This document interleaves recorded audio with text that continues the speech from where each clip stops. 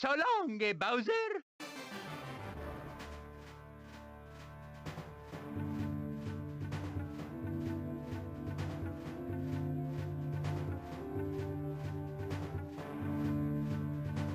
Hello!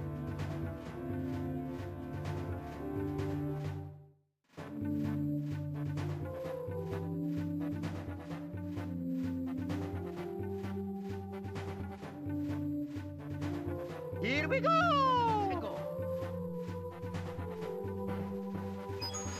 It's me, Mario! Hello!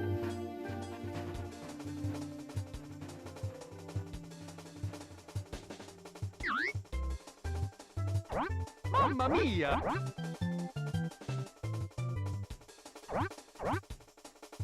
Pass through ribbon!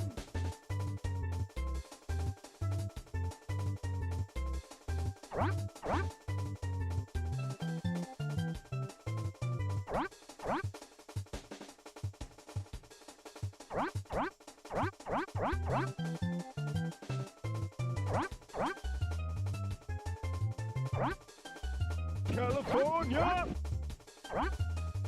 Michigan!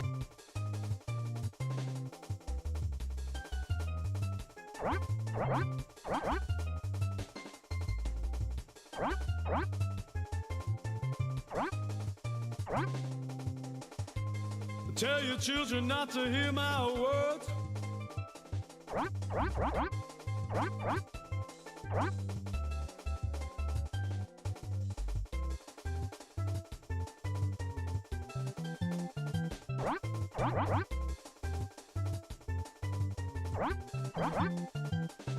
So sorry I died. Oh, Jesus, what's that smell, man?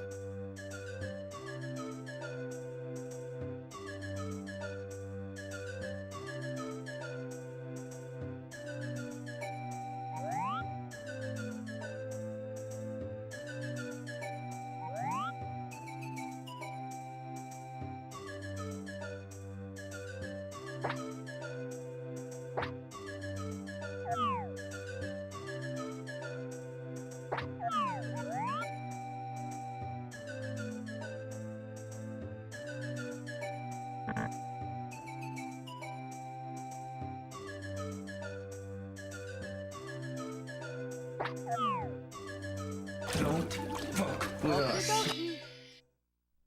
I said we cut off your junction!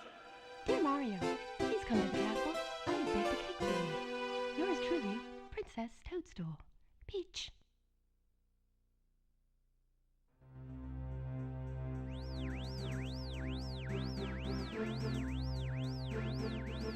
Are you surprised at my tears, sir?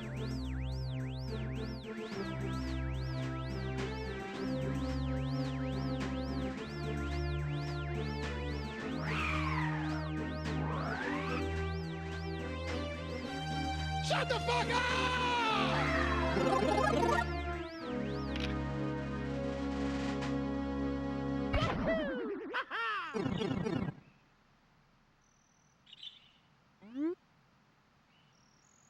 Charizard.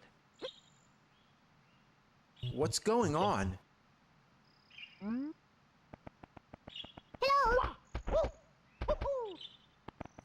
Parvinator. Gamers, it is good to see you. Happy Friday. What's going on? Welcome. I am America's #1 online video game personality, then the Parvinator Parvin, here at your service. What's up, guys? Happy Friday. My God, I'm glad to finally be here. Oh my god, we're back again! It has been a crazy week. I've been very busy, and sadly, not as much of that busyness has been dedicated to what we do here in the Gaming Lifestyle Lounge. But that's okay. I got a lot done today. Welcome. Good to see you guys. Look, we're here for the final battle. Okay? You know it, I know it. It goes down tonight. It's Mario versus Bowser. This is round 3. The level Bowser in the Sky. Great name. Bowser in the Sky. Come on. Does it get any more epic than that? The only thing is, so we have 4 stars remaining, and that includes getting 100 coins here in Rainbow Road. So I wanted to, how do we say road? Rainbow Ride. So we've got to get 100 coins in Rainbow Ride, and then there's I think 2 others, you know, including Little Big Island or whatever. I still will never get the right title for that. And then there's the 8 coins that are in the Bowser in the Sky level, and then that's it. We beat Bowser in the Sky, we get 120 stars total, and yeah, it's over.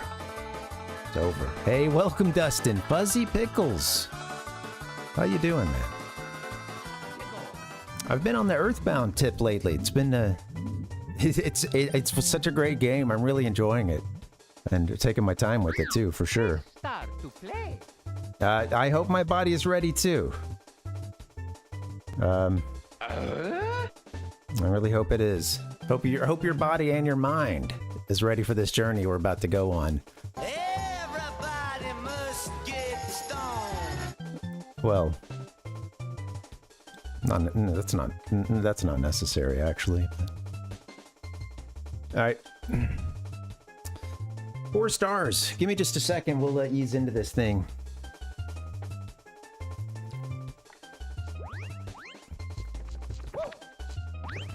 Oh yes, let's pickle. Absolutely, I'd forgotten about that. That's funny, Dustin. Yeah. Oh, totally. Yeah, I haven't thought about Let's Pickle in a while. My little cousin was the one that I think called that out. He was always good for a misheard Mario or any other voiceover thing in a game. That's what little cousins are there for, right? And yeah, his was Let's Pickle, or Let's Tickle. Let's Tickle is actually, yeah, Tickle. Rather, yeah, now that I'm thinking about it, I think usually my little cousin would say Tickle, yeah. He was hearing, Let's Tickle. Who knows? Can't trust a little cousin, you know.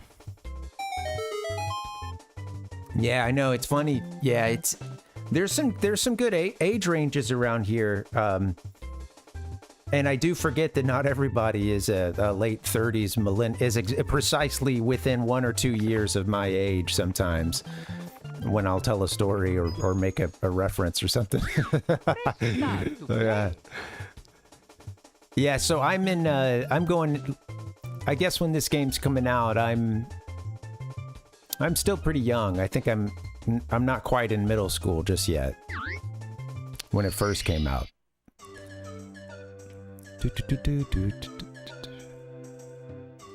Yeah. It could make sense. Nick's like, I can't, this thick Italian accent, I can't, what is it? What is it with this accent? I can't do it. Elder geriatric millennial, right on the Bowder. Nice. Exennial. See, you know, I have a sister that's probably, you know, about your age, and I think that helped me as well, like having a sibling that was significantly older than me, that was like always in a different phase of life, you know, until hey, welcome, Rotzitz. Welcome. Well, hope you can get some sleep. Thanks for checking in, and yeah, happy Friday. Hope you're doing okay, buddy. Don't, you know, feel inclined to hit the sack. You don't have to reply.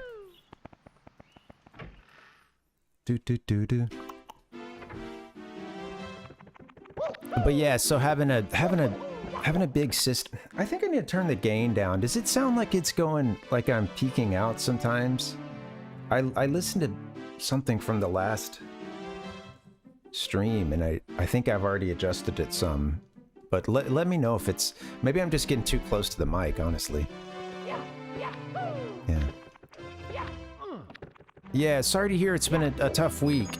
And yeah, I understand, man. You gotta get out of here and get some sleep. So thanks for hanging, and yeah. Take care, buddy.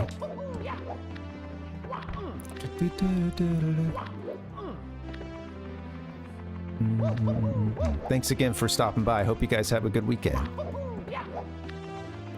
We've got 4 stars remaining. I don't want to do it. I don't want to get up there.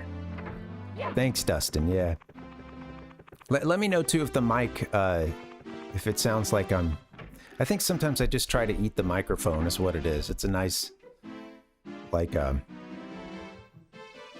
wasn't there even like a Little Debbie or something that's just like a big pink puff thing that you eat? Or am I making that up?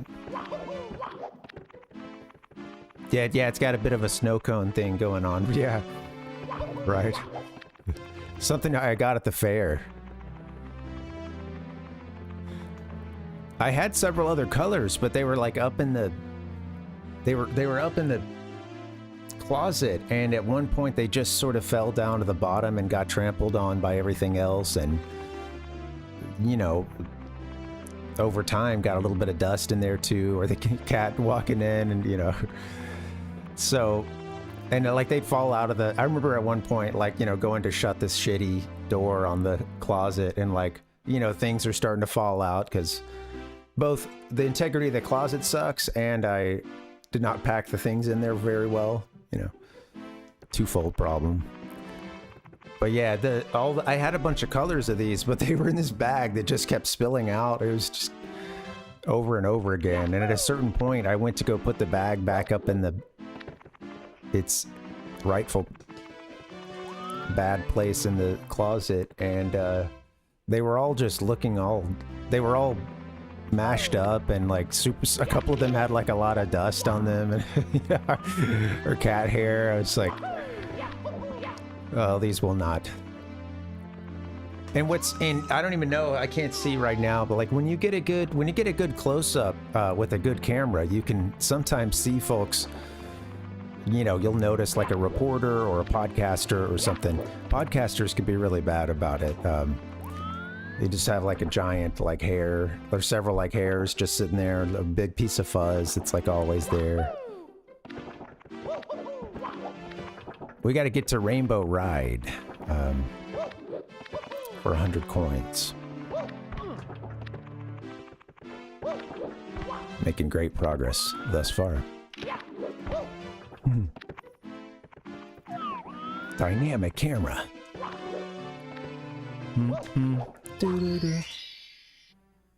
Sure hope my body is ready for this one.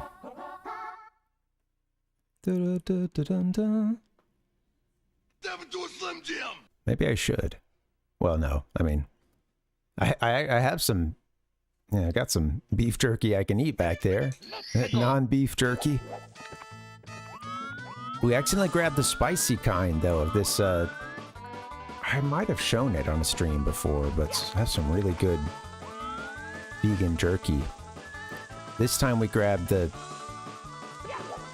It's supposed to be a spicier version, which I can be down for. But sometimes the jerky for me is sealing at the deal. Oh, well, speaking of sealing the deal. Oh, we can restart right here, I guess.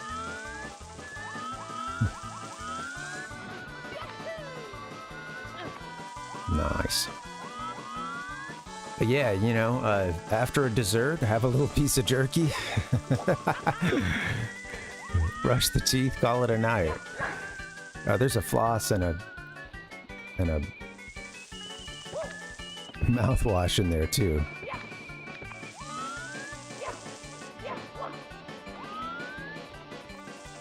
After having some very expensive cavity fillings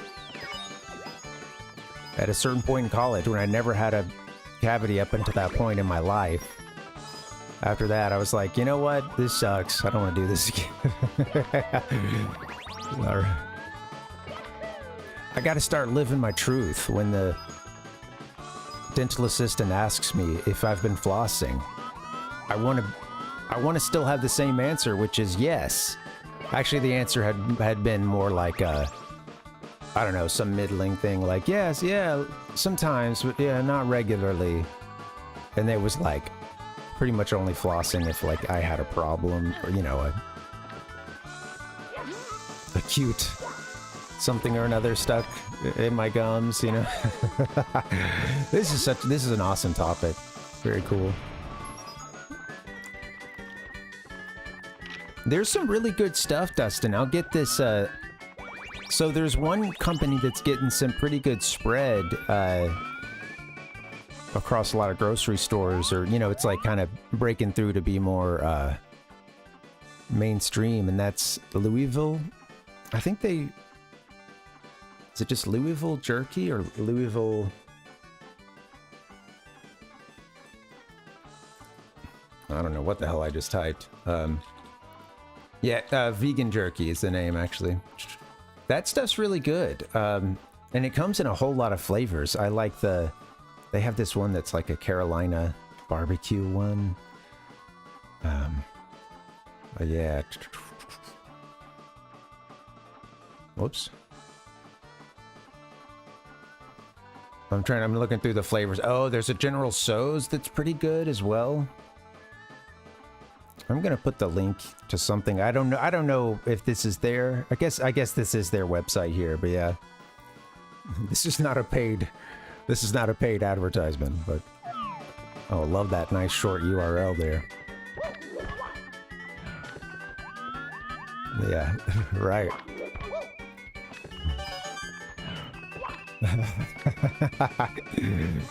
Yeah. It's great, and I just pull out a bag, or, you know, they're just an icon, just pops up, Louisville vegan, vegan jerky.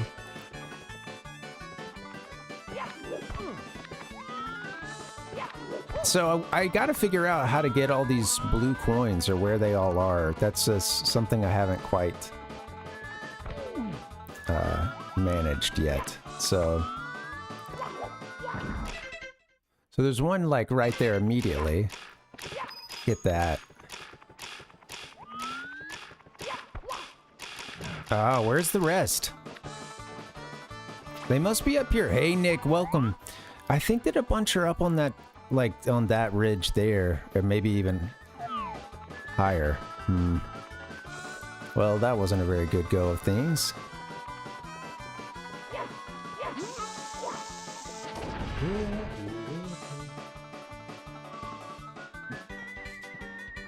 We're Yahooing our way to success. What the hell's this? Yahoo! You suck.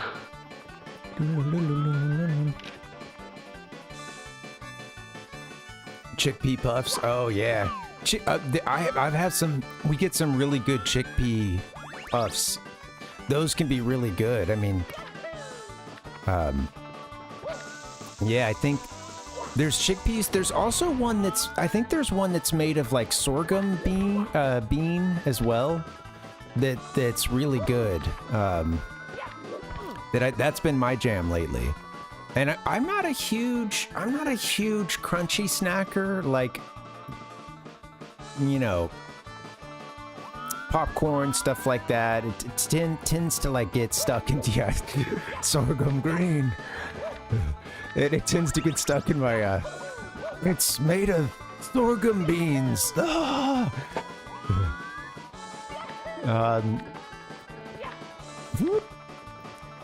Like popcorn, things like that, certain candies will just, I don't really like it that much because I have jaw issues, and if stuff kind of gets caught up in my teeth, it just makes me overwork my jaw trying to get it all out, you know. I think I probably will restart and just try to get a bunch of those blue coins at the beginning, like really see how far we can push that. I think there's some extra lives around here, though. Not that those are that hard to come by. You know what? I guess I could just exit. I'll get up there fast enough. Yeah. Careful with the flatulence. Yeah, I bet the... Well, I mean, I'm sure there's a little flatulence with some cheese poofs, too. Good God.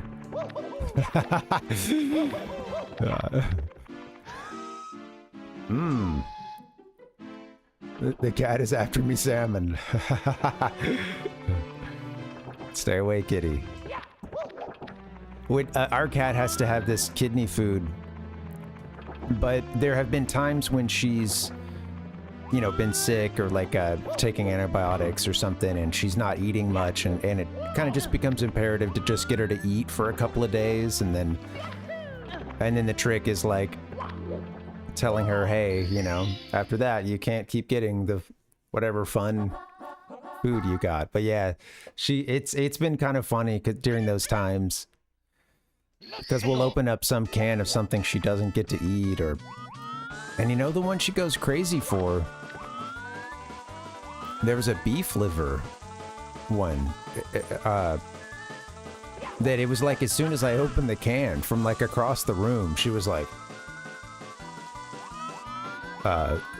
way more active than she would be for us opening up a can of her regular food and stuff. And yeah, it's all about that liver. Yeah. Yeah. Oh wow, Nick. Yeah. I bet that was pretty. I bet the cats appreciated that by hand. But I could see where that, yeah, I mean, I could see where that would be. Just take a long time to prep.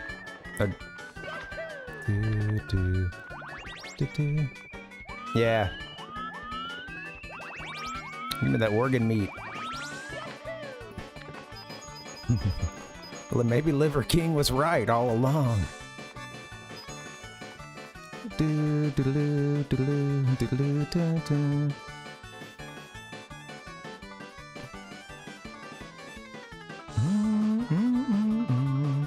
Some of these sounds need to be way sooner. That is a disgusting act.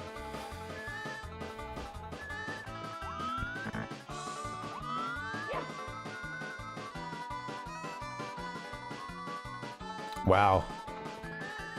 I was catching Dustin's story there. I'd missed it. Yeah. Only building that town that was air conditioned was movie theater, and they would give you a huge thing of popcorn for a nickel. Yeah.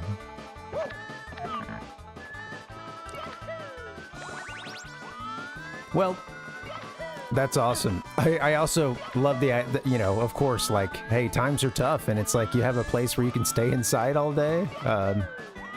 Well, we did what we had to do.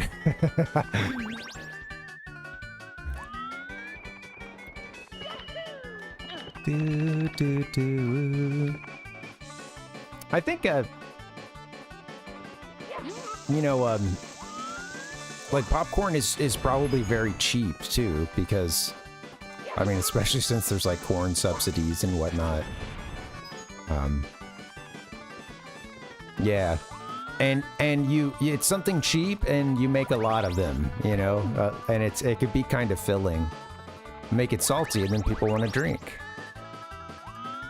It is funny, right? Just that you know, tradition of having popcorn.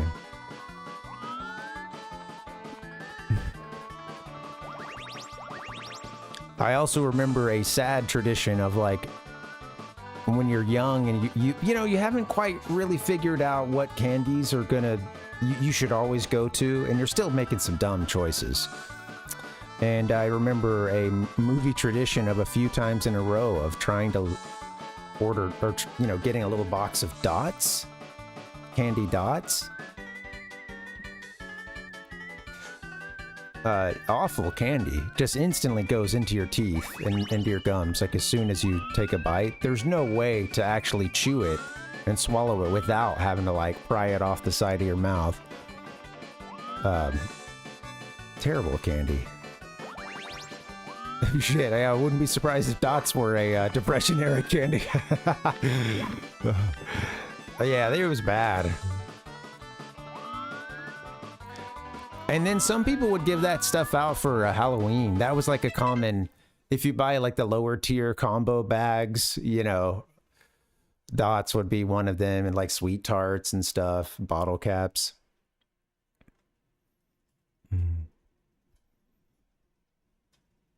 Yeah, it's great. People don't realize how much salt goes into stuff, you know. Oh, hey, Coop, welcome. I missed your appearance and disappearance. Well, welcome and happy Friday. Thanks for the disappearance and the appearance as well. All right. Mario, go. Where are the blue coins?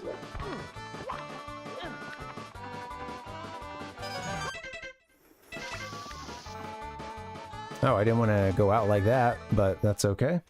Do, do, do, do, do. Mamma mia. Dun, dun, dun. Well, you know, it's interesting because, like, I don't know if you guys know anybody who will, like, instantly salt and pepper things. Maybe that's you, but, like, without even tasting, they'll just, like, go grabbing for salt and pepper. And I really think people don't realize how you can just blow out your taste buds, essentially, and you can really get sort of taste blind, too, and...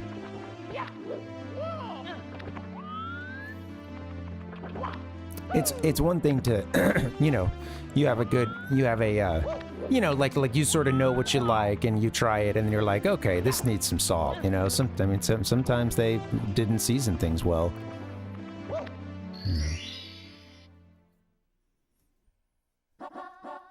Yeah, it does. A little bit goes a long way. And I think I've had people who talk like, I was actually talking to someone who would regularly do that recently, and they were talking about how it did take, like, it was a very gradual thing for them to kind of get over that sort of feeling that everything just had to be salted to death.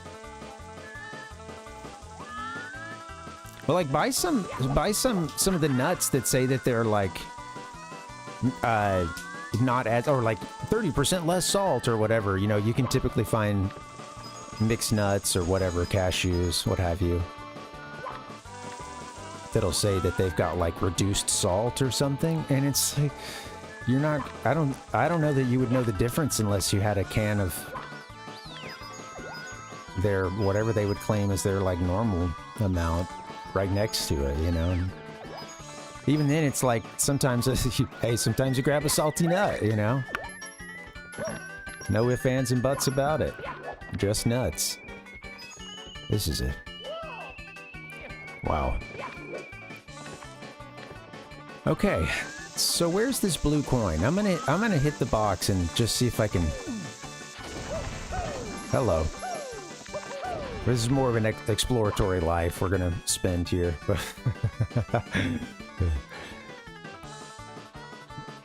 Yeah.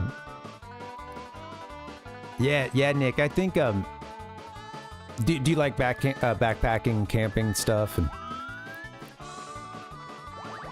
I really appreciate those meals that, you know, the little chili or whatever simple things we'll do when we camp.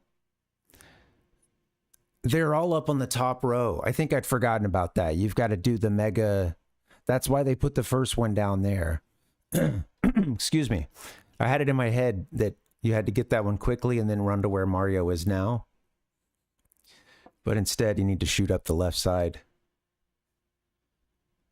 Do. Give me a hell yeah. No, wall jump it. I see. Well.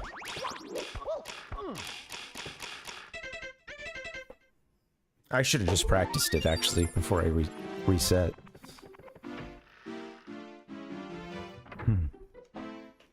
Yeah. Oh, totally, yeah. Yeah, and even if you're just doing, like, state campsites and stuff, you know, like, having running water at a campsite is something... Oh my god, this is amazing.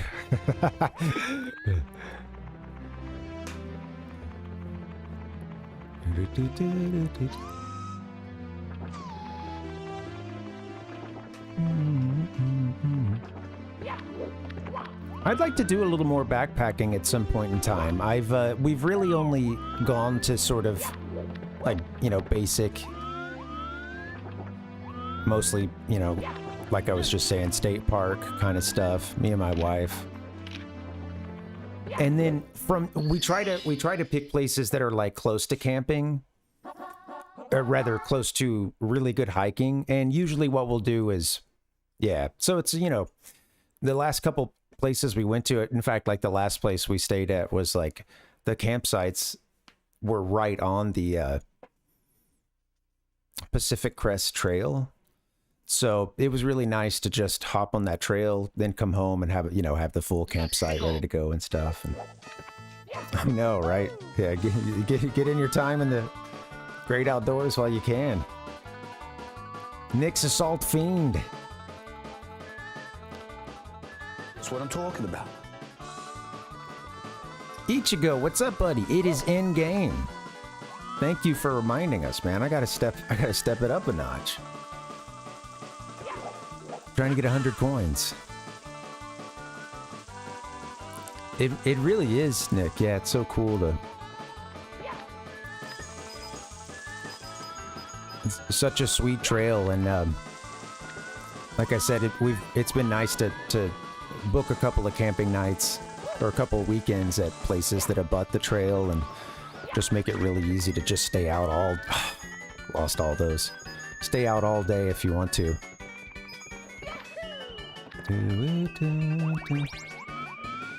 Yeah. some evil vibrations.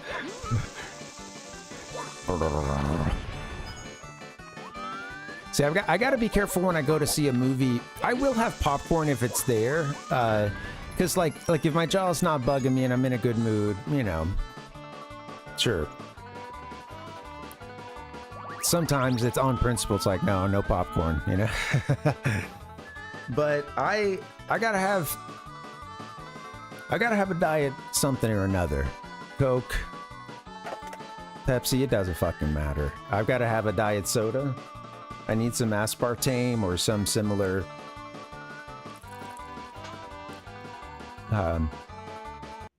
artificial, you know, sugar. Good stuff.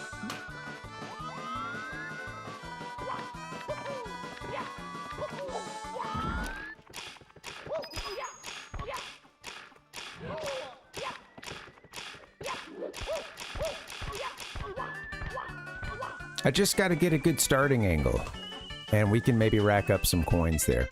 I'm going to try that a couple more times, just because if I can get any blue coins I get there is going to help towards 100, because it's a pretty safe thing.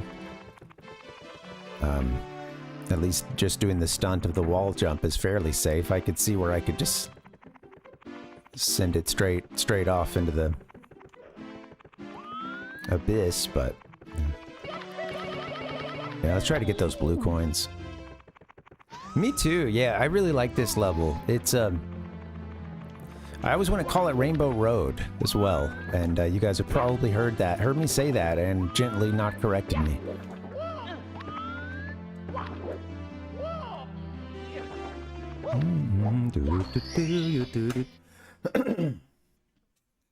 Clear my throat.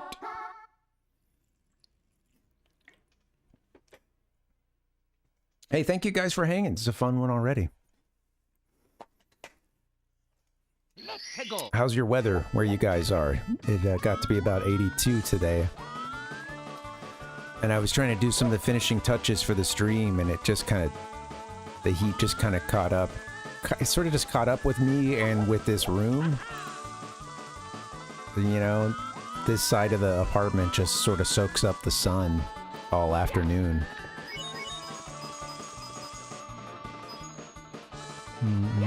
Just like Sheryl Crow. I'm gonna soak up the sun. Alright, here we go. Lock you too.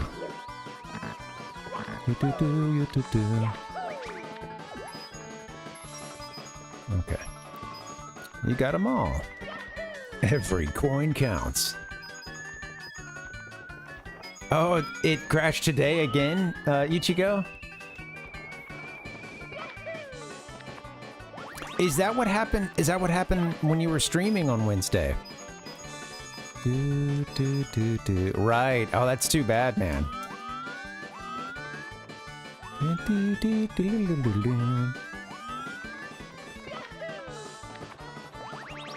Yeah, right now I've got the music cranked because I have a fan on me and the window slightly open, just so I can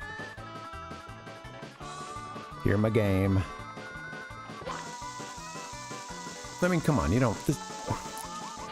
Koji Kondo put everything he had into this soundtrack. You don't want to miss it. That'd be rude. Okay.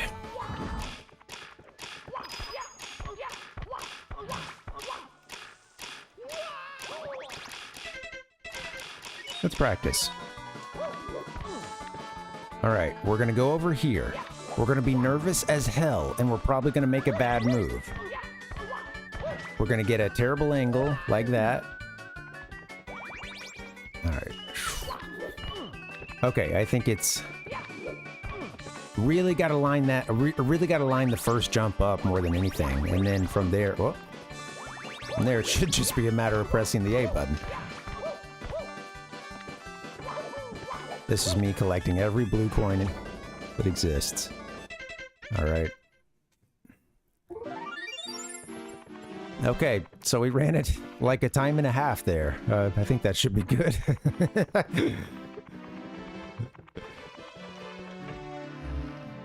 Hey, I put together a little something to commemorate the end of the Parvinator 19. I like the Parvinator 19 as an alternate title. I should have just called it that. But the Parvinator 64 series, which was 19 Japanese 64 games, all part of one eBay lot that I got like a crazy deal on. And yeah, I just wanted to do a little something to... It's a short one, really. Sadly, I've had the 1-2 punch of having my family here all last week, and then this week was crazy busy, and I didn't get to work through the week like I wanted to, a little bit at a time on putting like a little video together or something. But we're just gonna spend a few minutes kind of going back over those 19 games and yeah, reminisce the it'll be a little low tech. I couldn't get any video stuff together in time like I wanted to, but also part of what took so long is that for a second there, I was having a, I don't know, stop the count or, continue the count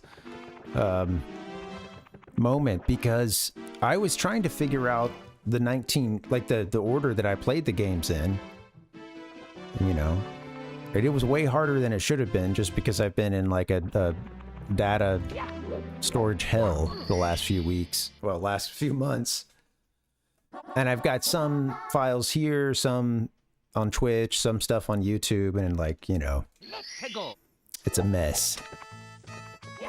And I was for a little bit thinking that I had double counted something. I was like, holy shit, I think I played Ocarina of Time twice and counted it as 2 volumes of this 19-part series. And I was really going back through everything, and then I finally figured it out. And there was one stream I couldn't find anywhere. There's no evidence in existence of, it may still be on Jeff Bezos's PC, but we played the one game I couldn't find anything for, or 2 games rather, was in one day we did Hey You Pikachu, and I didn't have the microphone. Hey You Pikachu, and we did Mario Party 3, I think. And I had already played a lot of the previous 2, like done a few streams on the previous 2 Mario Parties. And I'm playing it by myself, and I think I was just like, kind of needed a break or something. I was like a little burned out around that time. And I think I must have like deleted that one or just made it unavailable or something, and I can't find it anywhere. But rest assured, we did play 19 games. Yeah, Hey You Pikachu and... Oh! Wow, love that coin bouncing off the platform up there. Thanks, Ichigo. Yeah, it was all self-doubt. No. You know, honestly, for a second, I was like, oh my god, this means I get to play at least one more game as part of this series.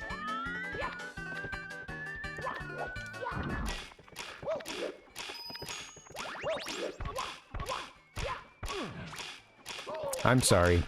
I need to just focus before I do it. I wasn't really in a good position. We got it. We're gonna beat this game.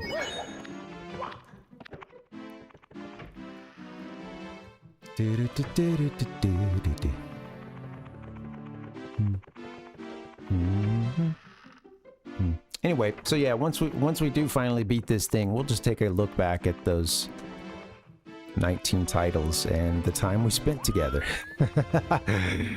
It's, when I saw the date around the time that I started the series,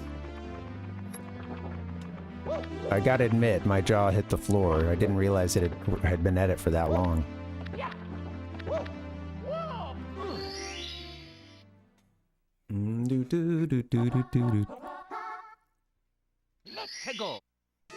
Oh yeah, rather than warping all the way out. I might need to do that, and then, yeah. Could even come in with a few extra lives or something. Yeah, good call, especially if I need to run this a few more times.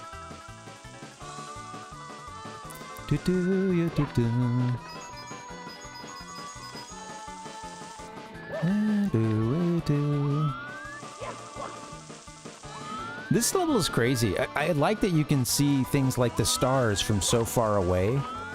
Because when I got into this level this last time, I didn't really pay much attention until like a certain one, to like the titles. It was just kind of like, oh, I see a star over there. Let's see if we can get to it. Oh, there's one there. Let's go, you know, how do you get to that side of the... You know, and I really think that's a fun way to play these levels, too. I like that you can, of course, you can, like, you know, get a star for a level that you didn't select at the beginning, you know, when you first went into that course. All right. It's a smart move. I know some people seem... I hear one critique is that, like, there's no reason why Nintendo, or why they shouldn't have just let you stay in the level once you get any star other than the 100 coin star. They know, like, oh, it's such a time sink to have to be ejected out of the level. Oh, you know. Come out of, yeah, you know, and then go back into it. And it's like, as a kid, I didn't mind that at all. As an adult, I don't mind that. I don't want to finish the level in like 5 minutes either, you know? God.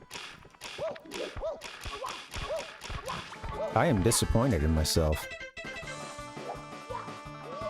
Into the abyss you go, Mario.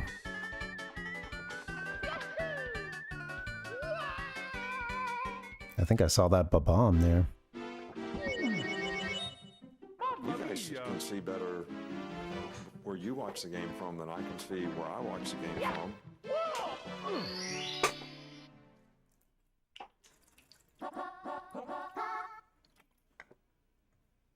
Let's go. Tater, what's up, buddy? Welcome. Happy Friday, man. Good to see you.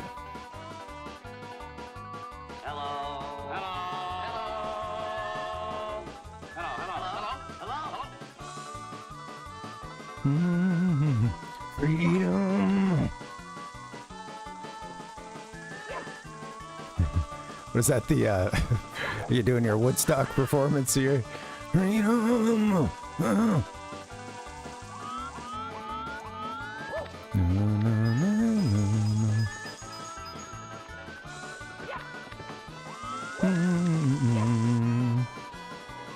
Everybody's back. Oh my God, we're back again. Okay, maybe I should go straight to the blue coin first, since that's been the place where I really got to prove myself, apparently. Come here. Come closer. You're really far away.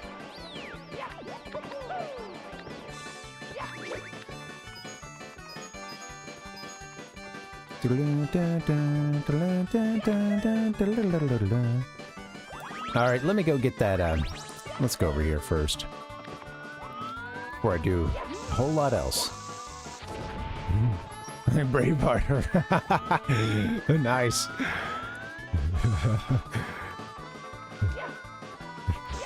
I don't know. Freedom! Yeah.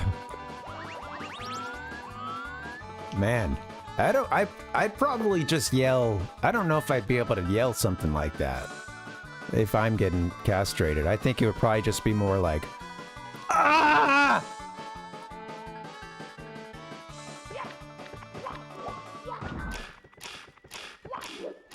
I don't think on the spot I could really just come up with some cold shit to say, like freedom, you know?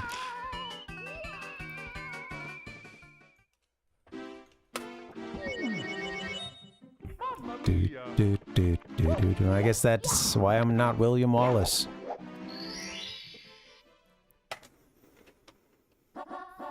Hegel.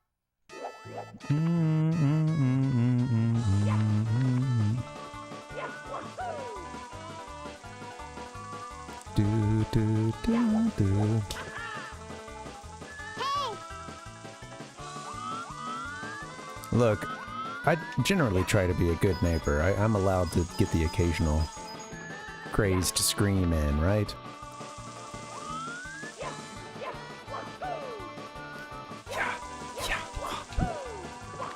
Do-do-wee-ba-ba-do. Go get your coins. Go get them first. Skip these bob-bombs, hey.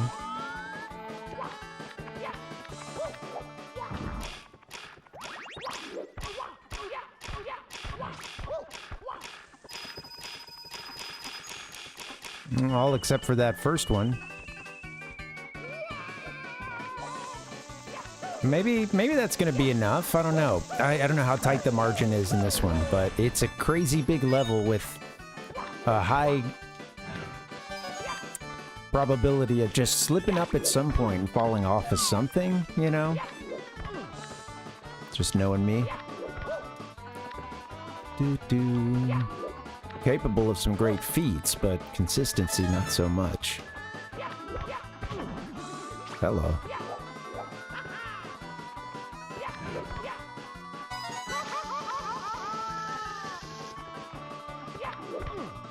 Come on, Mario. Boom, boom. This is great. Oh, there you go, buddy. Maybe I'll see where that takes us. I don't know. We only missed one of the coins. And it was the one they spot you at the bottom, but...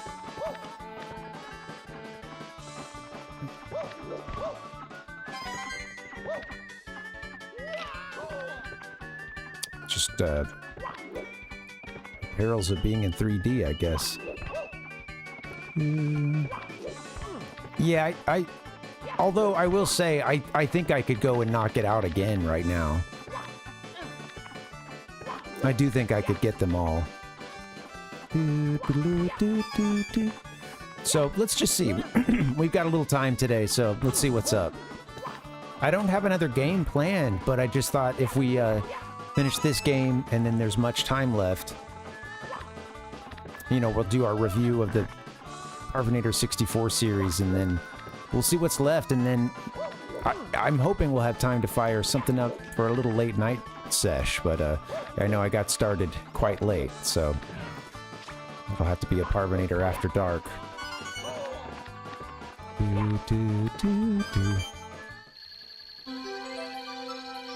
Blue coins are worth what, like 3 or something?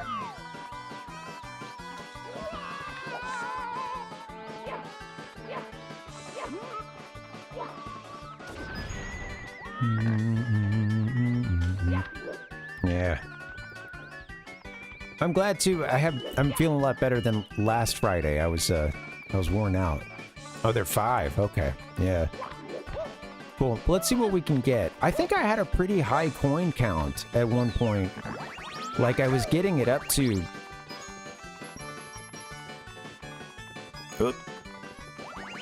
I did a couple runs on this last week, and, you know, I wasn't getting anything other than that first blue coin.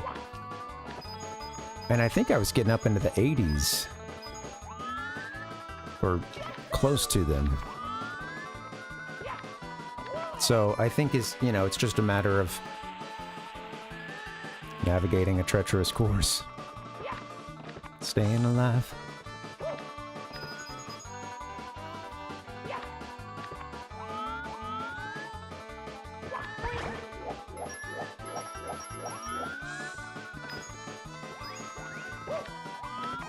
Okay.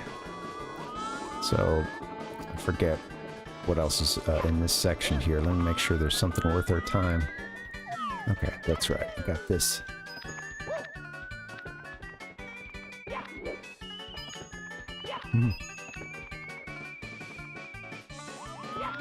It's a little hard sometimes to get the perspective on all those coins there.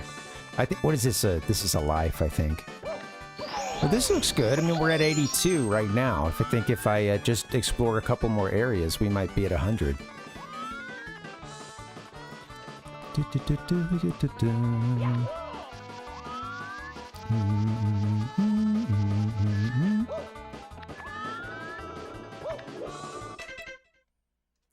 Oh, and you know what? I think there's actually not just the 100. Oh my, I just remembered. It's not just the 100 coin that we need on this level. There's something, we got to get up to that, like a ship, I believe. And go on the full ride. We're working on the last, let's see. Check this out. Check these out. We're working on, let's see, we've got themushroomkingdom.net. We've been coming back to this for our resource. Definitely a sacred text, this one. Okay, so we're working on course 15, and we're doing this somewhere over the rainbow level. It's the English text. We get, yeah, I see it. Niji no kanata no shima. No shima. Rainbow's faraway island. Rainbow's faraway island. Versus somewhere over the rainbow. They had to go with the, whoever localized it, they just couldn't help themselves, could they? They had to go for the Wizard of Oz reference.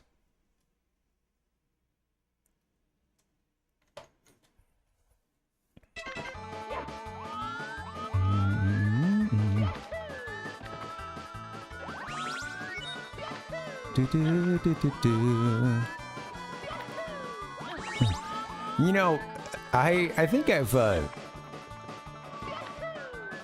Wizard of Oz. What are you guys' thoughts? Let's talk a classic movie, The Wizard of Oz. Anybody else want to just tear this movie to shreds? No, I don't want to tear it to shreds. I think I don't know. I think I don't even know that I've actually seen the whole thing all in one go. Because, like, it was on a couple times when I was a kid.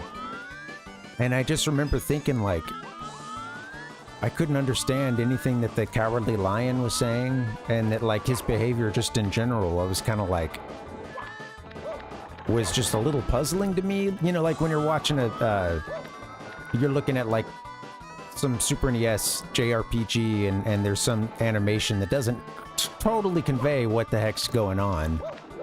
I sort of had that feeling. Oh, shit. I think I want to be on this carpet.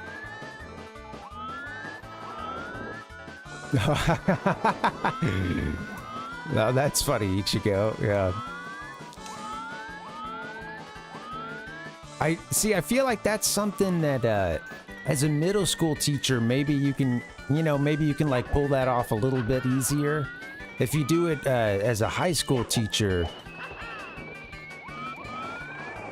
an even higher percentage of the kids are going to be like, okay, what are we doing here, teach? You know, they're going to kind of know something's a little strange about the whole setup. We did not know yet, yeah. So, just to be clear here, there was you guys were watching Wizard of Oz as well, or he just wanted to listen to Dark Side of the Moon in the dark. Either way, it's an amazing story.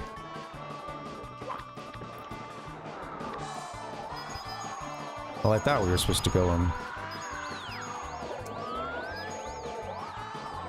Maybe I got the last star. I think I did, actually. We just need 100 coins, which we can get right here if I don't die.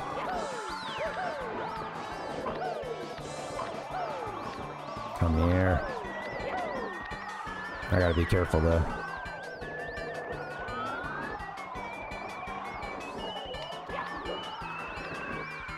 It's hard to see where you are, other than your shadow. I guess that's the tell. The shadow and my eyes. I like how the spiny shells are kind of just stuck. Or they're trying to crawl, aren't they? But look at that. We better just go ahead and get that puppy. No messing around. Here we go! Hello! There it is. 100 coins. Thanks, guys. I figured Ichigo. Yeah, I figured. I like the band director just, you know, swinging for the fences. Either way, putting on the Dark Side of the Moon or yeah, just by itself or during the Wizard of Oz. See, I feel like that's part of his own joke, is that he knows most of you won't get it. You know?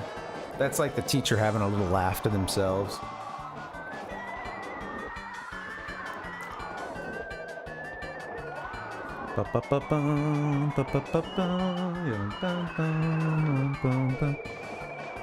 But you pull that move in high school, those kids are gonna see right through it.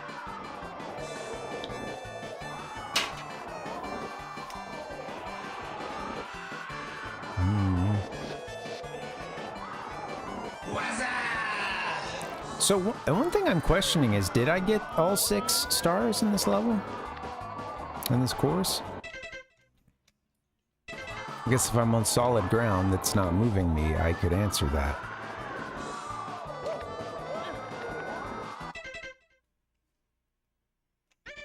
Oh no, I've got to be out in the, like, back in the castle for that to work.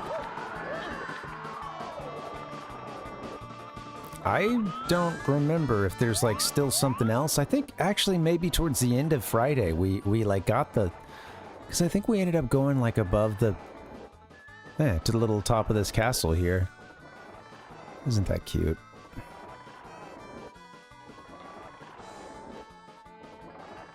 Well, shoot, I guess I could get up here again without too much trouble.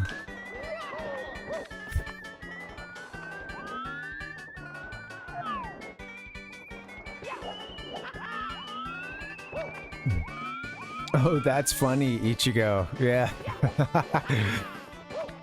The old Pink Floyd laser show. Oh, there was a time we went to a theme park and gosh, I'm trying to remember what it was, or I don't remember what it was we were doing. Museum maybe, and like one aspect of it was that they had laser shows there, and sadly the timing that we were hitting, they would do a laser show, Dark Side of the Moon, which, you know, I really wanted that one. Sadly, the timing for that one didn't work out, and instead we went to the Laser Lady Gaga show, which was still sweet, and I like a song or two from Lady Gaga. I'm not big into pop, but may or may not have turned up the volume to a high degree to play a mix CD that, ouch, that had get on the carpet. Oh no, I was on the carpet, I touched it. I think we're done with that one anyway. Do Carpetless, yeah. I know that as a term. I really don't know what that involves. But by some crazy ass jump outside or something. I think we've been up there though. I don't know. Well, no harm, no foul. We don't have to do 100 coins anymore, so.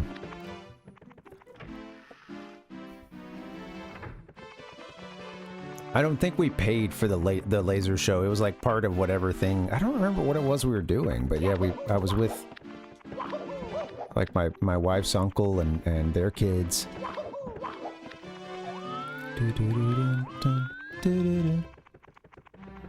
Tater said, do it again. You know, Tater, I'm starting to understand why you like these 100 coin challenges. It just means that, you know, you get to see me. You just get to hang out with us for longer and longer, watch me struggle, and, you know. I think ultimately you just get to hang for longer, you know. Hey, easy does it. Which fire were you talking about? Easy does it? I'm curious.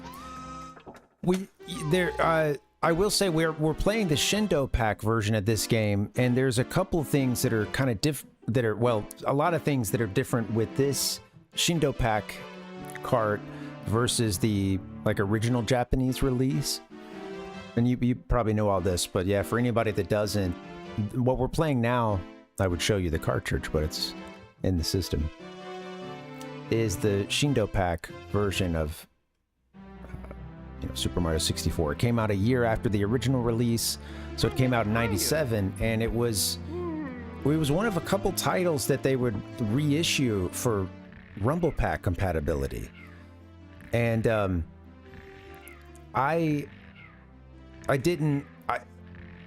sadly this Rumble Pack does not work, otherwise I'd have it I'd have it plugged in right now. It's a bummer. I bought it and I didn't try it out soon enough, and I wasn't able to, you know, it died pretty quickly. I could have gotten a refund or another one or something, but now I get to repair it. Let's go check that fireplace. Oh yeah, back in the castle, huh? Yeah, I don't know. I'm curious. There's a couple of changes with this version that are kind of interesting. They took a lot of the changes that were made for the North American version, put those into the game, and then basically put the Japanese text back in on top of that. And this is the version of the game that, like, the Super Mario 3D All-Stars is based on.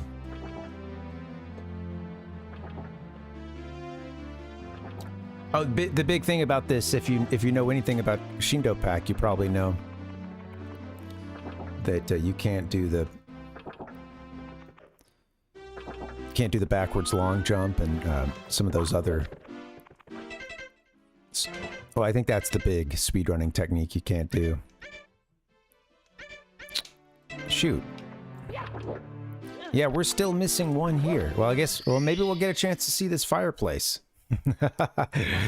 We got to go over the rainbow. That's right. Let's go. All right, we are 1/4 of our way through this, through our challenge tonight. Just 3 stars remain.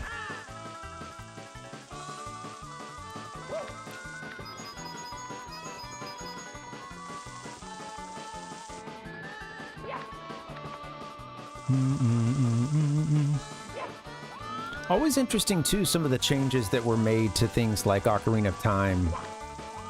You know, I remember I wouldn't see this version of, well, I don't have to worry about coins. Hooray. I wouldn't see this. I'd never played a 64 cart that had the like green blood and other stuff, like apparently I think some of the late releases had some things changed, like the shield design and when Ganondorf coughs up blood. Spoiler alert, Ganon has indigestion. And when he coughs up blood, it's red until a certain point, and then like so I think revisions after that made it green.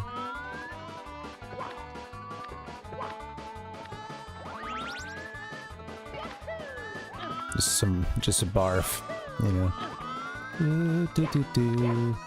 He has GERD. Ganondorf has GERD. Feel for the guy.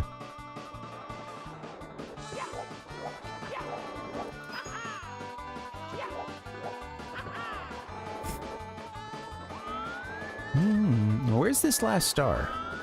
We're going over the rainbow. Oh! It's gotta be that cannon, huh? Well, I guess it doesn't have to be, but... Well, where is the... Oh, shoot!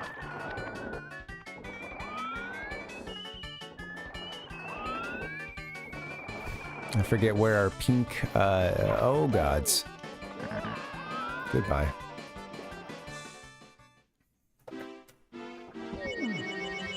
Well, I forget where the pink, Bob-omb is.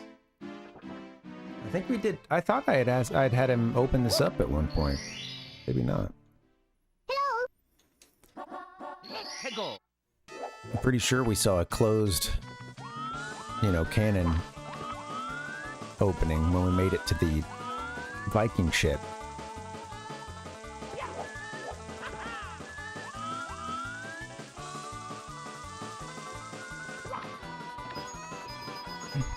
Don't care about coins. Jumped off a little early.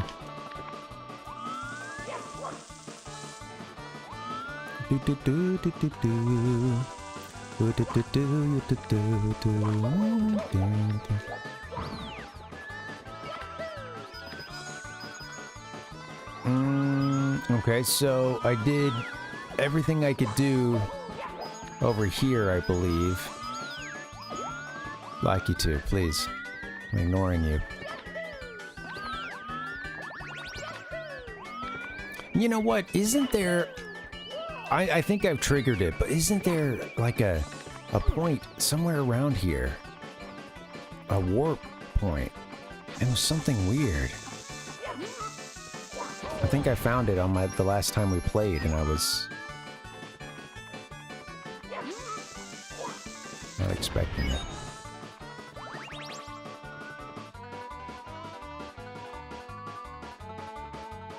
I wasn't intending to, I just like walked somewhere, and I think it was maybe somewhere you could kind of get caught. Maybe it was up where the castle is, actually. If I'm thinking about it, I feel like I'm remembering it was like a place where you could sort of get stranded.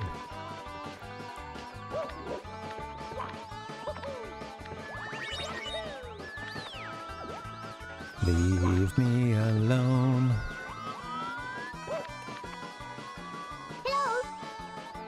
I'm Ben from Triple Jump. Whoa.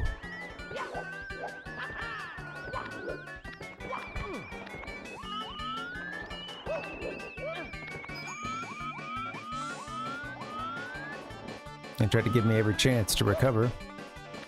Well, let's see. I bet we could just get to this carpet. Let's try it again.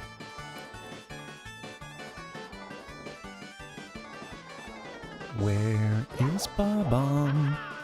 I don't know.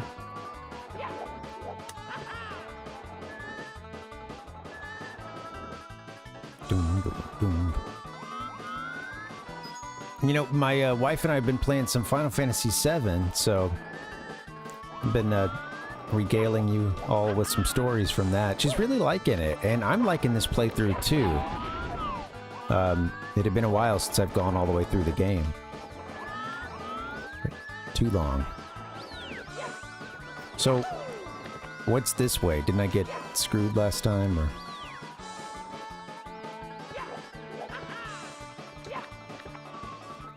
I don't know where I'm supposed to go. Oh, there's like a warp at the end of that, like this ridge or something, I think.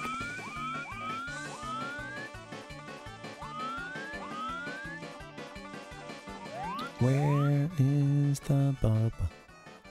And the cannon is like in the back of that ship, but I think it's still sealed. There's not a bomb like up in the crow's nest, is there?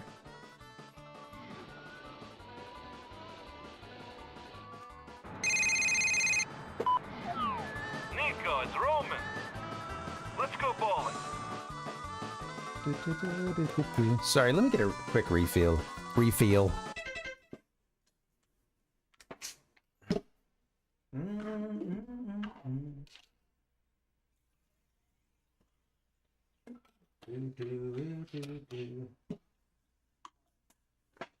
Yeah, FF7's going really well, though. I need to get some coffee, actually. I'm just working on the soda so far.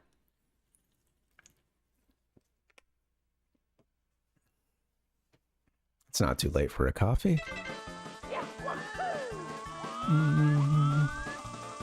Oh yeah, there's our red fireplace once again, huh? Interesting.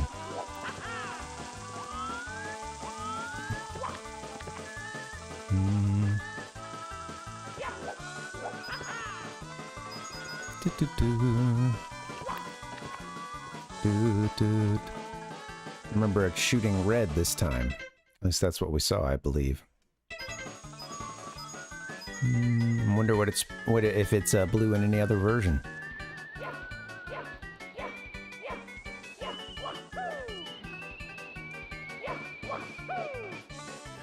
It's interesting to take a look at the original Japanese release, not this one, but the original one, non-Shindo, and then compare that to what they did for the North American release. And there's a lot of stuff that got, honestly, I think fixed is not a bad word for what happened. Goodbye, 1UP. We've got to shoot through that ring. Where's my little pink friend?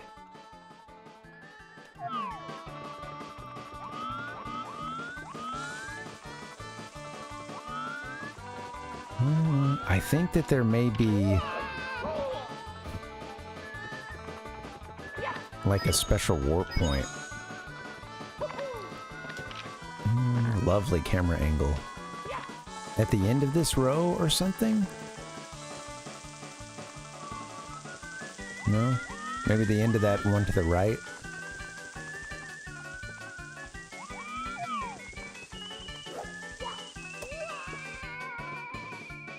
Okay. That's one way to do it.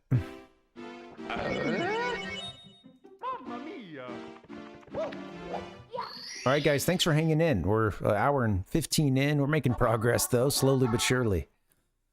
I'm also enjoying the hang.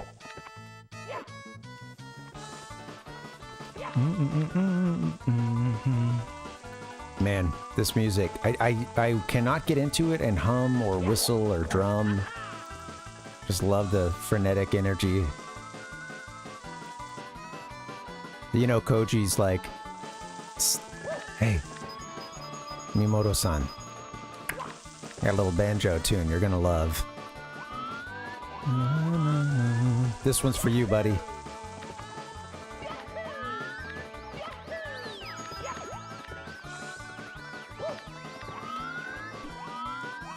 All right, searching for a little pink Bob-omb.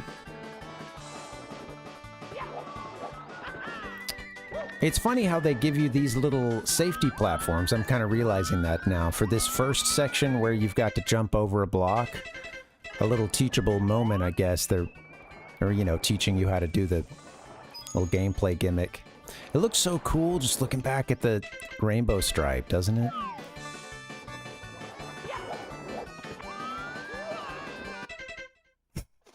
I love seeing him just fall. He's at the bottom of the screen right. Oh, and he's totally gone. Sorry, Mario. Okie dokie. He doesn't mind too much, I guess. Video game trauma. Wow. I know.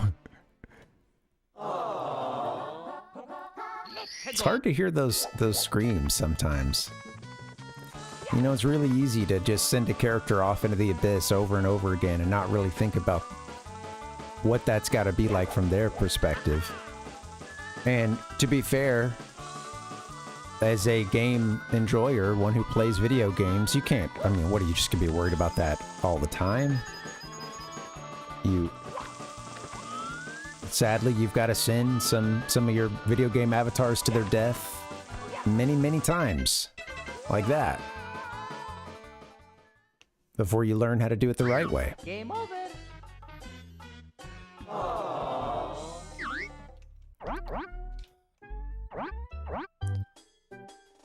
I know I said this last week, but it was kind of just the realization of like how good of a therapeutic exercise this is to have a Mario that you can like change his face and manipulate him around just after coming back from having spent every life and game overing.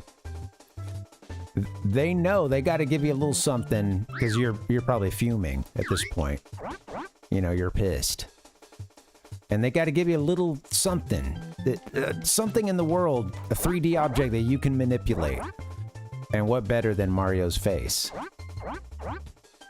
Everybody talks about how this is so cool, you know, cool part of the intro, but like, yeah. They know what they're doing when they're bringing it back for the game over screen, too.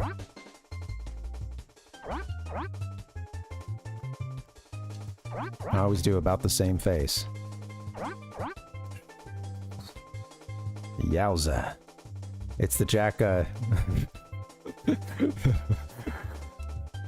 Smoking!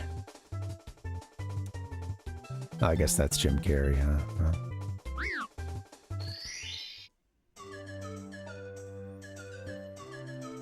Father, Son, Holy, what have you? I have that somewhere on here, but, in fact...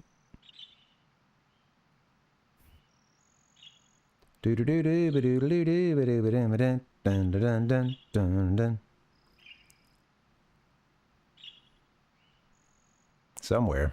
Doesn't caffeine just make you feel like you're not tired? Well, they weren't paying me that much. I was stoned to the fucking... Oh, I can't find it. Where's Smoking? All right, guys, let's give it another try. I'm going to play a couple more minutes, and then maybe we'll get a break in just to... Yeah. Take a little second. Scrape the mucus off the brain.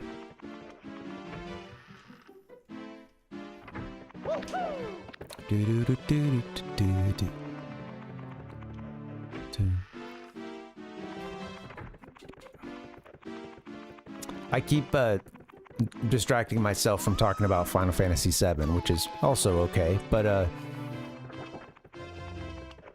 the wife and I have been playing it, and we're just about to... Well, we actually are wrapping things up in Costa del Sol right now, and I think we're ready to head to Mount Coral. And I have to admit, some of the post-Midgar, like, early stuff, I had forgotten. Like, I'd forgotten sort of the story beats that really brought you from place to place, and how...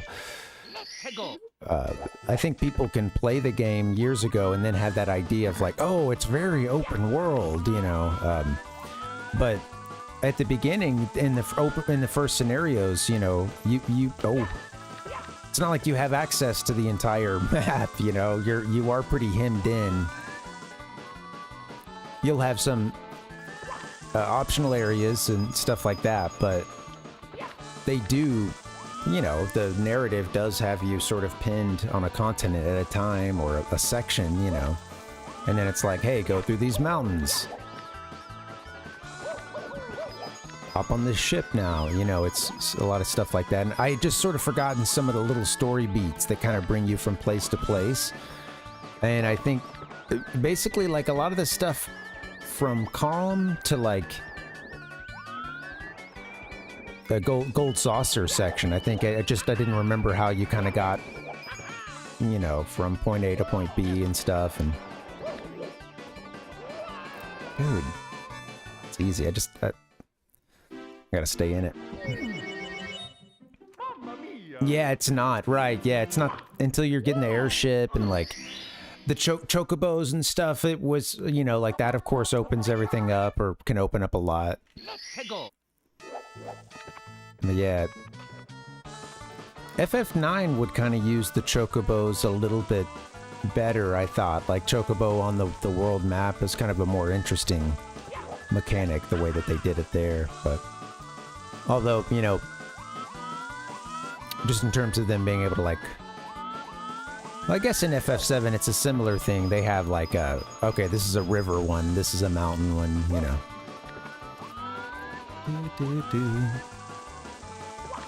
The chocobo hot and cold can be very hot and cold for some people.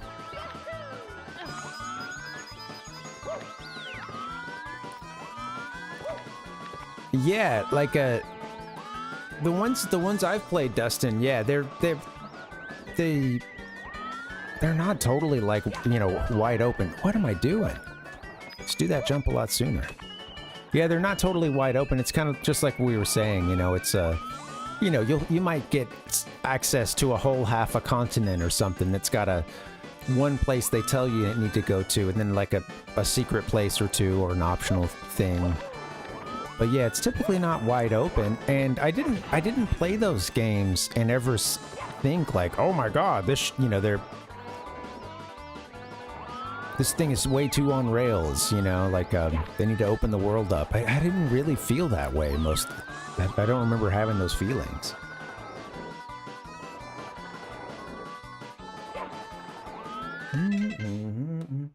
I think, you know, like that idea of games being, quote, too linear it's a concept that, like, it gets tossed around when it doesn't really apply sometimes, you know, and, like, I don't know, because, yeah, would you call those FF games,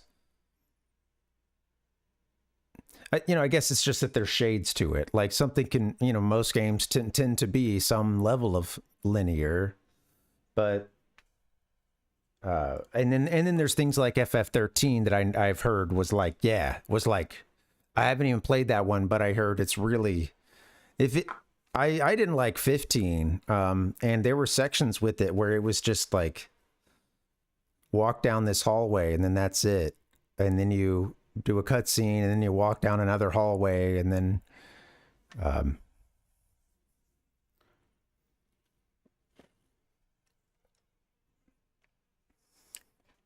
yeah, right, yeah, I've heard that about 13, yeah, right. And I got it, yeah, and 10 was very story driven, and when it's story driven, like, that makes sense. She's on a pilgrimage, you know, like, I know you weren't saying that it's a, you know, or I guess you had mentioned it being too linear, but yeah, for me, I think I'll give that one a pass, because I feel like it is really built into the story, and the story of it being a pilgrimage, I kind of buy that as not having the world map. Or I should say their justification. With all that being said, they could have wrapped it all just like they've done. That was awesome. They've managed to find the balance in a bunch of other games. And the world map doesn't have to be like, you know, open world, so to speak. I've never played it in 10-2, Ichigo. Yeah. That soundtrack is amazing for 10. I played through 10 when I was in high school. You know, like around the time it's popular, or within a year or two or so. And I don't know, I think I was also going through a bit of a cringy phase as well, to where some of those same complaints that were really common at the time, like the voice acting sucks, you know, Tidus's laugh. There were some aspects of it that I think at the time I was like, didn't necessarily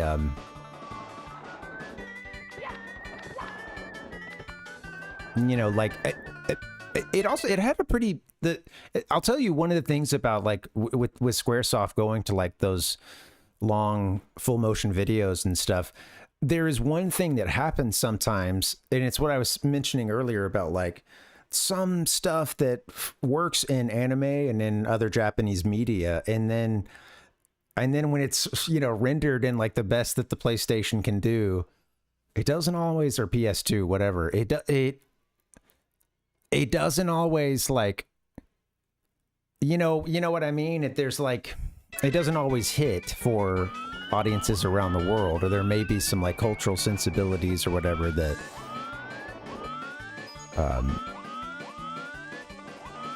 that don't quite hit. I think at that time everybody also is like, I mean, you know, that game is also coming out at a time when like a lot of games are really trying to trend towards like what fucking like Max Payne or something, you know, like that was the pinnacle of gaming.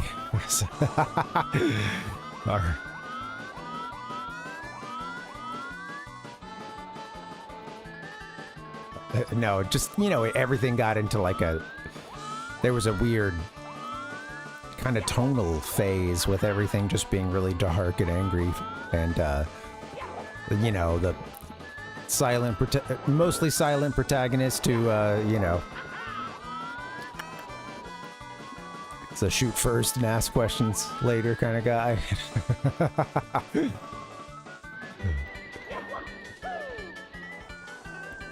That's funny, Dustin. Yeah.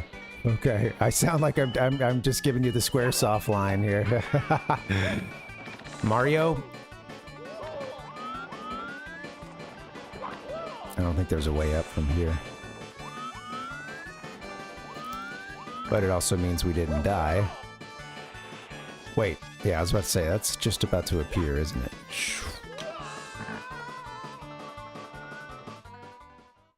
I'm sorry this is taking so long. I swear we're gonna beat this game tonight.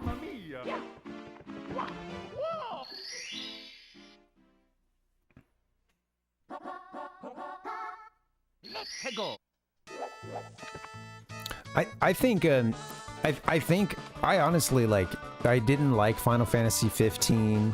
I remember being kind of excited about it because I hadn't really read a lot of hype. And hey, it's a big mainline FF. I hadn't played one in a little while, you know, and I was just so disappointed. And I got it at launch, and I feel like a sucker. You know, I feel like a sucker, honestly. I played through it around launch time and beat it, and then what? Some like couple years later, I half hear something about the game. And I'm learning like, oh yeah, they added where you can play with the other characters now too. So it's like at launch you could only play with Noctis. Many of us played through the game at that point, and yeah, it was a strange game. It feels like the only thing they ever focused on was kind of the story, and then gameplay wise, it was just.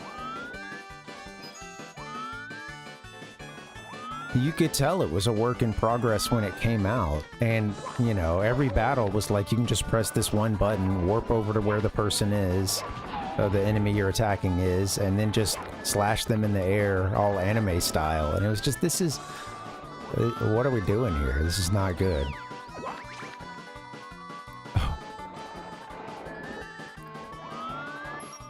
The Sausage Fest road trip game to nowhere. Yeah, but how about Cindy, though, right?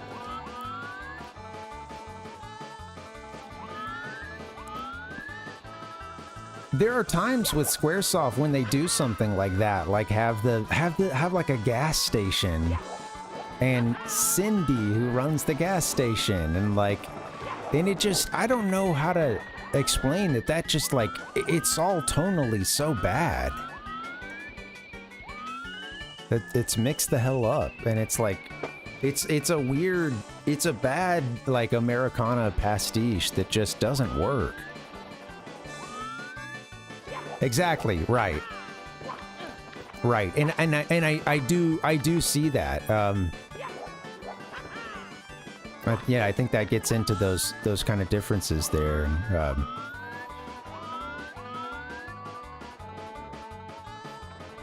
I guess it's just some of the moments that are supposed to be a little lighter hearted. I just feel like they don't, you know, like sometimes they don't always. I end up kind of just being like, oh, I wish they wouldn't have done that, you know? Or, you know, the moments where they're just trying to, like, have a little fun. Sometimes I feel like such a bad, you know, such a mean hater. But it's... Okay, yeah, we're gonna have to dispatch Lucky 2 here, I suppose.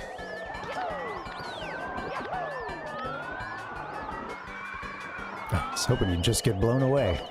God damn it! I don't know, is the Bob-omb up on top of the crow's nest there? Honestly, if anybody knows, I would take an answer, because if they're not, I'd like to not continue to go up there, but...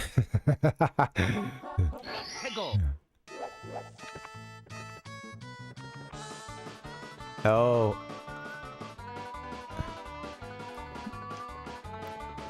Right.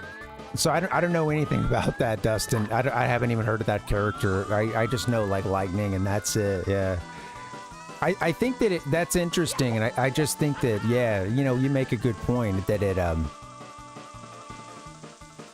I mean, you know, they're an island nation that really, in their media especially, has a little fun with that aspect, and that,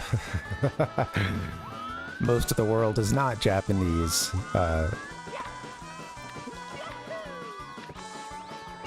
And I think that because of that, there are, you know, decisions get made that aren't...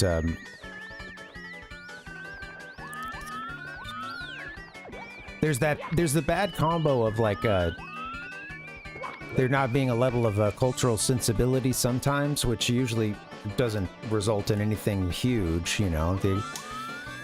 But then also sometimes people looking for something always as well, you know, and it's...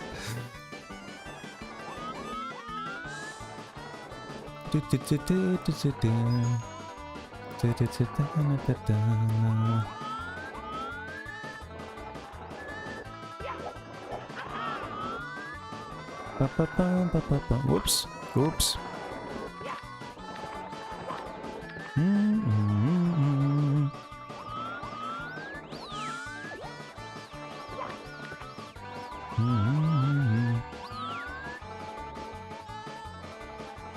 All right, let's see if we can do it this time.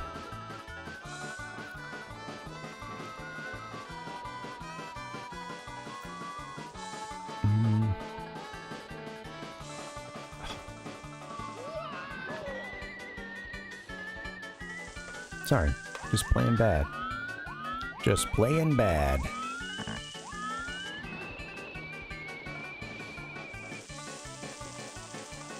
I'm like, would you guys let me see a pink Bob-omb from across the arena?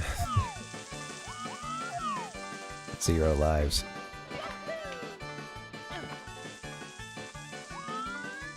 Let's try it again. You know what? After this one, why don't I get that break in? I think we could use it.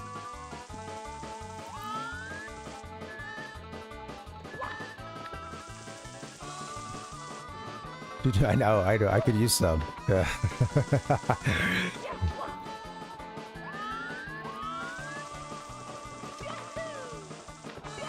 Okay.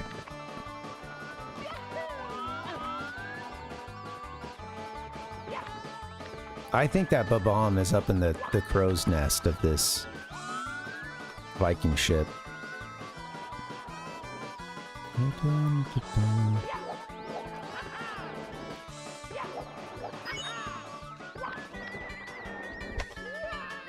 Yeah, keep doing some stupid stuff like that. Gosh darn it. You know what? I actually want to get one more. I want to get just one attempt in, you know, because that one ended so quickly right there. I was committed to a long one, but...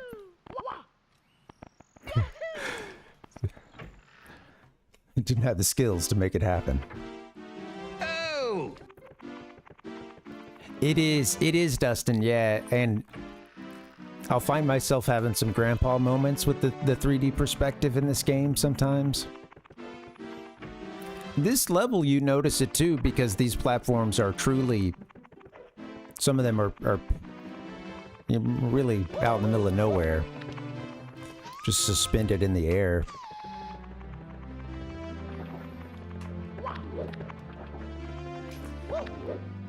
And every now and then there's a jump I'll make. And I'm expecting, you know, the angle is just all wrong, you know?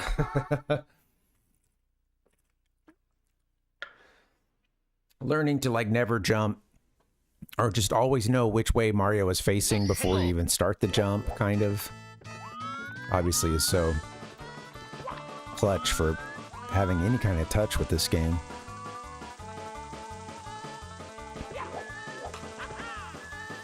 Clutch for the touch. Oh!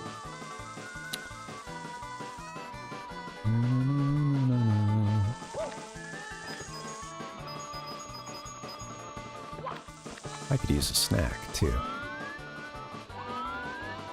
Alright, 3 stars remain. Maybe I'm hungry. Maybe that's the problem. Let's go here. Gosh darn it. Jeez Louise. Ah. What the fuck are you talking about? Yeah. Maybe after that break I can more easily become Mario, as Ichigo said. We could all become a little more Mario-like. Guys, thank you so much for hanging. We're gonna beat this game tonight. Come hell or high water? No, sometimes I'll start into some kind of idiom like that. I'm like, why did I? This is corny. Why'd you do that?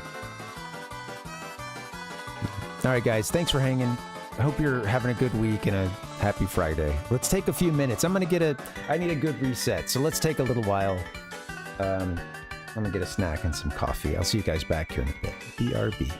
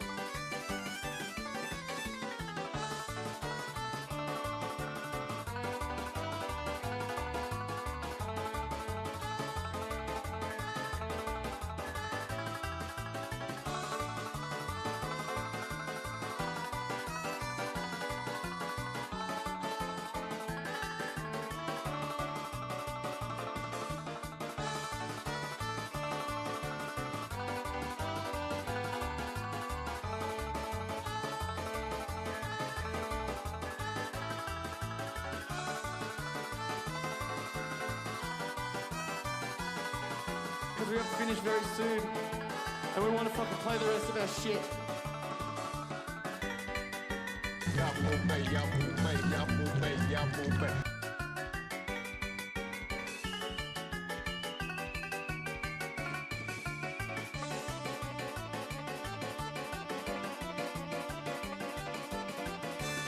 You don't want to hurt the boy, Harvey.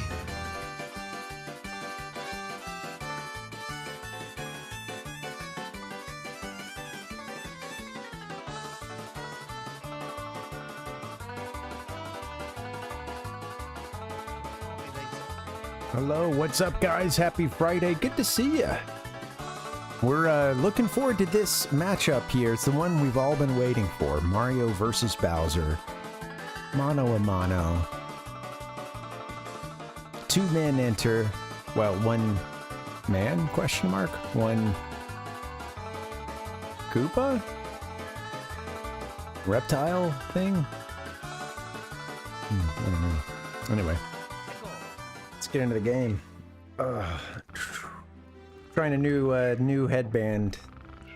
The one that I wear often, I got a bad tie on it this last time, and they just look stupid as hell if you are trying to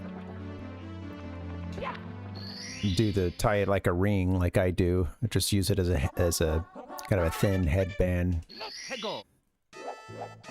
If I don't get a good roll on that thing. Thank you. I got the coffee. I have not yet sipped it, so I do need to get on that. Thank you. I'll tell you what. I'm gonna give it my all. I'm not gonna get a drink until I have made Mario perish or we've gotten the Power Star. Full focus.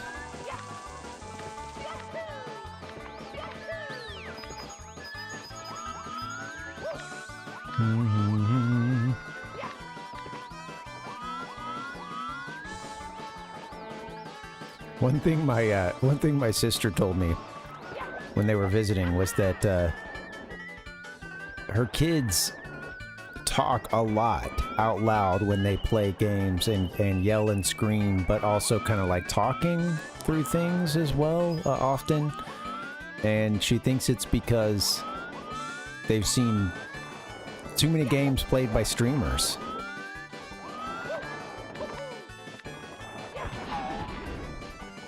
So they don't know that one could play a game with, you know, sort of limited verbal outbursts or even just like explaining everything. It was particularly, I remember she mentioned that they'll like explain everything they're doing and stuff.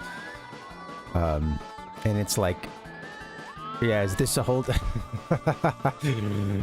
a whole generation who whoop, has only watched streamers play games and thinks you're supposed to talk through them when you're by yourself. I don't know. Jury's out on that. I'm not gonna put that on a whole generation. I don't know what else it could be.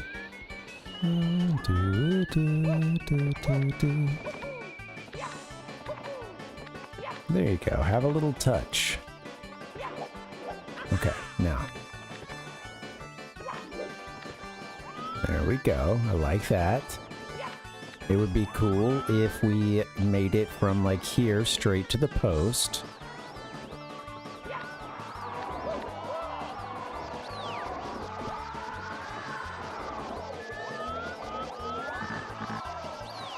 Where's the ba-bomb? Where's our ba-bomb? All my hope was in the crow's nest. I'll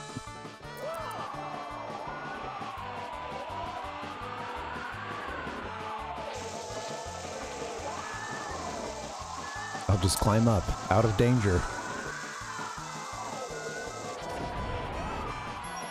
I love this frame rate. Very cinematic.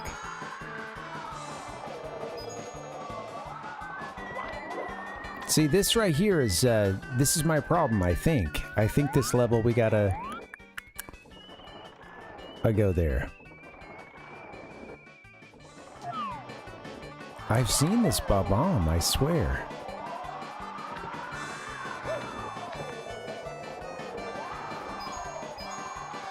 No, well, so I'll just say, as far as I understand, I think I need to find this Bob-omb to, get this cannon opening, and then we're gonna aim through that ring. I think that's what we're doing here, but yeah, I was kind of surprised because I thought I'd already dealt with the Bob-omb at one point, like on a previous day, just talked to it and opened up the cannon. And I thought that would be a done deal. Now at this point, if I've seen it, but I must not have clocked it because I don't remember, or didn't know I needed to look for it. Maybe. Let's see. Well, all right. I still have a couple sections I just haven't explored, so I should just. I need to work my way to these other sections, I suppose. Well, all right, now we know. Let's see, I've gone in the direction of the, like through this castle a couple times.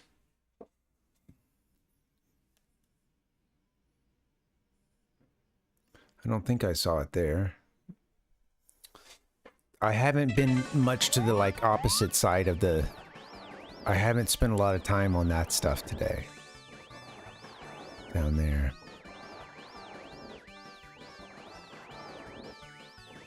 Is it up in the... It's not up in the 5-coin puzzle, is it? Lucky 2 doesn't really know what to do here. It's like, just doing donuts, looking angry. Hey, get out of here! My style is like the reaction from too much acid, never come down.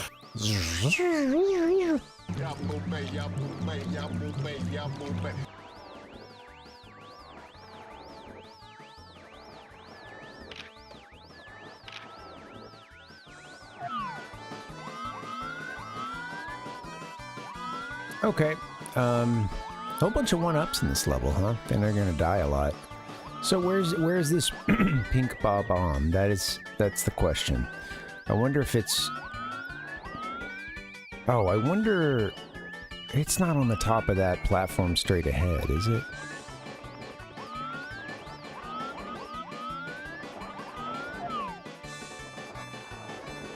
Okay, I can get to that.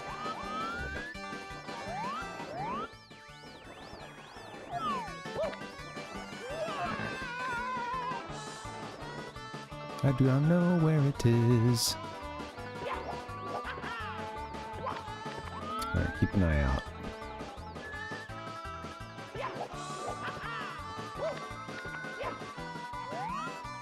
Okay, yeah, I was curious if it was on that platform. It's not. Right. I didn't see the very... Yeah, okay.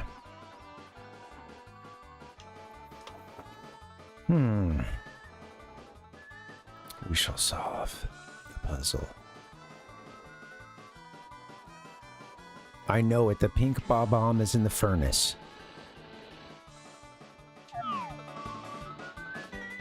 Do, do, do, do, do.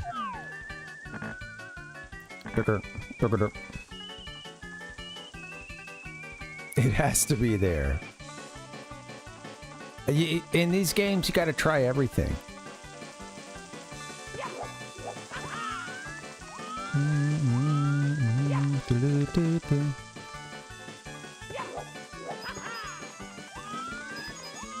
Keeping it close. Alright, I find myself on the rainbow ride once again.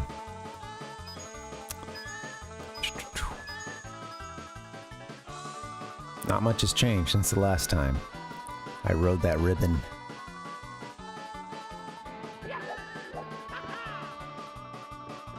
Is this thing up on top of the castle?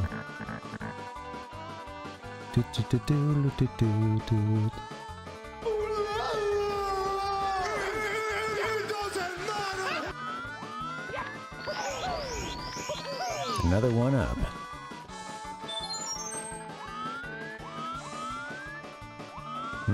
Okay, well, I've got to explore that one side of the level then.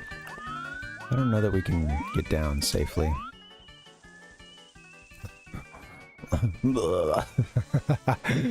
Maybe we could slide off the roof.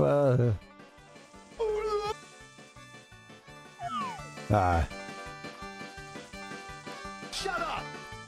You talking this guy? Shut up! It doesn't matter! All right.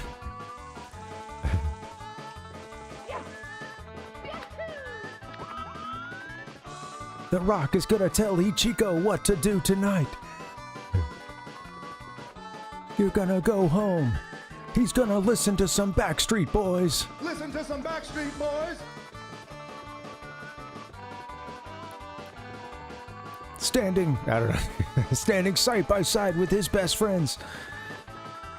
And saying absolutely nothing.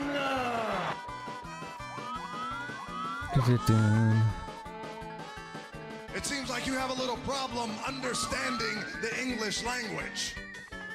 And The Rock is being really rude tonight.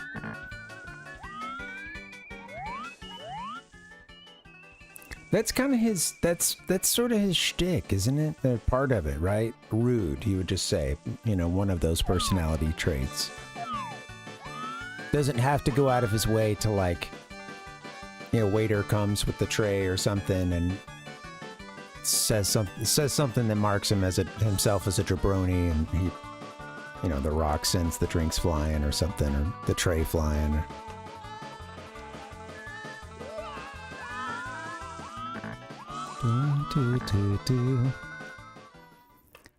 I think he introduced that word to many of us. You know, I'll come out and say that I don't know that I had heard the word jabroni before that. Of course it existed, but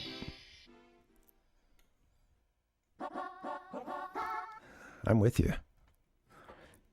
All right, we're gonna try to beat this game.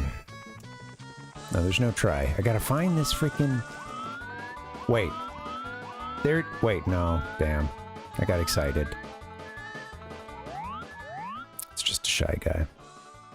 Thought I saw some pink just chilling on a ledge.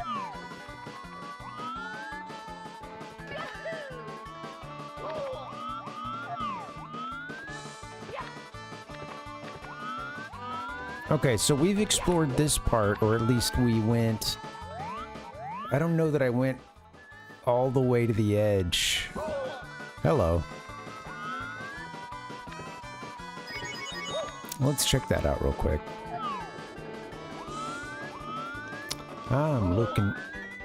Sweet. Kiss my ass.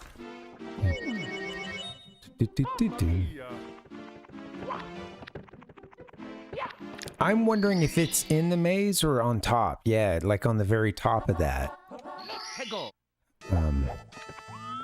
I feel like I'm seeing it in my mind's eye, just, you know, doing its little stationary kick animation, you know? Marching, I suppose.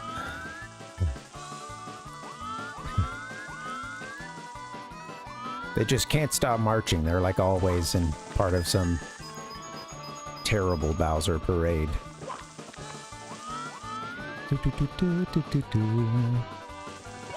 Even the friendly ones.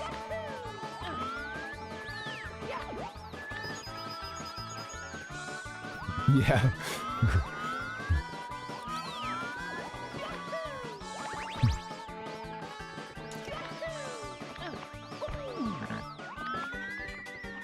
All right, I gotta beat this game before you East Coasters go to bed.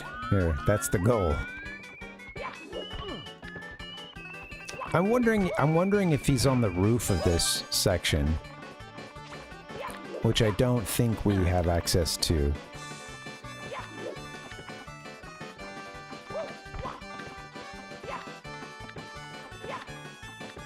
From here, I mean. Nothing so far. Oh, hell yeah.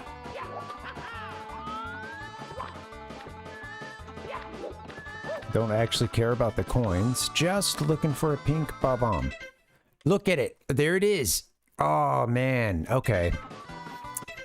So, yeah. I think I did this before with having to pause it and see where... Maybe it was to see, yeah, where those blue coins were. Did that last week as well. Alright, we did go here. My favorite place. Can't get enough of this area.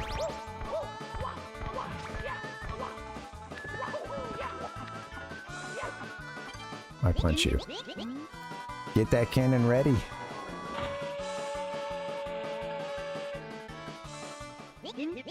I know that the Bob-ombs have this voice, but I like to think of the ones in Mario 64, especially now that I've played am playing Earthbound. I'm hearing the Mr. Saturn kind of. And boing. The cannon is ready. Boing. Boom. Alright. Now we're cooking. Absolutely. We got a stream on our hands now.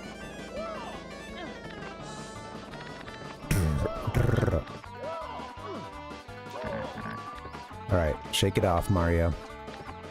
Shake this off too and don't get blown off the... the platform. I think now that we've talked to that bomb, I think we're good. Okay, so now we just need to get up to the ship.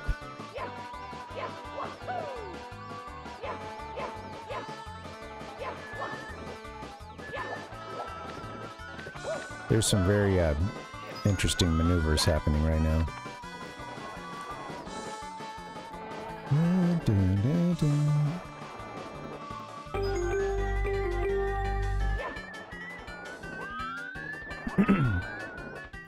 Just go forward. Then I don't have to backflip everything.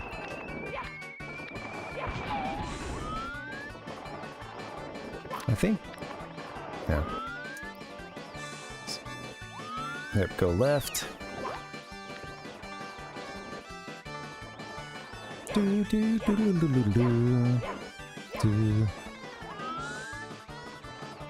So what are the other two that we have then? Oh, it's the 8 coins in Bowser in the Sky, and then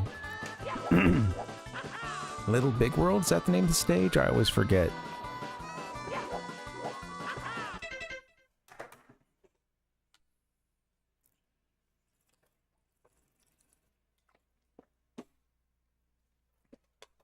Oh, I gotta get on that coffee. Or it's too late. Dude, I'm gonna have a coffee break like the one that we had on Wednesday. I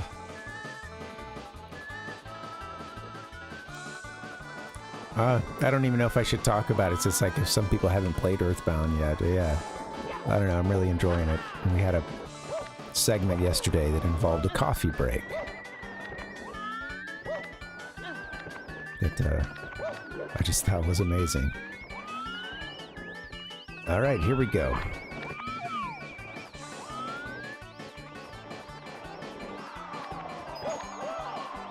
Okay, actually, don't need to be here. We just want to get up there without taking a spiny. You're shooting into the wind? All right. So, we're just going to get on this pole, I think. We just need to shoot straight through the rainbow. I think this'll do it. Oh, this guy. Aren't they like a chucker or something? Okay, let's get away from this guy.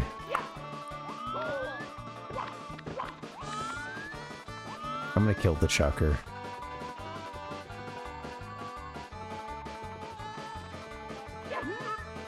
Yes.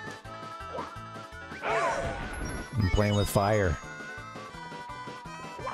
Come on, Mario. What the... There it is. What a level. I really like this course. I think as a kid, I don't know how many of the stars I got. A couple for sure. But I don't think I got them all. And yeah. Alright, let me get this before I accidentally send it straight off the platform here.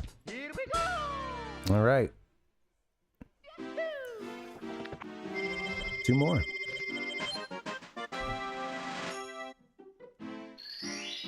Bowser in the Sky is a,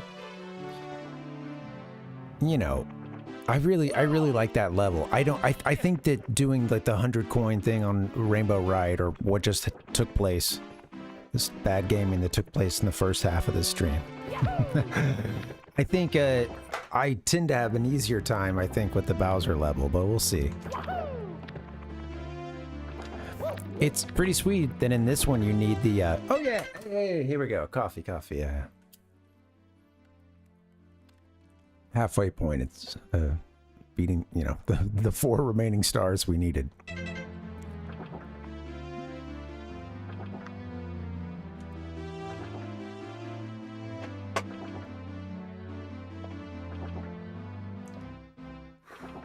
Stretch break. What's going on, man? One more sip. Hey, it's good. I made some cold brew yesterday. This one got its brew on for a while because I forgot about it. But a good 27-hour infusion. No. Get out of this level. That's just a habit. You will leave course immediately. Can you guys hear the helicopter?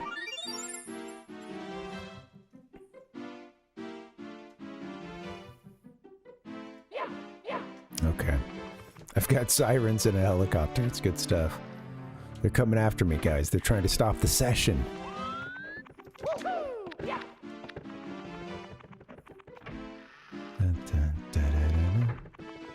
It does. Yeah, it does. Ichigo.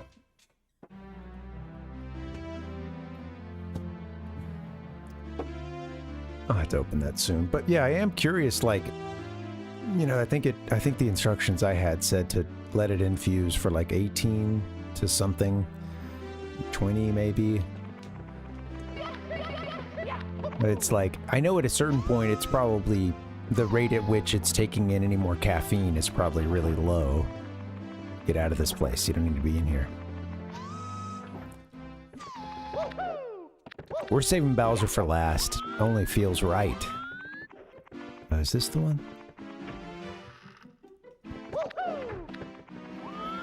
I think we need 100 coins in this level.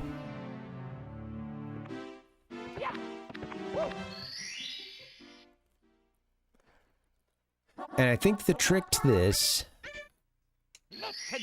is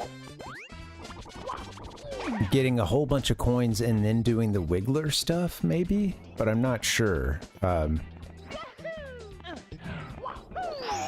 kind of my current theory. Because there is a bunch of stuff in the Wiggler room. So... a bunch of coins, that is. Doo-doo-doo-doo.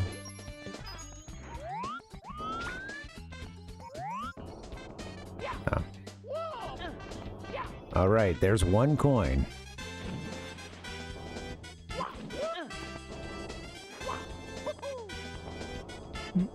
I think, oh yeah, I can just do that at this point. Let's get the coins you get from these guys.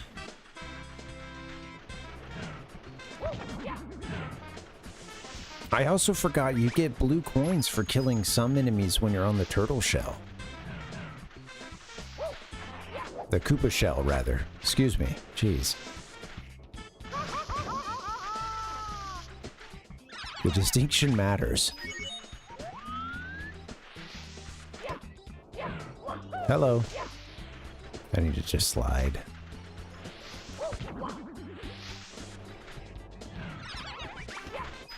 Give me your 2 coins, please.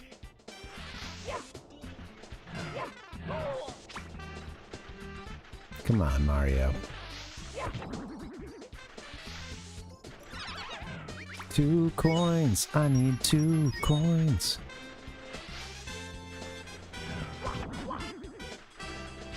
That should take us to 11. And a star.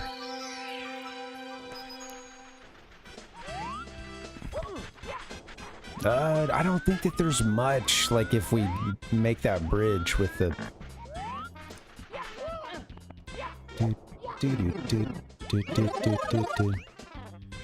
I think from here you can just sort of get yourself up.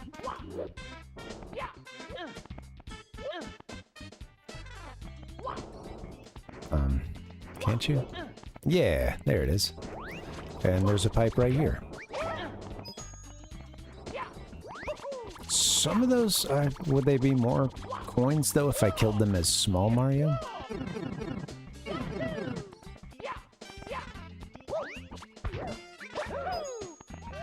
Single coin. There's a chucker. Hey, Ichiko, good question, man. Thanks for asking. I did. I have, yeah. I got 2 in this week. I missed one of the ones that I meant to go on, but... Yeah, man, I ran today and I ran on Monday. Yeah, how about you? I think it's honestly made it. I've noticed that it's felt a lot better this week and it's made a difference. Big difference on those days.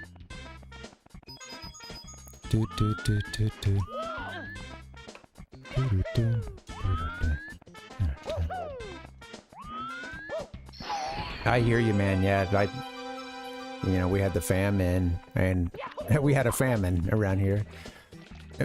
You know, when I had the family visiting, it just like, they're already morning people and, you know, live Central Time normally, so they never really adjusted to, you know, West Coast time. So, yeah, that time I would normally use to run, it's like, you know, of course I'm like hanging out with the, it's coffee time with the family as we try to figure out what we're gonna do,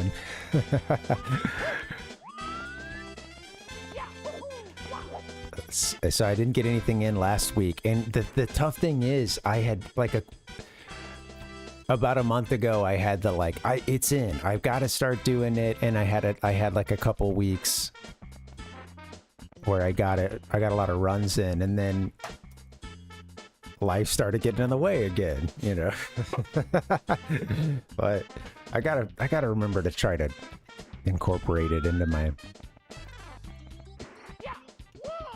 It's really important, I think, mental health, for my mental health, and you know, I notice a real difference with my energy too.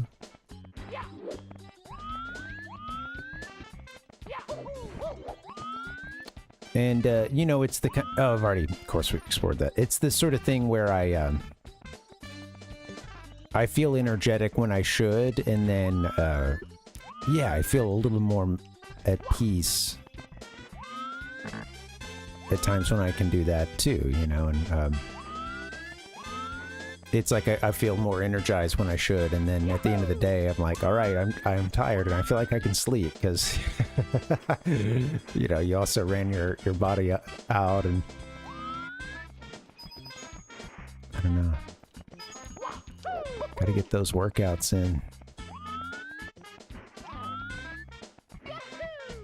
Dude, I don't think anything does it for me like running.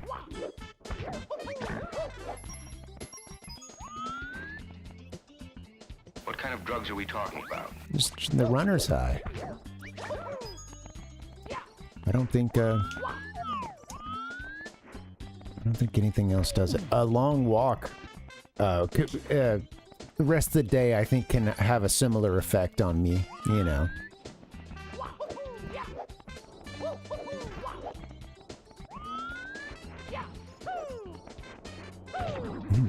Boo! We talking endorphins, baby. Absolutely. What kind of drugs are we talking about? The best kind. Dun, dun, dun.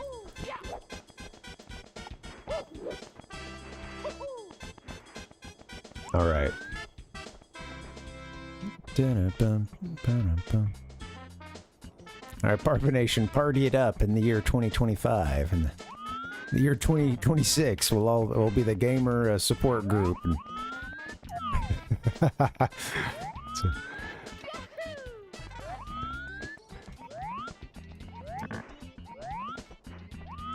clean and sober gamers of a particular advanced age.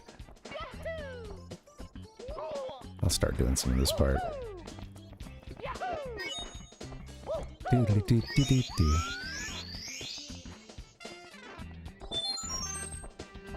This is the worst trip I've ever been on. Oh, so dramatic, Mario. Come on.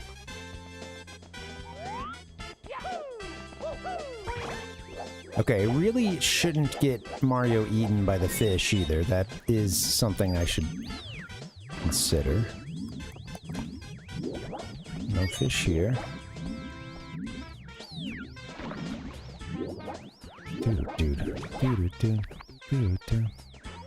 Every coin matters.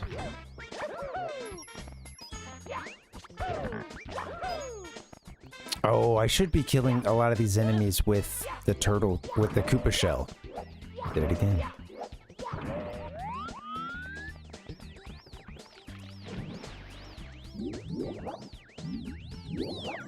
Forgot about that. That's good for several more coins.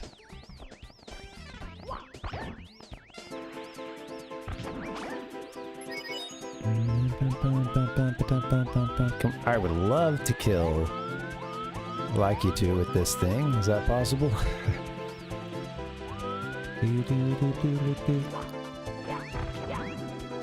Come here. Come here, you son of a... Whoa. Oh my god. That was crazy. I'm really sad that I lost the Koopa shell, but at the same time, I made a Goomba bounce off of my head.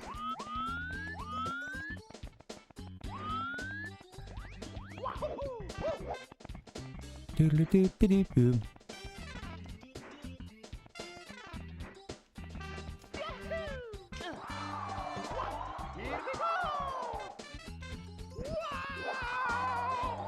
Sometimes I still really screw this part up. Dude.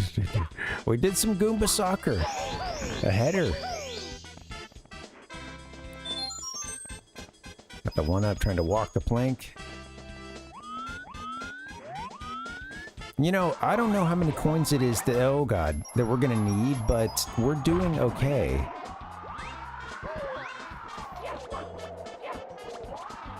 We're gonna get into... Oh shoot, come on. Wiggler's home. Their room, their abode. 50 coins. I forgot about this gust.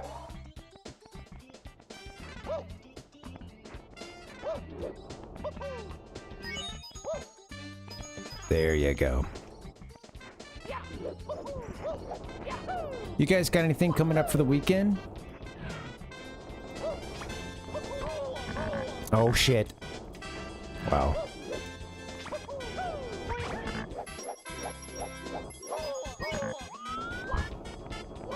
Oh god.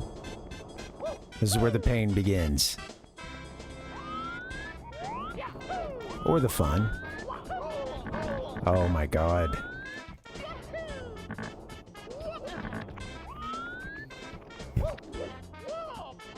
I'm surprised I made that jump.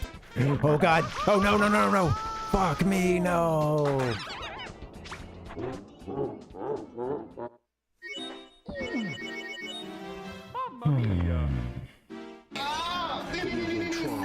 That's okay. I think I can redo that pretty easily.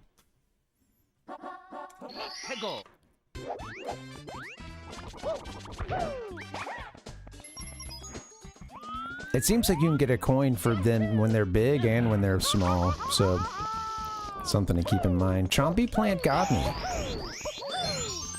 Can't believe I made it to Chompy Plant. And, whoopsie daisy. Went out like that, you know? Heck of a way to go.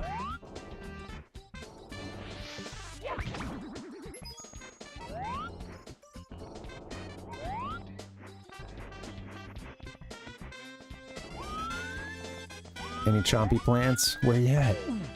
Come here. What's up, Sid? Welcome. Happy Friday.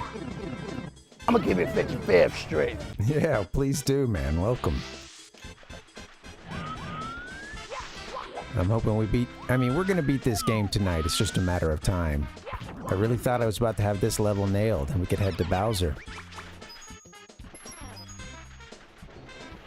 That's life, though. How are you, Sid? What's up, man? Hope you've had a good week. Oopsie.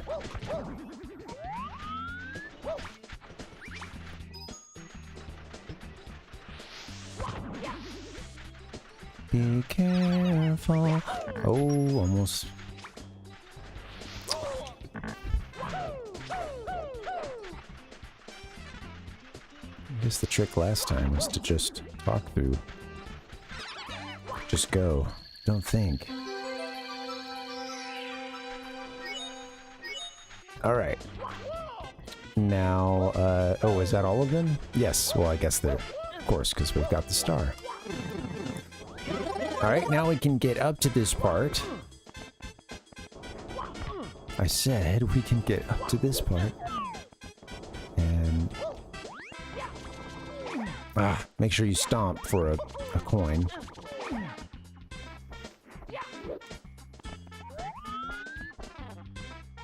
Struggle bus, doo doo doo doo doo doo.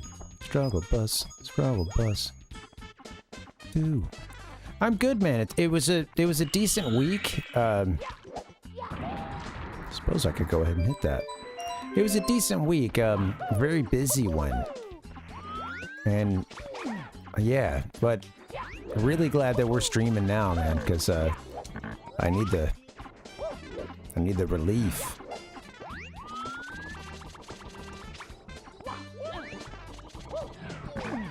I can't get atop these Goombas. Jeez Louise. Alright.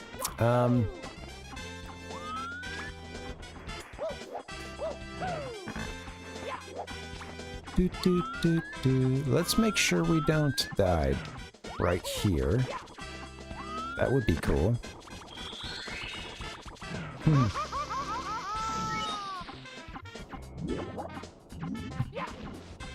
You know, I don't know. Maybe I should be, but yeah. How about you, Sid? I don't have any kind of technique at this point, really, other than, you know, yeah, a little mindful breathing sometimes. That's about it. The occasional meditation. Saying trick sounds maybe a little more some gimmick. No, it sounds a little more you know, harsh, or could sound harsh. That's certainly not intended.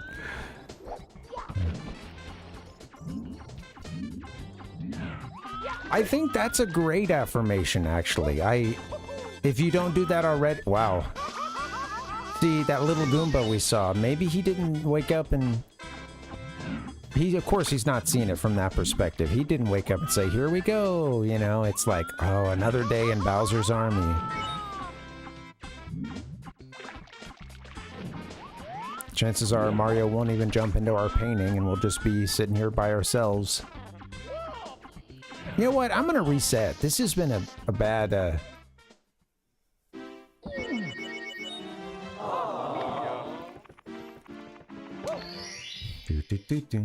In terms of love languages, yeah. Oh, yeah. Well, that one helps, I think, yeah. What are my love languages? I think words of affirmation help. I think that is helpful.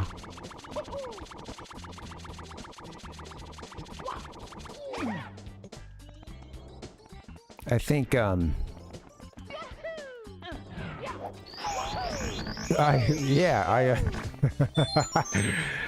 well, I was actually just gonna say that I think that, you know, like that is definitely one for me. And also, like, I like to express that side because, you know, I can be very fidgety.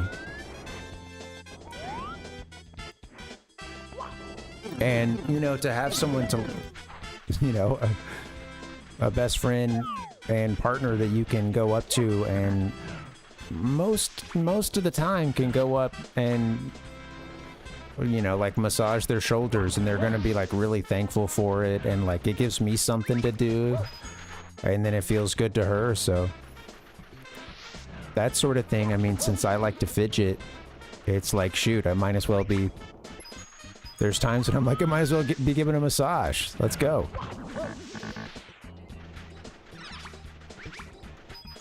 There was a hilarious Onion article about a, I'll have to see if I can find it. You know, of course, it's in the headline, right? That's where the,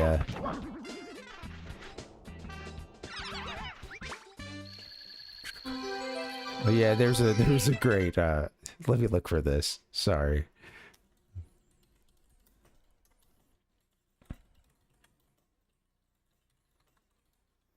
I always remember how it ends. There's like this one line at the end or something, but yeah. Oh. Yeah. Here's the headline. Let's see if I 1 second. Let's throw this up in the Firefox.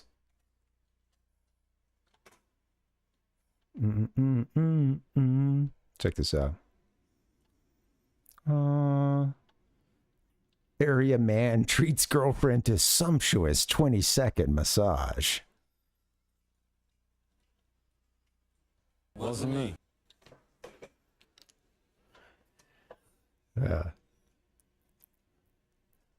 There's a line at the end about how it ended with a half-assed chop.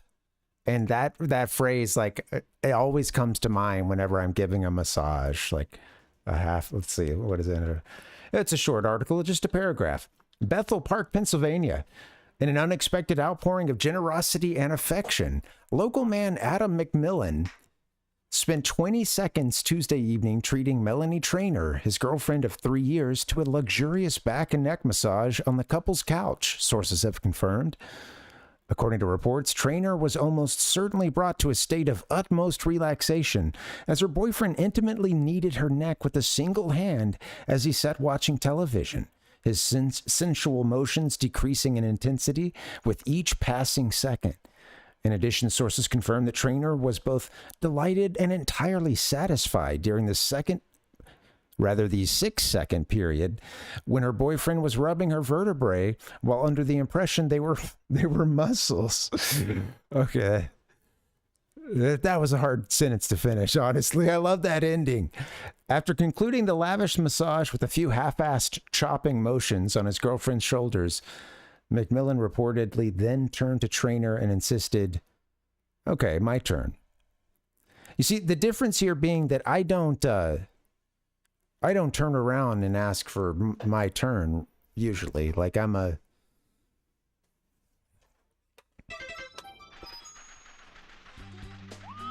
not much of a massage receiver. Because, you know, I don't know. I can be ticklish or just like,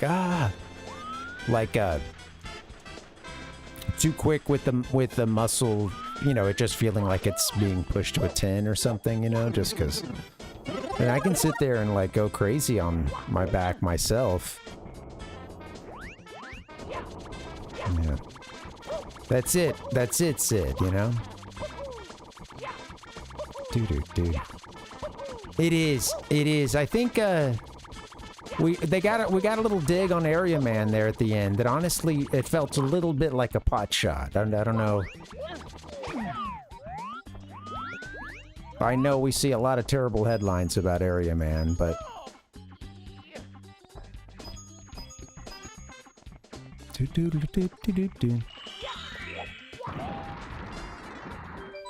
stomp on. Hello. All right, we'll go down here.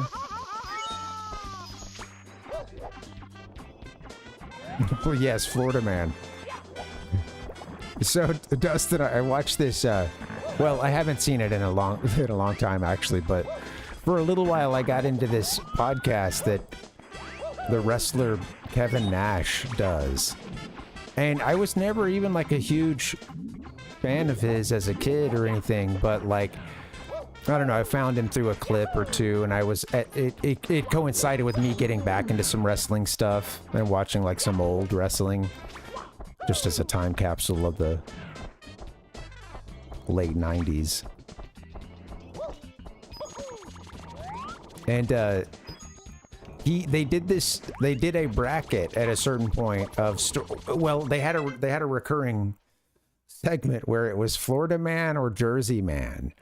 And it was Kevin Nash and then his co-host who was from New Jersey, and they would both read headlines, or host would read the headline and people had to guess which one it was. Was this a Florida Man or a Jersey Man? Who's the perp here?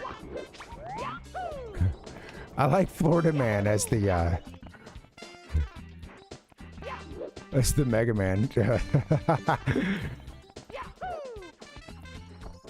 That's great. Florida's such a crazy... It's such a crazy place to me.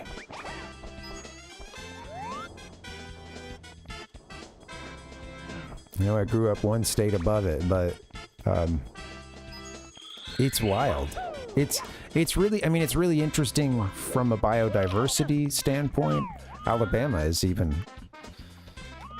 Alabama has like the highest level of biodiversity in the U.S. It's really, and that fact, that's one of those few things, one of those like positive facts that gets put. You got to memorize to, you know, defend your state.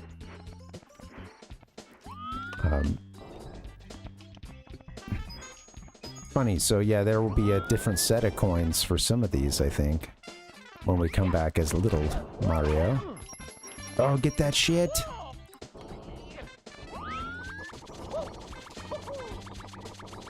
All about the timing with this. Ah, it just got itself killed.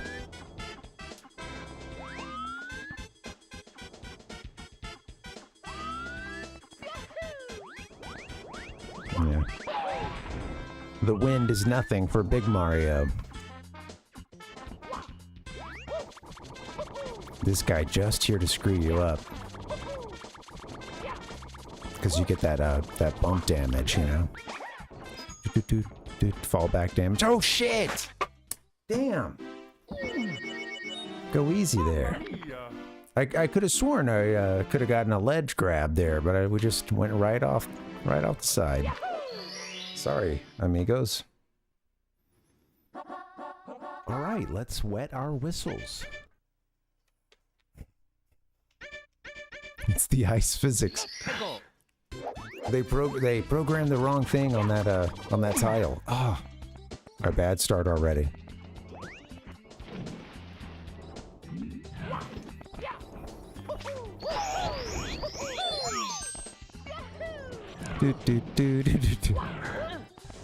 Thanks, guys. These are my words of affirmation. It's when the chat tells me I didn't screw up.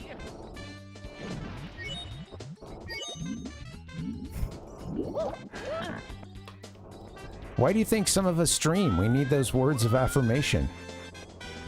Can't get enough of them.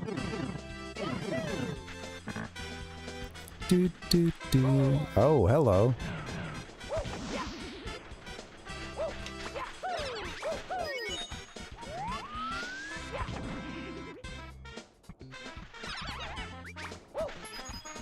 I want the coins. I want the coins. Still give you a coin. You know, I don't know. That could be a good way to time it as well. Try the butt stomp. It's just funny because you know, the physics there are really, there's just such a tight line there between, you know, I guess if they just get anywhere in your big hitbox, it just counts as a smush, you know. A Goomba stomp. What? Oh, I forget that he can't, like, he's in the thick grass. Because he's little. Alright guys, I would like to beat this game. Let's give this a shot.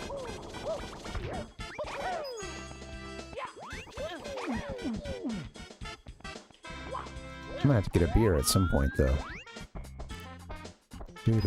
Will that compromise my my game playing even further?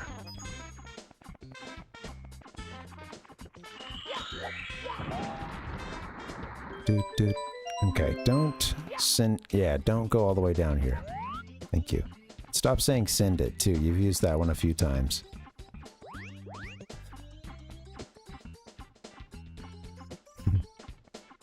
It'll calm the nerves, right?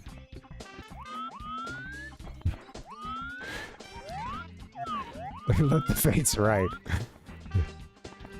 I do feel like that's yeah, that's like my experience at this point lately. It's kind of like there's the I can be energized, or I'm just like, okay, well now I don't feel great, you know.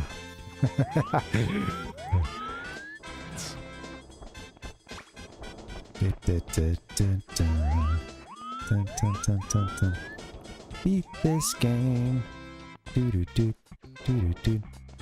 Guess I can just wrap around this way at this point. Yikes.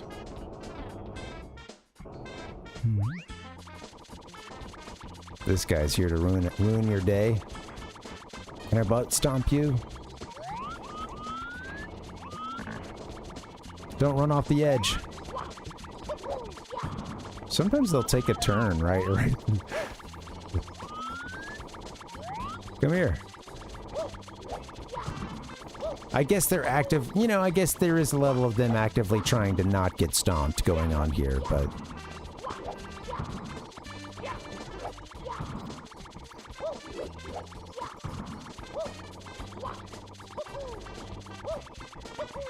I think I have to time it a little harder with the stomp versus just doing the little hops.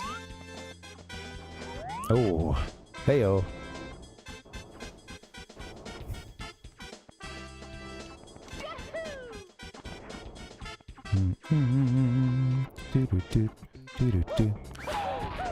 I bet it can be done. I think I'm realizing for me, I feel like it's a little bit of a harder thing. Because I can get a couple of hops in per, you know, butt stomp. That one's just gotta go bye-bye. Alright, don't die.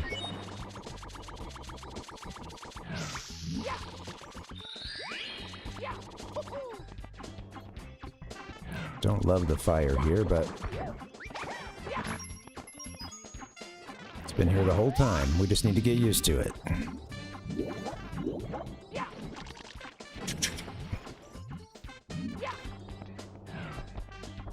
I think that's a...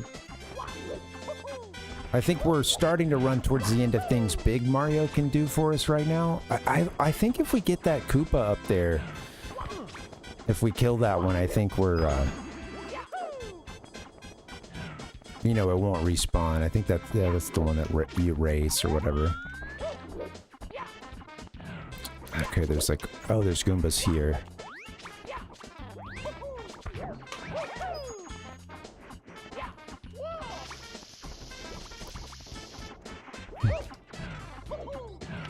God damn it. Oh, it can go sour so fast.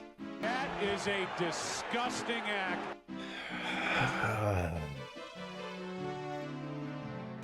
NANI?!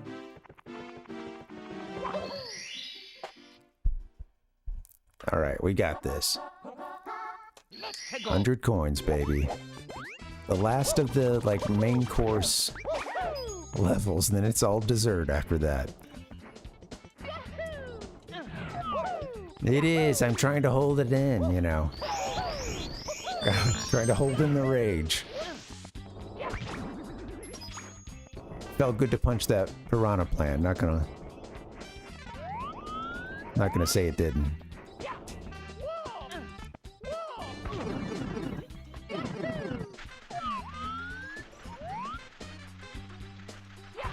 Like Rainbow Ride, it's a pretty treacherous course to just be on for a while. And I think that's the problem with some of the courses when it comes to 100 coins.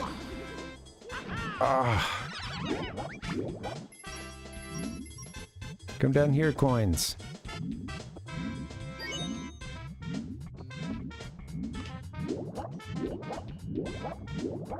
I wouldn't be that mad if we got eaten by the fish right now. Doo-doo-doo, doo-doo-doo, doo-doo-doo.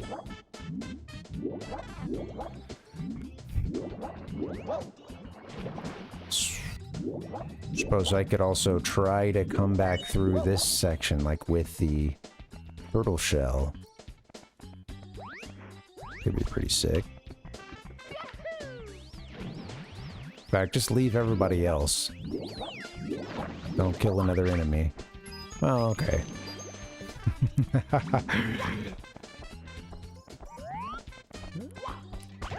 Alright, here we go. Let's get some blues. Doo-doo-doo. Doo-doo-doo-doo-doo-doo.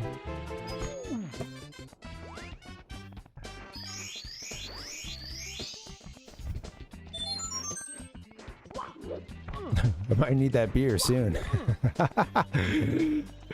Oh. That's all right.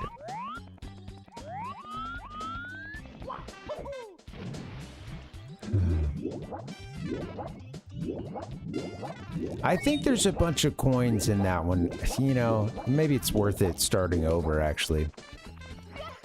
I've got a theory, because if there's a lot of enemies in there, and I wonder how many of them are going to yield a blue coin to us if we can just shell surf for a while.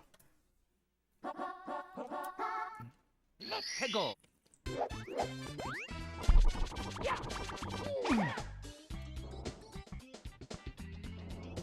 I should have, we just need the go faster juice.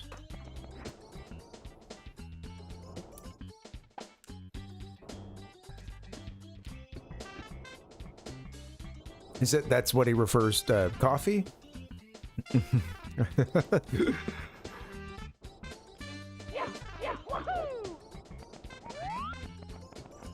Oh, beer is the go fast juice. Nice. Well, and sometimes in certain games, you know, hey, you're doing a Mega Man X speed run. That's a good time to go fast.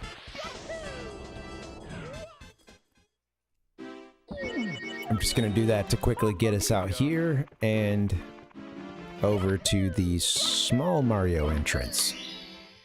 Sonic wants to go fast. Let's go.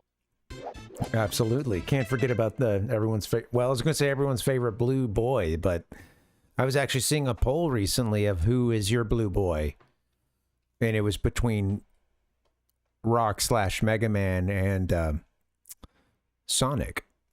And then this poll actually there may have been some bias because there were about three of the answers were like still Mega Man. It was just like a different way of saying that.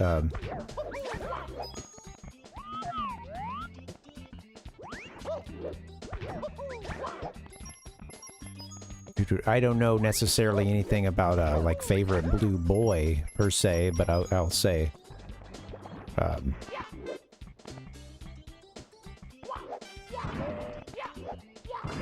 mean, Mega Man and Sonic, got it. That's both iconically blue, you know.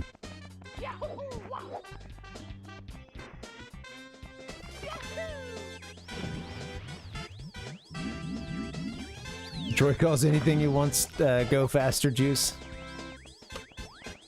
At that point, that's what he needs right then. That's the only nourishment he's really looking for.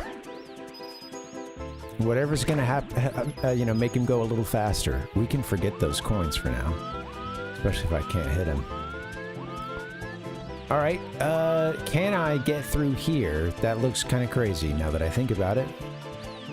But I think you can also like ride up the side.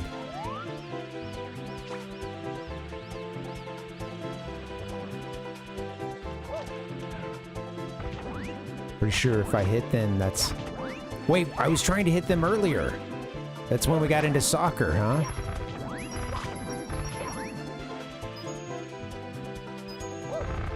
Another round. Look at this.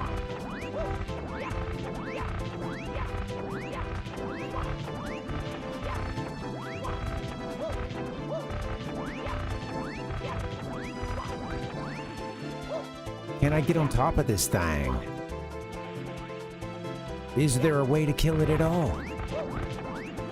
With this shell? Alright, well my theory turns out to be pretty garbage, I think. Because I forgot that these guys don't want to be killed, those giant Goombas. Oh shit.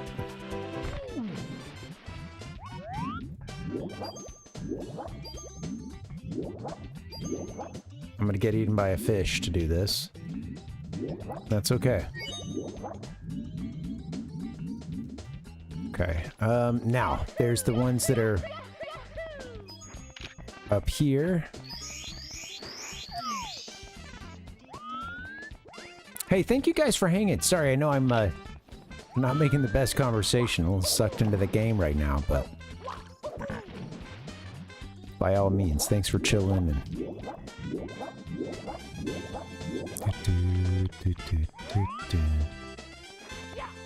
okay, I've come back without a Koopa shell.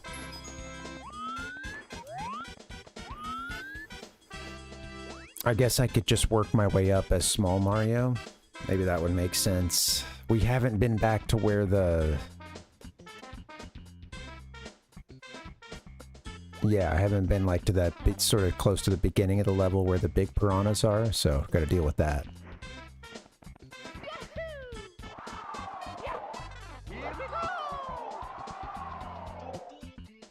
One thing I think is really funny about this puzzle here is that they give you the wind on the second and third islands, but that first one that you jump to, you have to do that of your own power, you know? And I really think they know that, you know, players are gonna know, oh, there's wind that blows and picks you up on these, and they'll just eventually screw up and just they'll just miss that first jump there. It also is a matter of perspective. It's a pretty wide jump.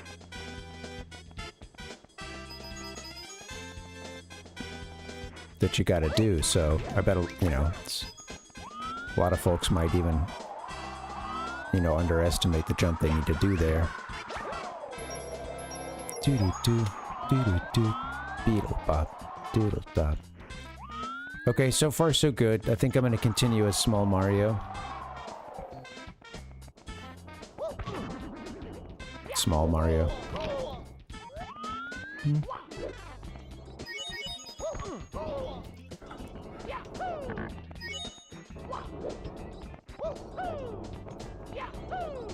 Gotta catch him.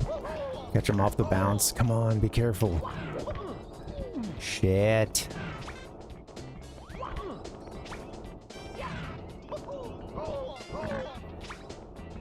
I got screwed up around here last time. We're good. Be careful. Woo! Hello.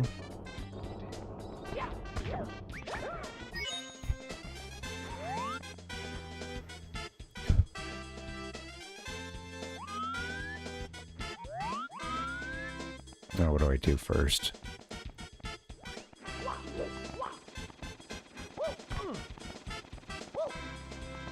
Doo-doo-doo, doo-doo-doo. Okay, hey Chucker. Come here, oh gods. I think we're okay. Yeah. Best place he could throw us. Gotta be careful here, though. Oh,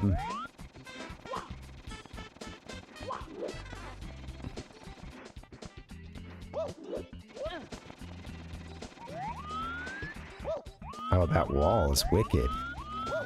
Shoot. There it is. Oh, he's worth a lot. Oh. I'm just going like, oh, that's very emotion-filled gameplay, right? Oh. It's,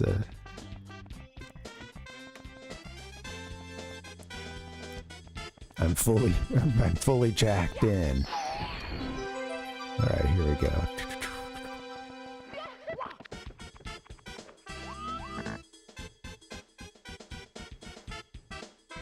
I like the water effect. Yeah, just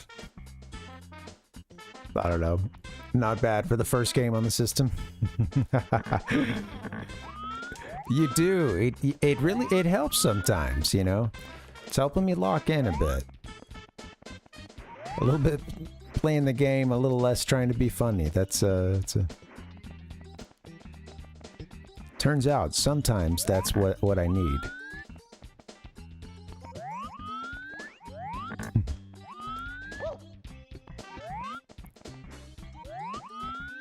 It's the focus that got us the Hylian Loach so long ago. There was one section I hadn't explored yet as this Mario. Oh, I think I jumped down a little early though. Shoot. Do do do do do do beep bop boo.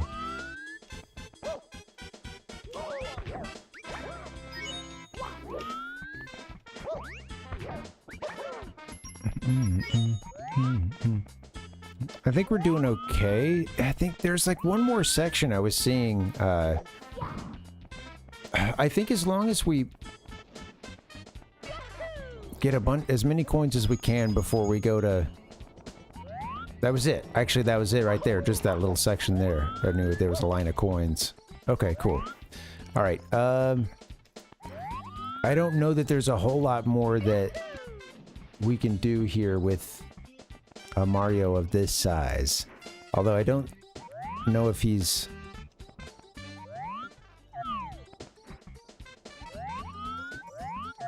There's the piranha plants, I think. Dude, I don't think we've done that. Okay, so if I just get to the pipe, I think we'll be good. Return to the pipe. It's up here, I believe, right? Oh, well, we've got a bunch of chances here with Big Mario, of course. The old Hylian Loach. We didn't get the Hylian Loach this last time I played. I think we, at a certain point, I knew we were going to have to wrap up the... You know, it was like either continue to do the Hylian Loach or possibly don't beat the game tonight. And I think I, you know, decided, maybe foolhardily, but...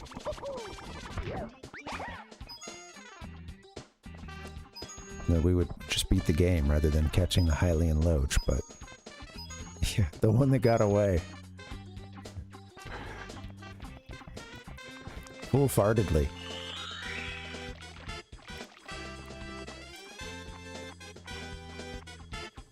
I said that and I was like, I don't know, is that a word right now? I can't stop and figure it out.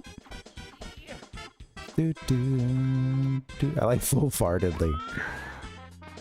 Do, do, do, do, do, do, do, do.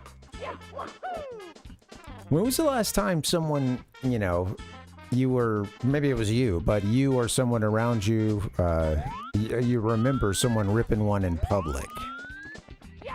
Thank you, Dustin. Yeah.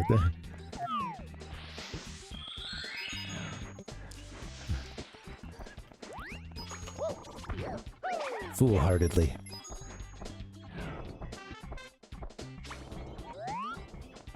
Sure, yeah, sure. Yeah, yeah. I would say anything other than like a situation where you're like just like with friends or something, you know, at a person's house. Anything when you're sort of out and about and yeah.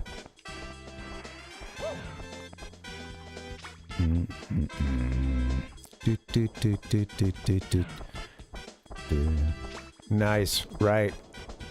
Tater's like, I do it, everybody around me does it.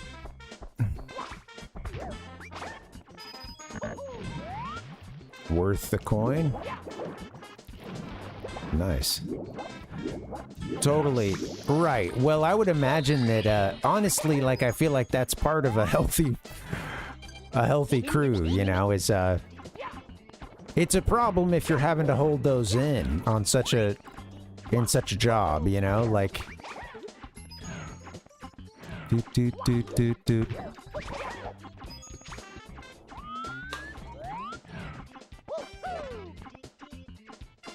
So, I don't know if I got all these when I was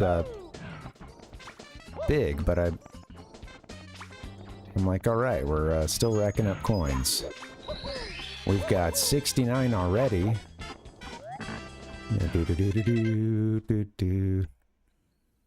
Oh, Tater, are you doing the when you I remember a lot of baseball related ones for that old game. You know, including one for each base.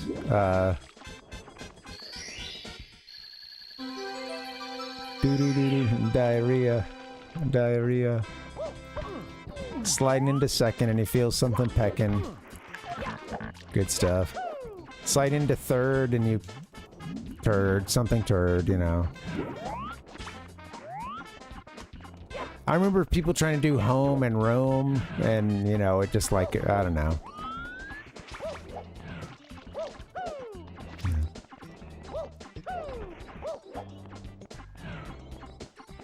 How old is that? I wonder how old that is.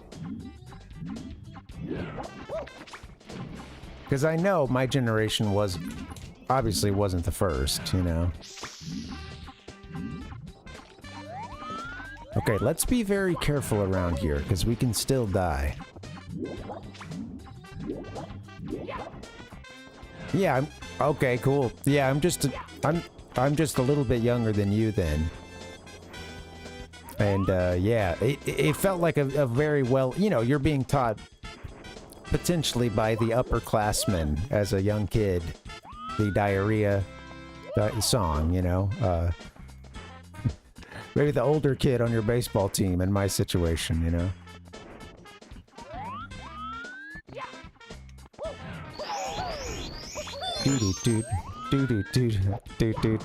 Dude, class, yeah, right. I think I could go to Wiggler at this point. I don't know. I think that I would hope that there's 30 coins down there, but maybe I'm just able to keep getting coins. I'm not sure if I made it over to this portion earlier, but I'm very surprised at some of the coins I'm picking up. Missed these, I guess, somewhere along the way. Okay, I still need to go to that piranha plant, I think. I think that there's 2 down below us.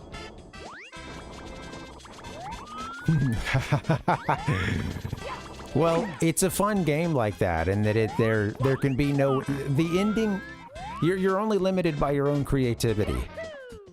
And ability to rhyme a word regarding a person's situation, and then some scatological word, you know. That's as long as you hit that mark, then that's it. That's all it is. It could go on forever. The perfect game.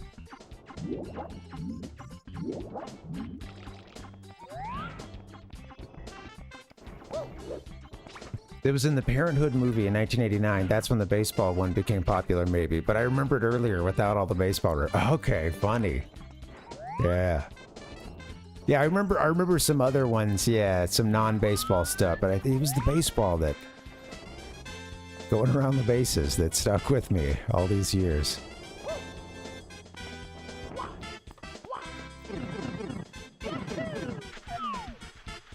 Have I done this? Ouch. Okay, please don't die here.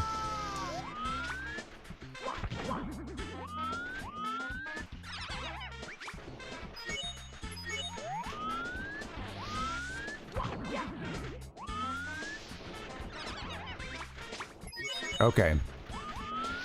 I gotta be very careful at this point.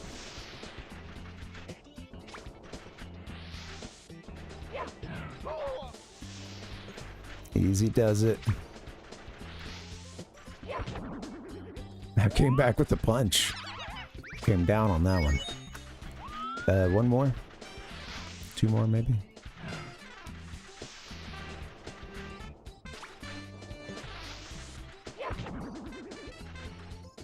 There we go. This is, I think that this is the one. I just gotta be careful.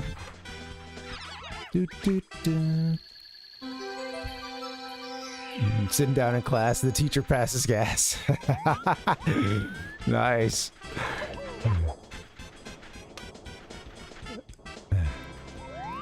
It's a camera earthquake. I think I'll get eaten by the fish right now. Okay, I think if we get into Wiggler's hideout, I think we're gonna be okay.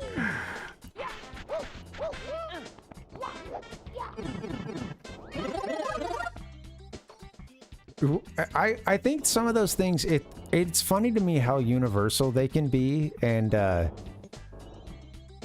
you know, I'm thinking about the that S that I forget the name for it, but the S that everyone would want to draw, and it's like all I remember is there's a point in my life where I had no idea what this thing is really, and maybe I had seen it once or twice, and then all of a sudden every kid around me is trying to do the cool S on their, you know, that starts with the 3 vertical lines and then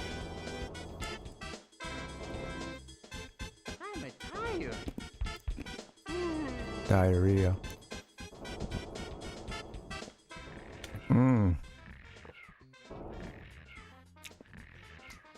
The pool one. Yeah. See, you could also go with stool there too, you know? Again, the game goes on forever.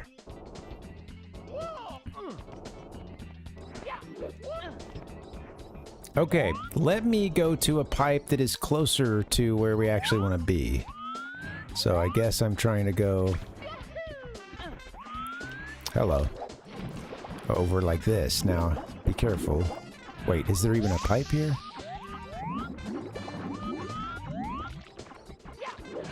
I think I need to just get... Oh, shit. Yeah, so I gotta come back here as small.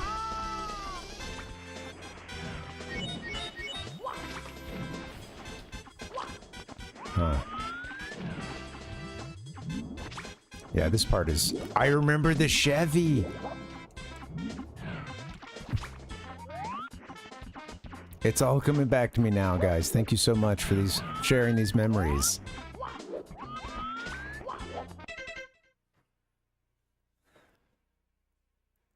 I'm trying to think of something, but nothing else is coming to mind. Yeah, it was all baseball or nothing. But I'm remembering a couple. The Chevy versus Ford debate, I remember happening amongst kids when I'm we're all way too young to be driving at this point. Found on road dead.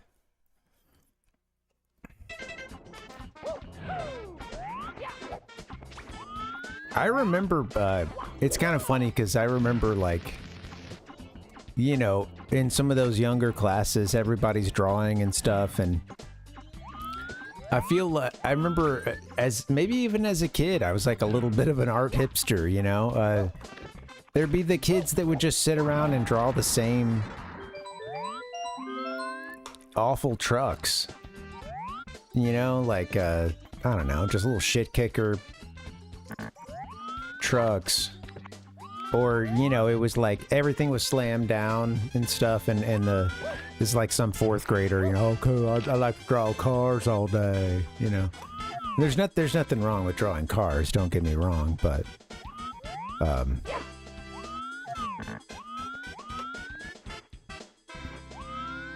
to me, it became a matter of taste when it's because I couldn't draw for shit to start with, and maybe because of that, maybe I could think bigger, you know, I could go for that, you know, one of my favorites was doing the giant war all on one page, you know, that's you know, try to draw as many units as you can, having a battle together. That was my jam. That got me through several years of elementary. Shit. Okay, actually, this is good. If I'm little, right? Yeah, okay, this is where we want to be. I wonder if I can hit that from...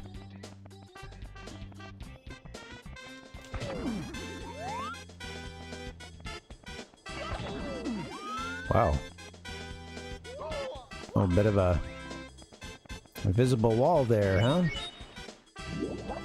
There is a cannonball, here. Is that what we use? How do I get up on the... I forgot how I get to Wiggler's room.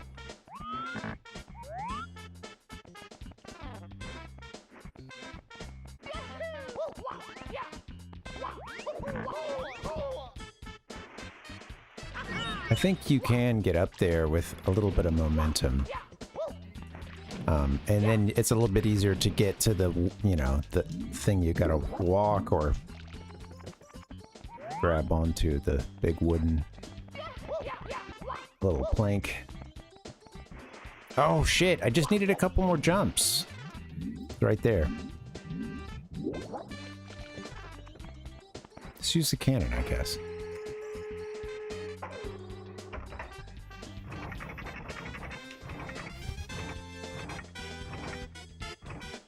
Yeah, I think this'll do it, right? Like putting us here. I went a little high on that. I think it ran out of steam, huh? Okay.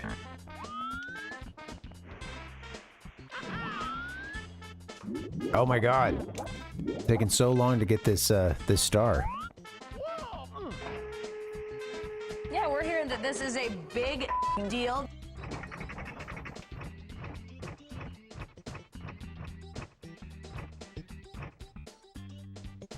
I mean, even if we hit the base of the tree, we're solid, so... Come on, man. Do I need to go up even higher, I guess? Suppose so.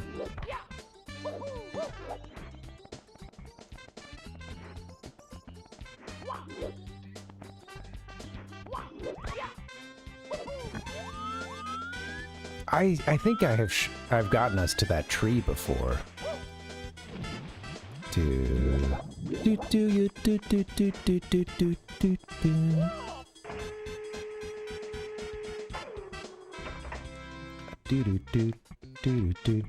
Kiss my ass. Okay, maybe I really just need to go higher. Shoot for the stars. If you miss, you'll end up in the tree you're trying to get to. Yeah, Dustin, I'm sorry, I don't know if I mentioned it, but yeah, your comment is spot on. That's yeah, a lot of truck drawing. Yeah, you know, I imagine there's a level of that being universal, but certainly a high concentration of it amongst a southern kid. All right. Okay, be careful here. 93 coins. The red coins are in here. I think I just forgot about that. Some of these jumps are strange, and the platforms are weird shapes, so you may, like, you know, just sort of run to the end without even realizing it. Oh my god. We're getting that star right away. Thank you so much for playing my game. 119. That's all the stars we can have up until this point. Well, assuming you haven't touched the Bowser level.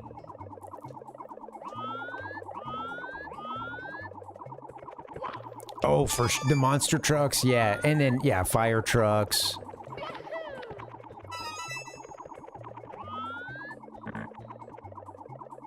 I think I just was drawing from, as a kid, it felt like I wanted to draw more from video games or sort of comic-y kind of superhero sort of things. You know, but yeah, you're, I mean, spot on, and honestly, like, I'm sure maybe there was a time when it was even more universal, you know, every young boy in the USA drawing trucks.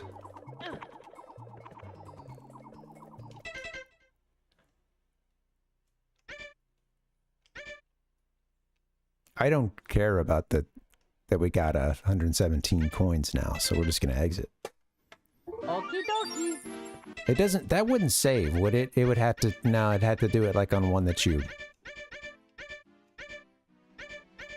Yeah, you'd have to like get a star and then it prompts you to save. That's right. Yeah, yeah. There you go, Dustin, yeah. I feel that's a common combo there. Yeah, that's it's interesting to me too because like you know, of course like anime was going and had its fans, but yeah, you know, we were talking the other day about how it didn't really take off until around like DBZ and I that's something that I think is interesting now, like how common, how ubiquitous anime is. And if you're a kid, or if you've been a young person in the last, you know, I'm over the last over a decade for sure, then it's been kind of more socially accepted than it was when I was in middle school and high school. We had, you know, like once Toonami's going and there's DBZ and stuff, we have, you know, I remember folks in my school being into it, and it was the same, I was watching all that stuff and loving it, and, you know, for the most part. The same friends that were getting me into like Final Fantasy and stuff, and yeah. That's the way to do it, Tater. Draw everything. Do you keep a sketchbook on you? Also, sketchbooks are, it depends on how you get around too. Sometimes they can... Yeah, man. Heck yeah. Piles of stuff. Hell yeah. Well, yeah. One of the things that I realized, because I was always just so bad at drawing, but I did enjoy it. I never like tried to practice anything involving like perspective or, I don't know. I realized quickly that that was a struggle for me. But I think as I get older, I can kind of like,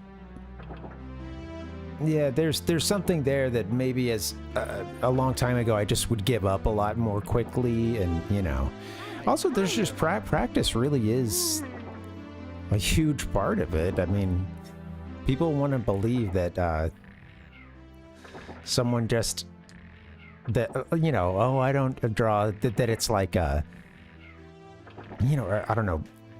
I think for some people there's this. Yeah, there's that idea that like, oh no, I could never, you know, you're born with it or you're not, and you know, I think that you can be born and have the context to like have a much higher predisposition to be good at art based on, yeah,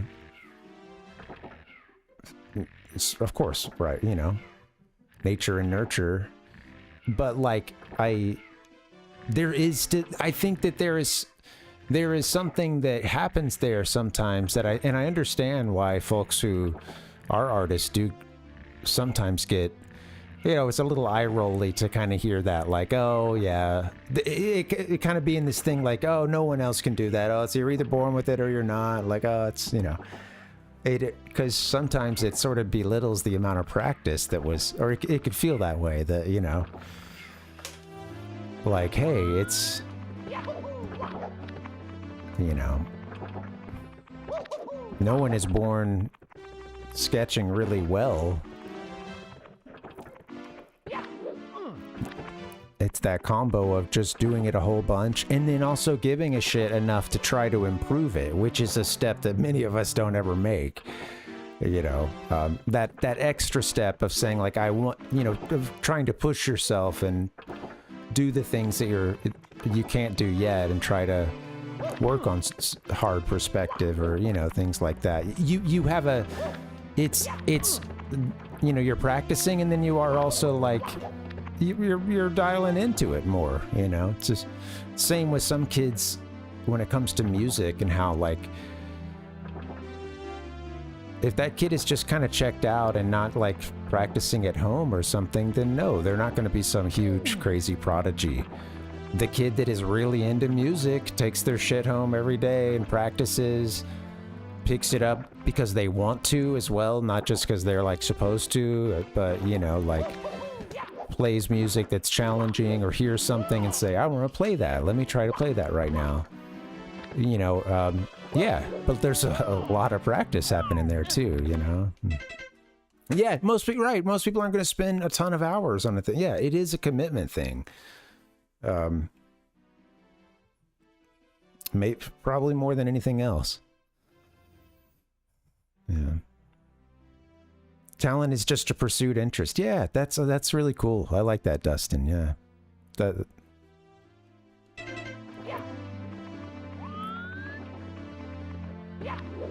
resonates. Well, you know what, guys? I think maybe I should get a little break in. That feels natural, right? And then we try to beat this game. We've got just one more star left. That's it. So I'll get that break in. I'll come back. We'll beat this game. And then once we get it done, after the credits roll, I was going to do a little segment. Anybody that's still around, we're just going to recap the Parvinator 64 series, which is, I'll go here. We can finally go to this page now. With this music, which I fucking love. But yeah, this is volume 19, the final volume of the Parvinator 64 series. It was 19 Japanese games all in one eBay lot, and I've got them all right here for you, baby. We're opening up the crate. So after this, we're just gonna reminisce about those 19 games quickly, and I'd love to hear, yeah, let's just talk through it and hear what you guys think about those games and whatnot. But yeah, it'll be pretty cool. And we'll do a little segment on that. And this I didn't have a 64 as an adult until I started this series, and man, it's crazy how long it's been going. Kind of blew my mind when I learned that. But I'm gonna mention that later. Yeah. All right, guys, I'm gonna get out of here for a little break. When we get back, it's the matchup, the one you've been waiting for: Mario versus Bowser. Somebody's going down, and we're all the winner. All right, get a break, guys. I'll see you back here in a bit.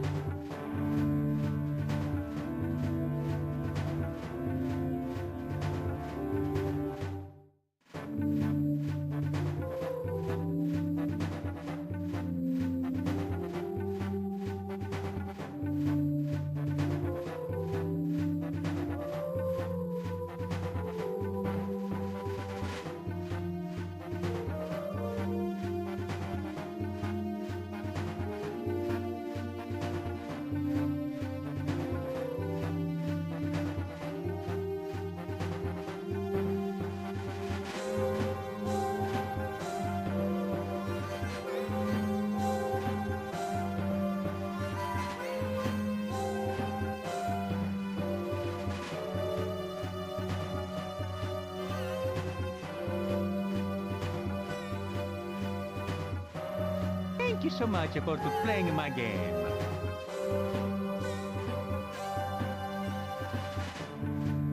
Here we go! Hey, yo, guys, happy Friday. Good to see you. Let's beat this game. It's time for Mario versus Bowser, the big one. Round 3, in fact. This time, Mario's got to throw this guy into bombs 3 times. Serious stuff.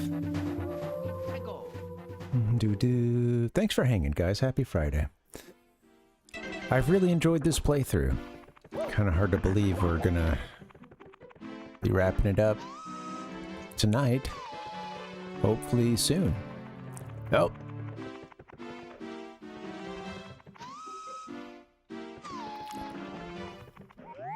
It's just up the stairs, right?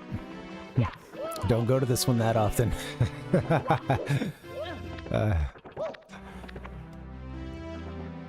Here it is. I like the scared portrait of Peach too. I'm wondering if this was made really just in the wake of Bowser, you know, storming the castle and ruining the cake baking.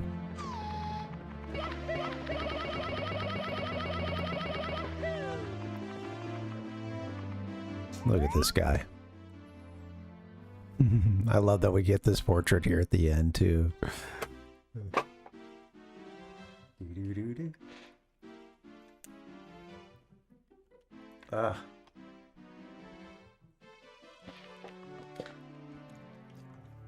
Handsome guy, this Bowser fellow. So long, Bowser!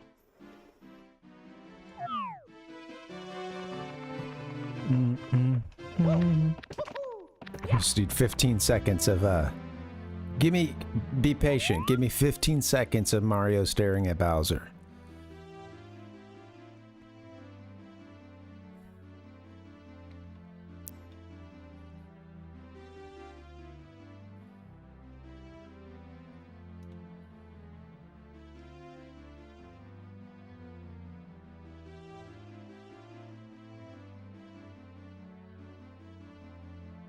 Thank you. Well, I got the Go Juice. You know, I ended up getting more coffee, and maybe that was a mistake. And I was like, oh, well, I'll just grab the beer. Then I was like, I probably shouldn't have both of those out at the same time. You know?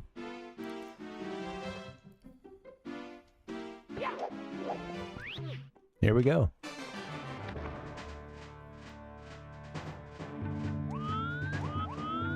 Coffee is Go Juice. You know, and it's what came to mind when I heard Go Juice earlier. But I can understand that sometimes, you know, if one does drink a beer before a big performance, you know, not too much, but a little something to calm the nerves. It's a finicky thing, but.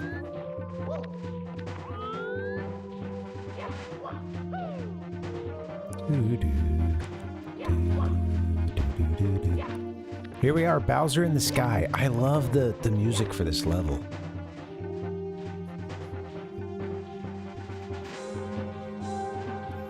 Seems like a pretty loud track too in the mix. Well, I'm gonna get plenty of time to hear it, so maybe I shouldn't rock out too much, but okay, you know, I don't know where like all the 5 coins are just, you know, off the dome. There's one like right above this, isn't there? That's why this is here.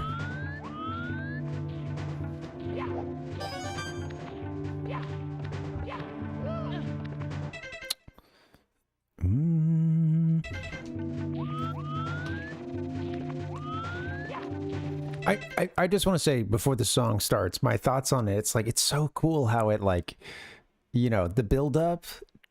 And I think there's a certain point where the song has done so much build up that when it gets to that boom, boom, boom, boom, down, down, down, down, down, you know, it's just, it's it has earned that end note for that section, the with the choir or you know, and it just sounds like the perfect boss music. You know, can't you just see Bowser, like, he's high on his own supply. He's standing in the middle of that stage, just blasting off fire as he wants to. You know, he's on that rocking, like, end stage that we're going to fight him on. And he's just conducting the fire, you know, with his hands to the song. And he's confident in his final puzzle that Mario doesn't have the stuff to. And if he's watching this right now, he certainly knows that might be the case. Mario doesn't have what it takes. Sid, you having some apple juice right now? Or are we just talking favorite go juices?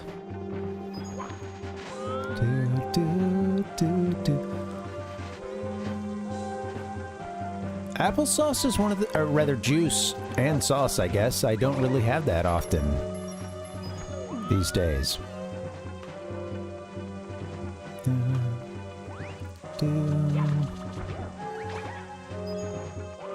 I'm a fan of the diet, Dustin.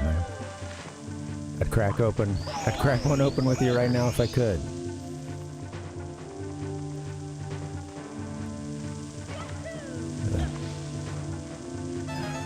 Okay, not confident that there hasn't been another red coin just yet, so let's look around.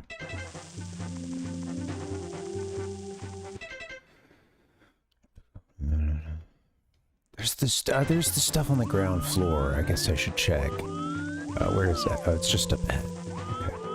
Next puzzle. One up there. That's funny. I don't ever usually just stand on one long enough to get tilted like that, so it's happened a couple times already. We might be in trouble. Oh, a chucker right here. Oh, God.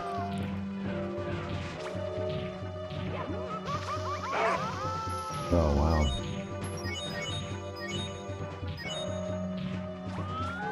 Oh, a fellow chucker, I see. Ooh. Is that like a current in apple? I know apples can, you know. There's a lot of apple heads out there, a lot of apple kids, you know.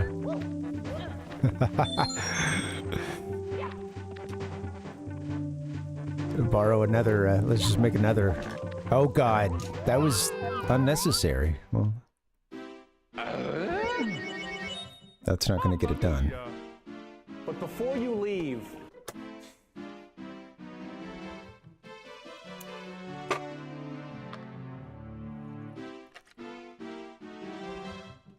I thought it was really funny how in the game, the orange kids, their sales pitch was, of course, the one that seemed more viable, or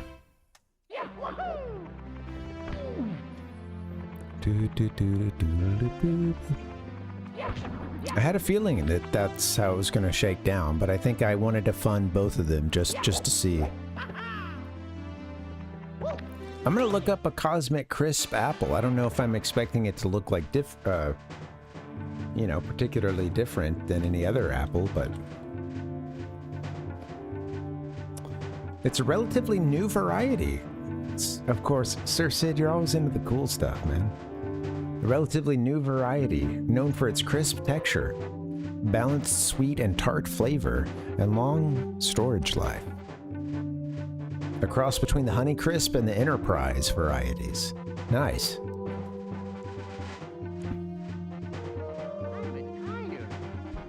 I should have put that up for you guys to see.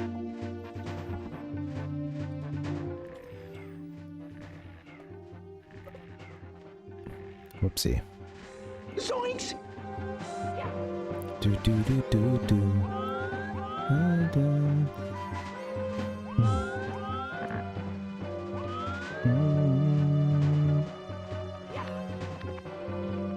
I'll have like some small citrus. I'm not hugely into oranges. But yeah, I will, yeah, it's like over here, isn't it? You know, if they're decent, stuff like, you know, halos and, I don't know, the small tangerines and stuff, that's... Oh, hell yeah.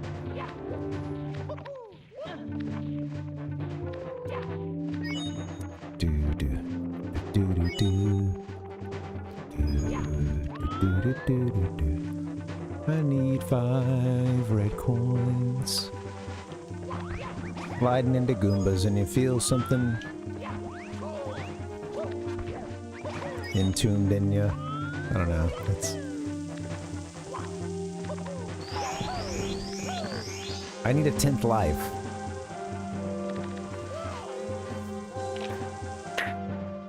It's not fair!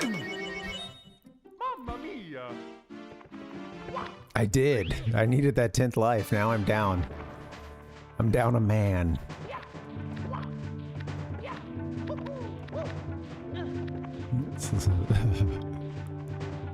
Nice. Pumbaa was a classic flatulator, you know, that's...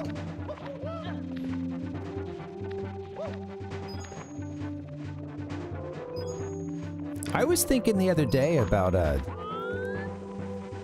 the like, they did a Lion King short that had them singing, In the Jungle. And I don't know if you guys remember this, but that was like, you know, going to be one of those first times that I like, for me, that I had heard that song before, but that's like the first time it managed to cement itself as basically the real version of that song.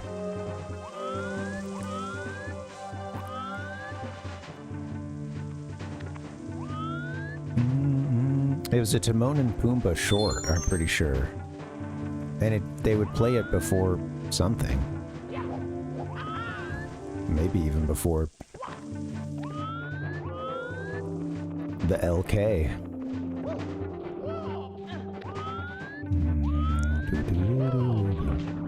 There's one red coin over here.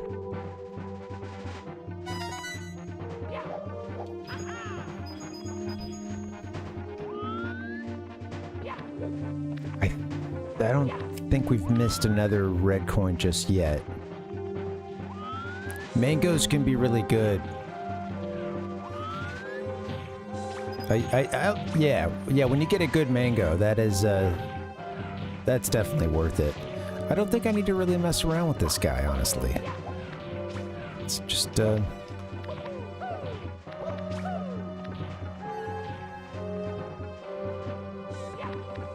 I don't have to get 100 coins, so I don't have to do everything, you know, Mario, you don't have to do everything, buddy. Relax.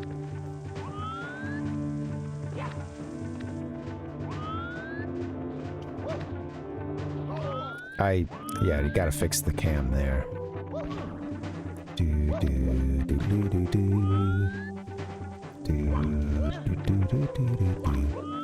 I want more of a side view, like this. They do really want to push certain angles, huh? Hey, there's our 10th life. We got it. Hallelujah.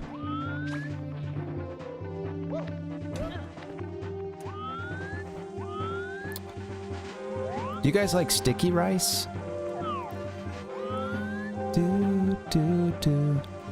I first had like a bunch of varieties of sticky rice. Well, in Japan, but then also when I was in Australia, the part of Australia I was in, the Northern Territory, was like, you know, it's more like the climate of a lot of Southeast Asia versus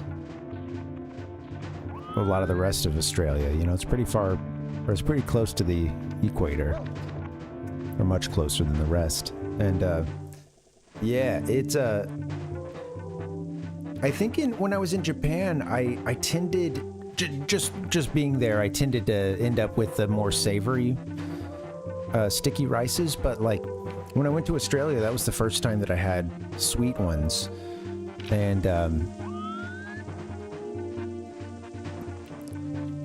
I've had some great like Thai sticky rice as well. The mango sticky rice can be really good.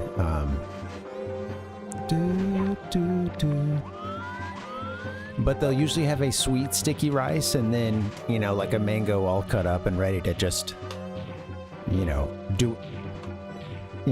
put it on top of the rice if you want, or use the, you know, do with it what you wish.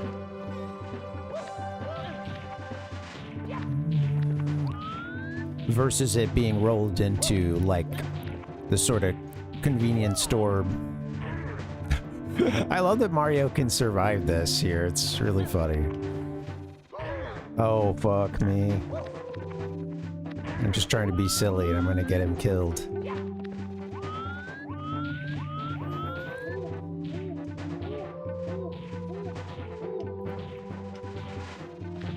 I think you can do a backflip when he's here, though, right? If I were to get him to...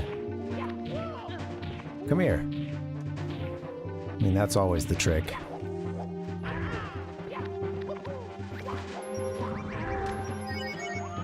I didn't do it what I was wanting to do, but... He's gone. Ah, that's fun. I love that platforming there.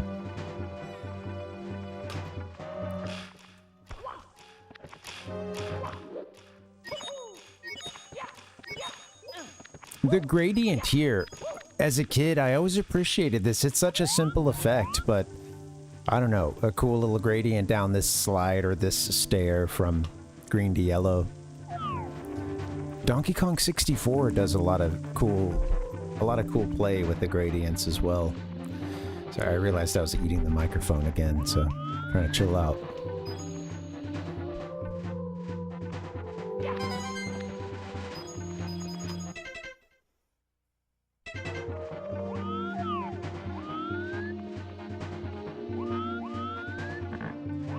I don't think there's anything for us, like, down this slide. Red coin-wise.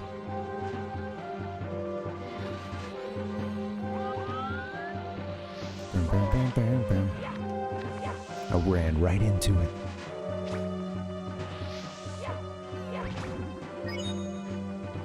Yeah, a little health would be nice. I love these piranha plants just coming up out of this checkerboard floor here. And then you have so much other, kind of, you know, this part being the sort of Lego blocks you've got everywhere, industrial, the psychedelic, you know, gradient stairs down there. It's such a, I don't know. It's really funny what they did with this game. You know, you can kind of tell that it is... It is both, oh, there's our red coin, huh? Okay, well, be careful. You know, it's both a, absolute compliment that this is the first Mario game, or rather the first 64 games. It had to start with somewhere, and it's this game. Exactly, and they had so little, this was like them kind of creating from nothing.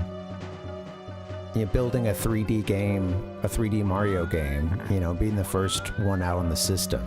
And it's brilliant in some of those ways, and then in other ways it can be kind of a, well, you know, I mean, it's a bit elementary, or it's the, no pun intended for what he's standing on, but the building blocks would be used and expanded on in, well, you know, so many games.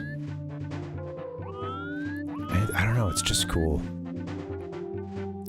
It reaches such amazing heights for it to be the first game, you know?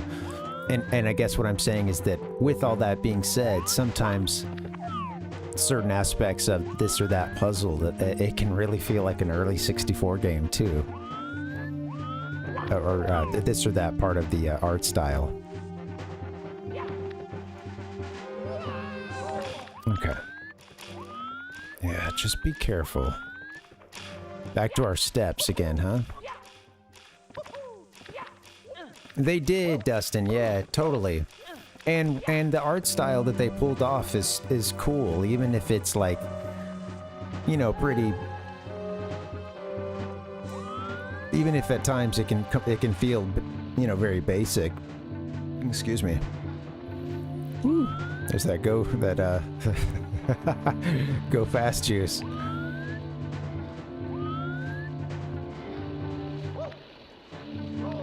Ah. They were on sort of a different timing than when I first went through there.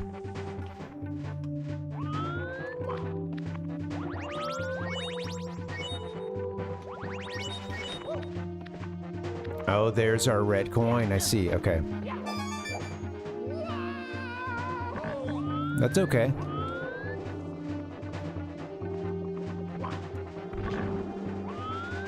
We are okay. I swear it's okay. I know it's okay.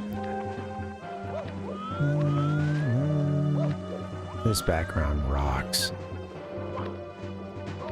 Damn it! I can't keep doing that. All right, there's a couple coins here. I gotta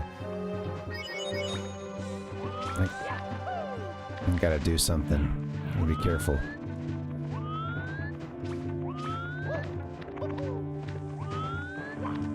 A really sweet level. Freaking sweet level, guys. You know, there's really something to this game, this Mario 64 game. Fuck me.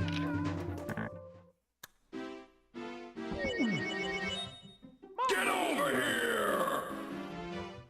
It's fucking pathetic.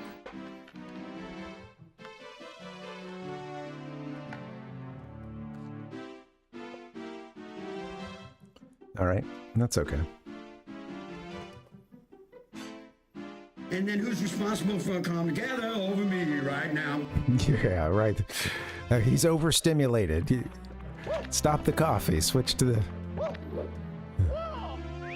the alcohol. Let's see. I don't know. We may still have a little rosé. My wife is getting into the rosé right now. Getting primed for a little RuPaul's Drag Race.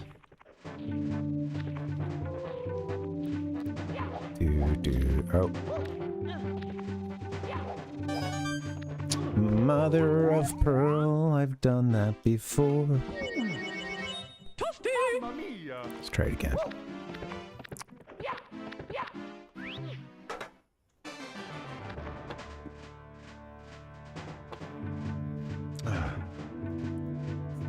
I feel like it's not a million degrees anymore. All right, guys, here it is. This is the one for all the beans. I feel insane doing it from that perspective, but...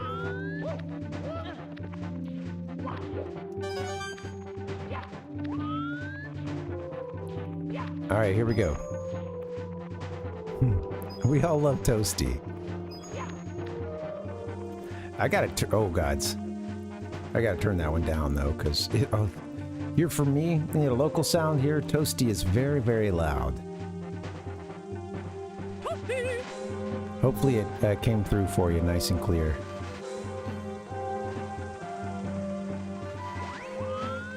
You know, I don't have to kill everything.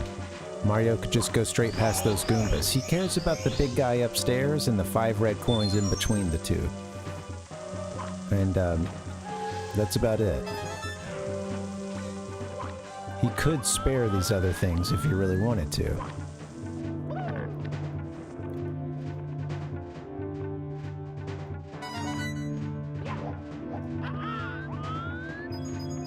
What the hell? Honestly, I should save some coins for when I fall down.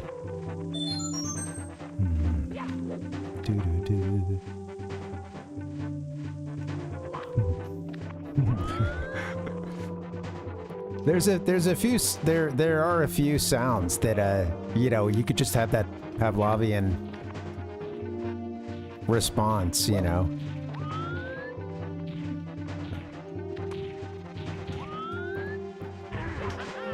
Oh, I guess I can't do what I was talking about earlier, but I could just get him to do that again, and...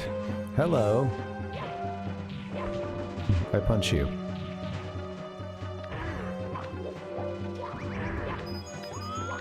I like that, Mario. Look at the... I like the detail here. In the, I don't know what you call it, but yeah, just the siding here. The molding. The shell. The Goomba shell, Goomba. Pretty sweet. I feel like we're getting a decent, look just below the railing. Yeah, just... Yeah, you see the Goomba shell, Goomba shell.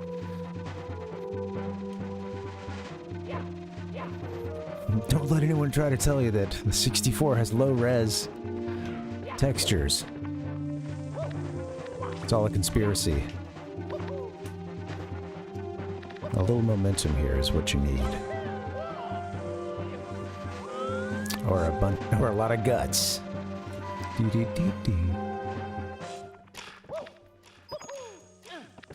Ah.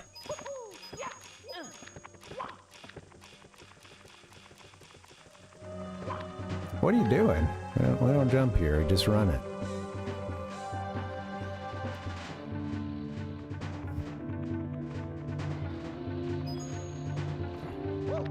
I'm not lying about leaving a coin or two, just maybe a best practice, since this is a very vertical level.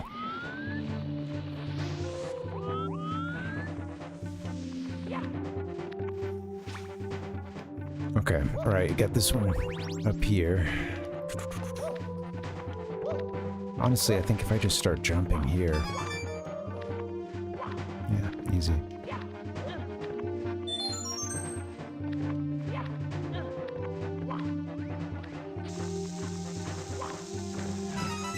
Alright. Oh, hell yeah. Let's take her easy here. Don't want to fall off anything, that's for sure.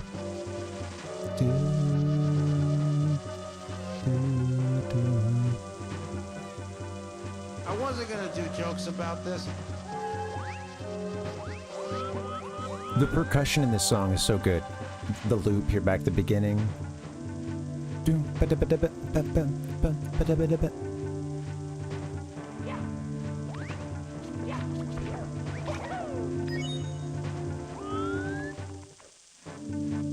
Just the build-up.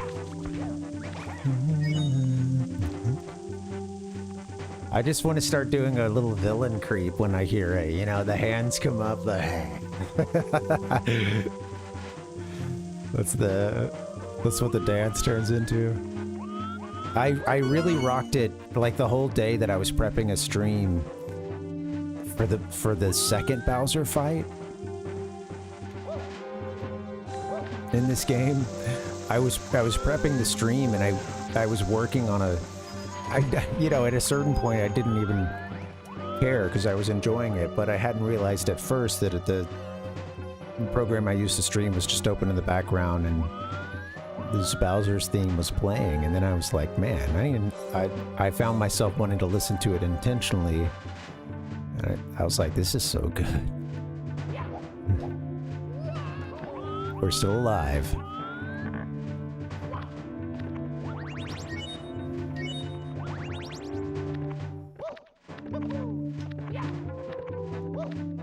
I'm really squeezing all I can out of this game.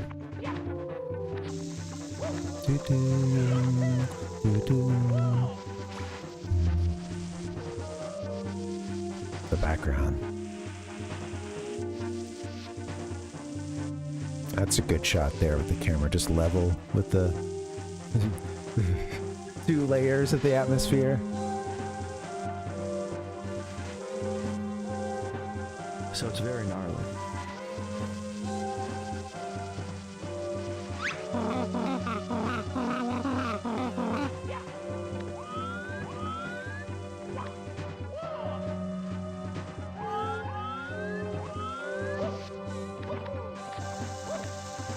All right.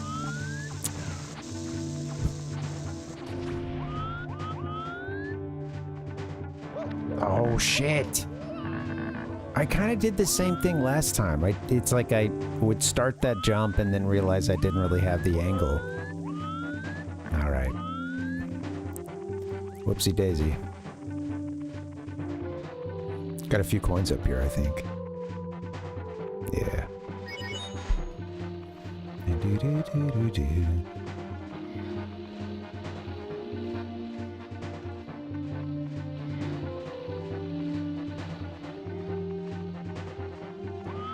This camera does play tricks. Oh, gods.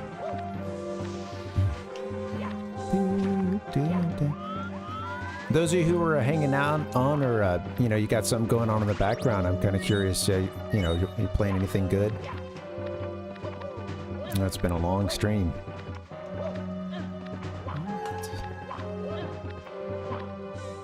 It's fun, too, that idea of a little bit of co-gaming, you know?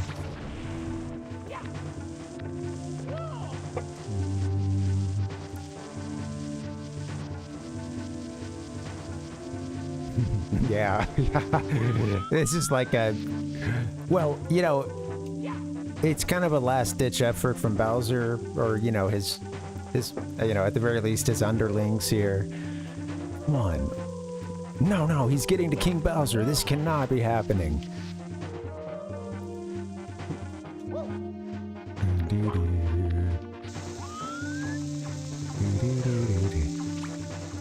You're right. We better go with this camera to beat this level. Just to make sure we're not getting any interference from the cameraman. This part is hard. There's a weird angle.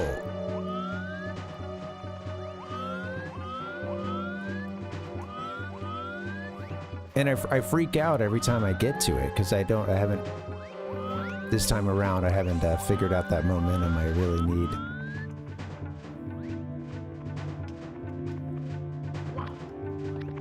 It's just that. I think, you know, it's another one of those you can sort of build up. And then here, I think I like doing some... Sometimes I'll do a backflip.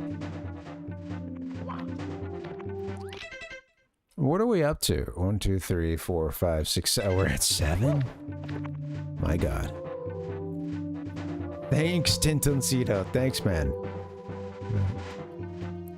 Oh, dude. Okay. Well... Good luck with King Night Rain. Rather, I said King. Sorry, I saw a ring there, and Rain went to King. I know what Elden Ring is. I'm just I'm deep in the sauce here with Mario, and apparently I can't talk, and I've lost that ability. But yeah, welcome, man. Yeah. I'm just gonna say it. King. How about King Night Rain? Good luck. Fuck me. King of Misery. Good luck with Night Rain. Hope you can, I hear that game's really easy. I don't know what's keeping you guys from beating the boss. What's going on?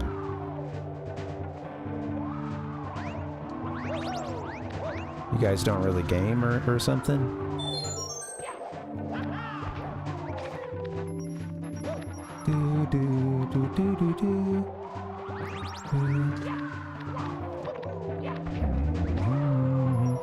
I don't need to do this much messing around. Where's the 8th coin?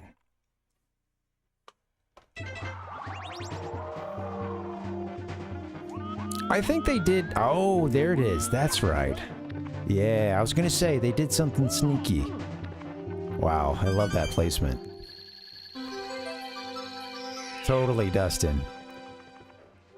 I know, yeah. I know. Am I safe on this edge here? Jeez. Alright, we're gonna take her easy. We're just gonna walk this one out. Slower than you have to go. We're gonna get underneath the star's shadow that it casts.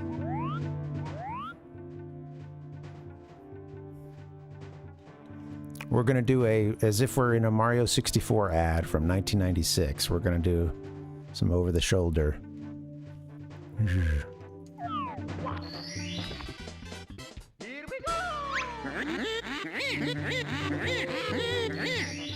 That's 120. Thanks, man. Yeah, thank you. god.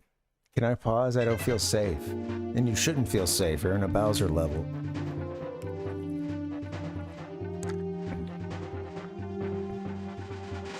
So sorry I died.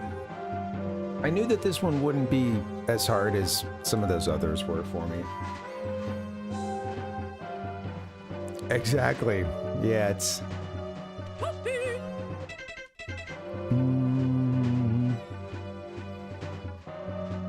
Goodbye. Now that I want that one, I can't find it. Oh. So long, Bowser. One last peek at this background, although we may get another one, you know, before we collect the Grand Star or whatever.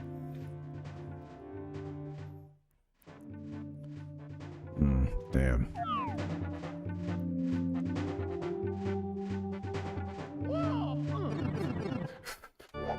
I like the idea of him not wanting to fall in the pipe there. Comes in with the organ. Hey, kitty. I think the cat wants to make a debut. You want to make your debut on tonight's stream? Game over. Yarara. Yarara. Itsu no manikita. Momo. What is that? Dochara nishiro. Wagaboy no ono. What is that? Ono ejikida? I don't know. I don't know, man. All right, I'll skip to the end. I see Gahaha Mario at the end. It does remind me of that, Dustin, and maybe also the organ helps here too. This is Bowser's Dancing Mad. Kisama no otomo no chamo minna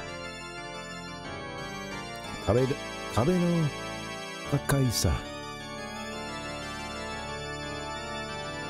Peach, I say Peach.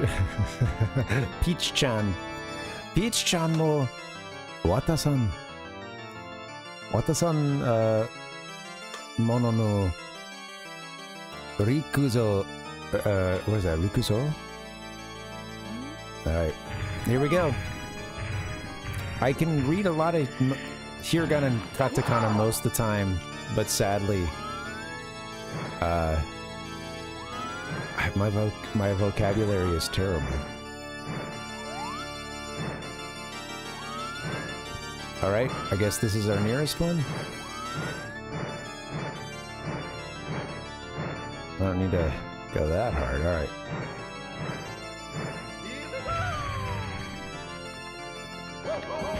Oh. You got this, Mario. Maybe you don't.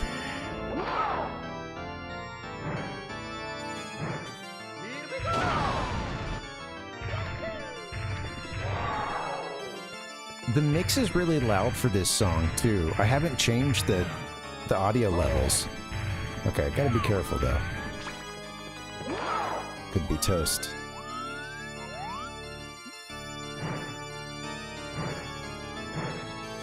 The song's cool.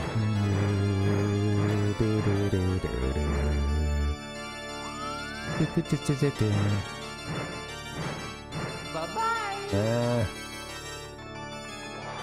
Not my best work, I thought. Oh, hello. Forgot about that aspect. Oh, man. A chance for coins, I guess, with the fire. He loves that little power slide, doesn't he? Oh, no way. Let's get this going. Never mind, Bowser.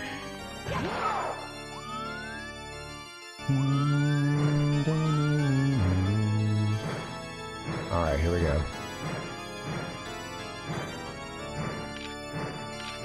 Oh, can't see shit. I need to throw you a little bit further over here. I don't know, really chuck you? What do you need? It's kind of hard to get the angle I want on this, but let's see. Got him right up against it, huh? This should be money.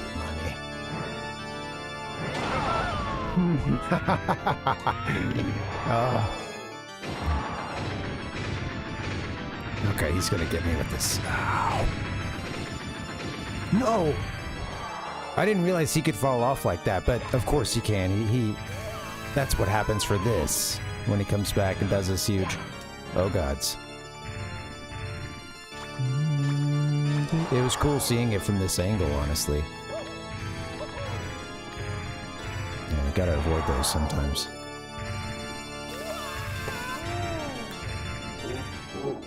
Alright, one more try at Bowser. It would have been too perfect, huh?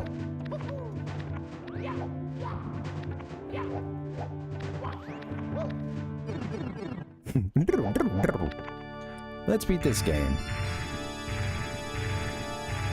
Thank you so much for playing my game. What I'm learning is that I need to play this game more often. Although I do feel like I'll be good after this playthrough. Playing it once a week for several weeks, it's, yeah. I've really enjoyed it, but it's, you know, time and place. Bye-bye.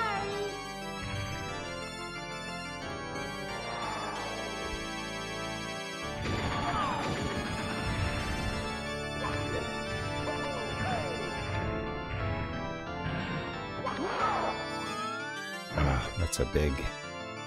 Fire's gonna be a problem, huh? Whoopsie!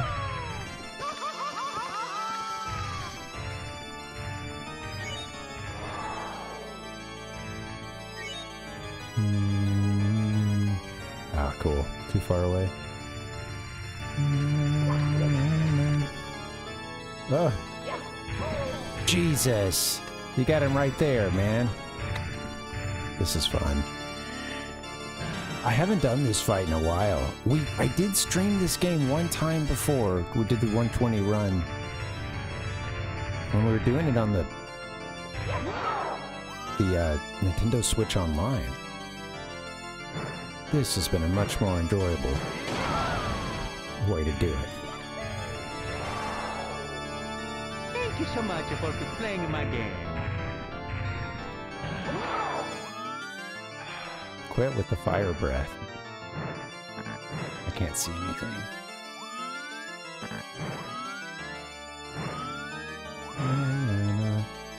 Get me a different angle.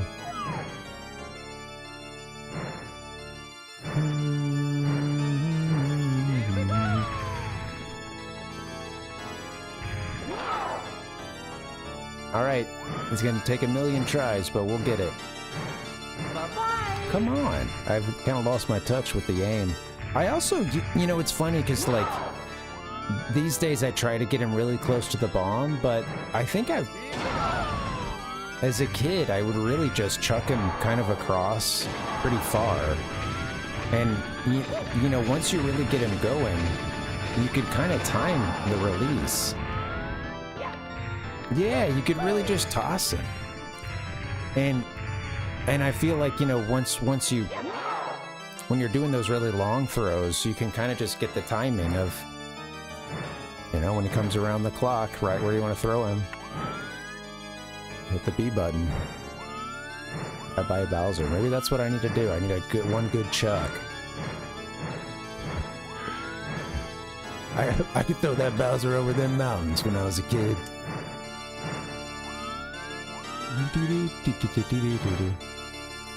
You know, we got this one right here, so... Yeah, a little late. I also have a cat that wants out.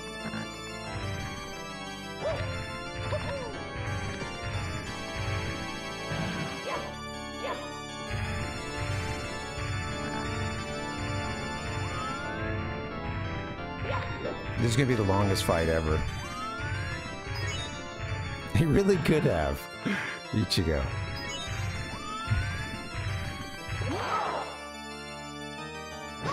Oh, hello.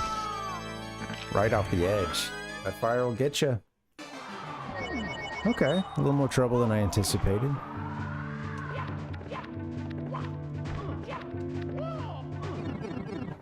Let me let this cat out of here.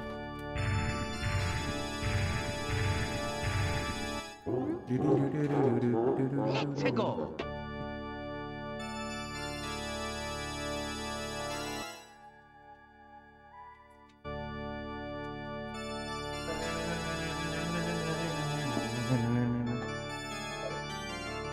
Mamma mia!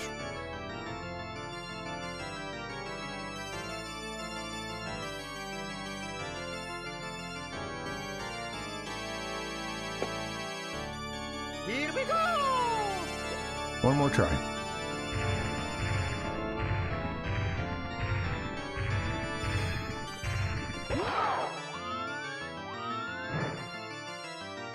Hey T-Roy, what's up? Do. How you doing? Happy Friday. Yeah, old Bowser's giving me a conniption here. I think we just died a couple times, but yeah. Some silliness. The silliness will get you every time. Alright, boom. It's really tossed him, didn't we? Where is he? Got Mario's camera kicking off here. Not my favorite. Always with the fire. I don't understand.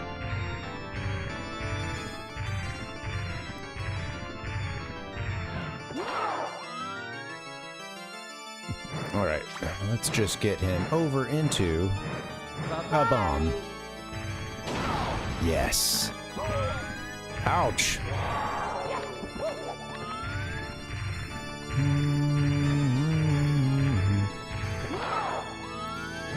I just want to roll underneath his legs like it's Ganon, you know?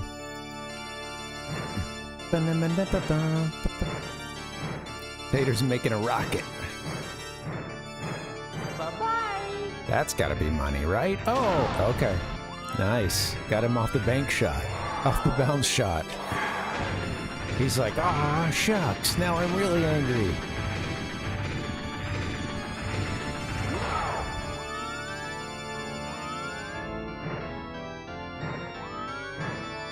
I guess we could hit either of these.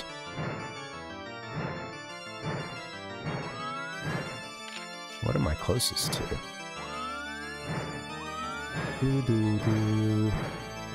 Bye-bye! Oops, nope. Careful here. I love that it turns into a star at the end. What a cool way to do the final boss. Like such a, you know, it was like what we were talking about earlier, like some aspects, oh, I'm worried about that fire. Some aspects of this game being just so, like the aesthetic being mind-blowing for it to be the first 64 game and, you know, the trendsetter. And then there's some aspects of it that are like, oh, you sort of see that it's, you know, early in the 64 or it can feel good. I feel like something like this, what they do really well in this is simple, and then things could be expanded on, but just having this star platform here, it's such a simple thing. Having even though you see the lines on the stage and stuff before it breaks away, but like it's, I don't know, really cool, you know, getting a whole lot with working without having a whole bunch. And being the trendsetters. Bye-bye! I think that's game. So long, Bowser!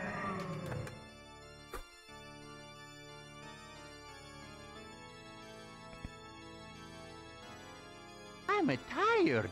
I know, Mario. I know. But you gotta finish this game, Mario.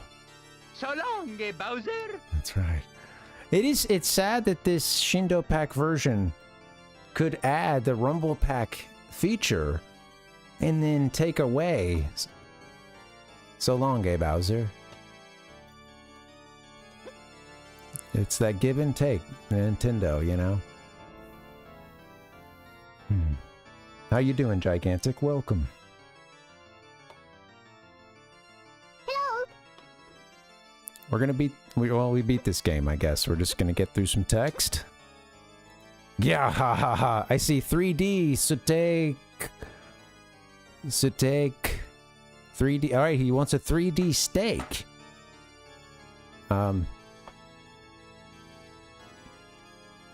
Stage. Oh, I see that. Okay, that's what's happening there. 3D stage. Something about a 3D stage? What? Yeah. Does he get meta at the end, old Bowser here? King Koopa, thank you. Thank you for the gentle correction on that. Yeah. King Koopa.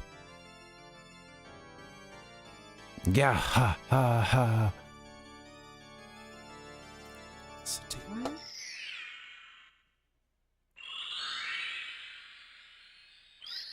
Is it Suta? Did I misread it? 3D stick. You've mastered the 3D stick. I love this game.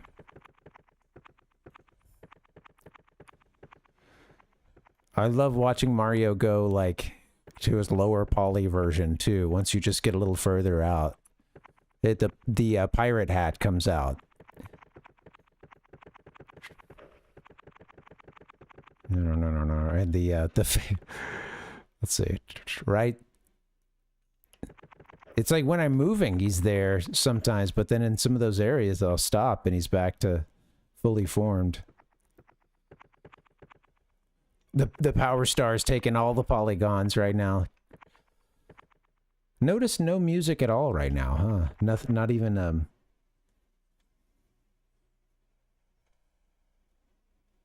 yeah, nothing at all.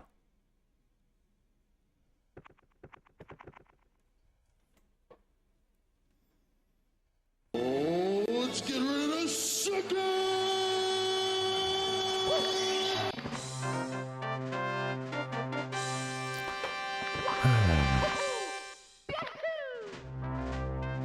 That little moment of peace.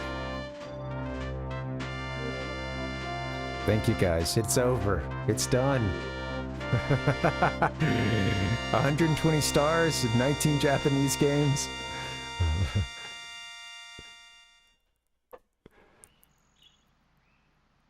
I love that taking off right there. All right, I'm going to savor this. Let's crank it.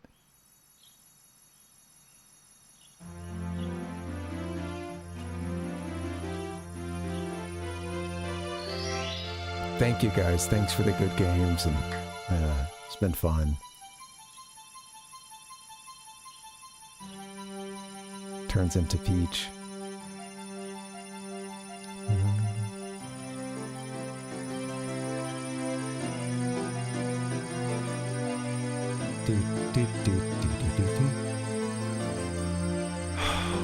That bass line is so sweet. And mixing in the castle. Dun, dun, dun.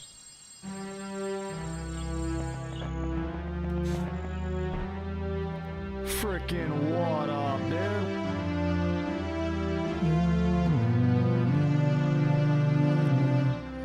Mario! The power of the stars is restored to the castle. Classic Mario theme. And it's all thanks to you. Thank you, Mario. We have to do something special for you. The cat wants to celebrate. And a kiss right on the nose. Here we go! Thank you. Listen, everybody. Let's make yes. cake. For Mario. I can feel it all the way down in my palms. Getting all swollen.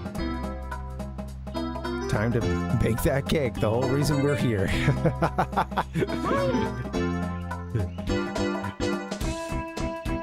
I remember a lot of the argument on message boards, like, it sucks, like, you get to the end of the game and all they're gonna do is bake a cake for you. That's what they were gonna do before the game even started. That's why Mario's there. That is a disgusting act. I love any time in games when they do the different camera angles like this. This fucking ending rocks.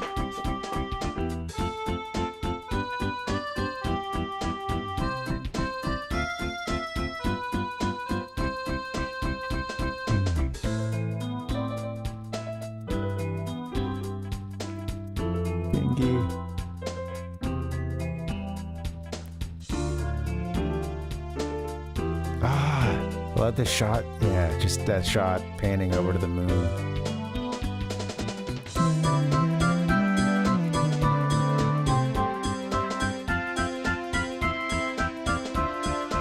It's so joyful.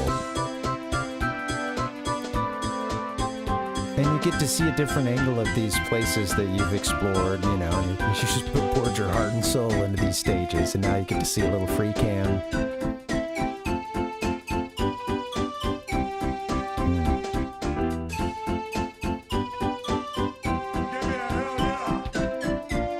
That's quite loud, sorry. This section got a little loud. Maybe that's a little more manageable.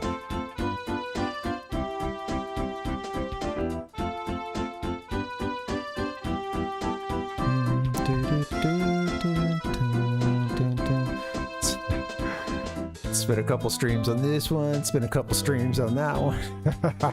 Dedicated too much time, way too much time to this level. Although it's a cool one. I'll give it that. TikTok clock, such a fun, I don't know, I like that level. Rainbow Ride. That's what I'm talking about. I feel like I have an even greater respect for this course, this playthrough. Charles Martinet, Leslie Swan.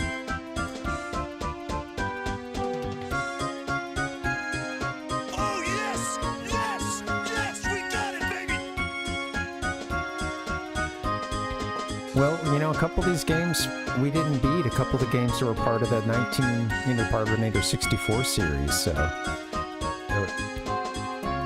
there will always be some more 64. Yeah.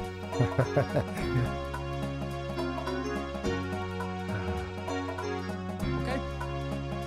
I love this game. Like you two taking off at the end. Wait, then who's filming that little pan out there? Thank you so much for playing my game.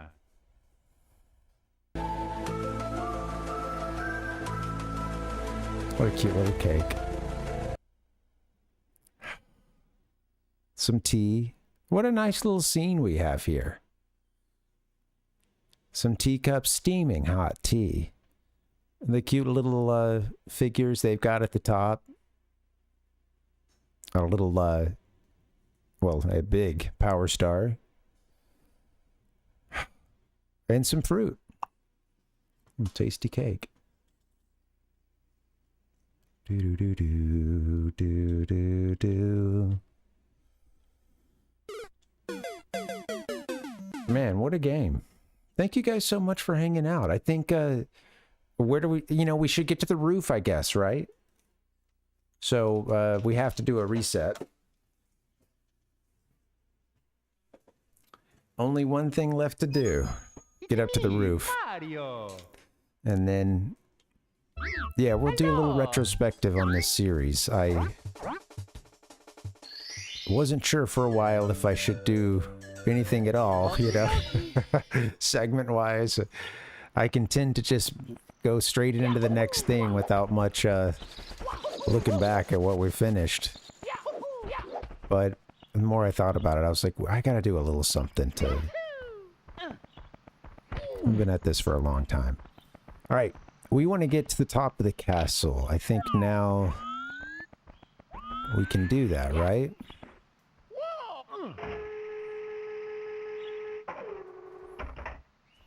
I'm trying to remember how that works. Isn't there a box we use, or do we... Or it's just up here. I don't remember this. There it is, yes. This is only the second time I've gotten 120.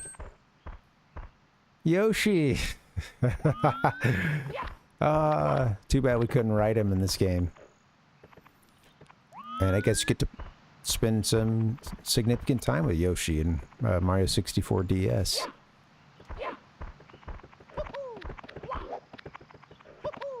Wow, I never do that move. Let's go talk to the Yoshmeister.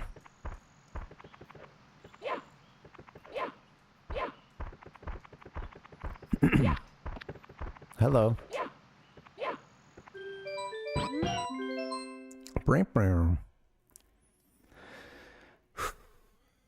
Give us some subscriptions on Twitch. Poggers.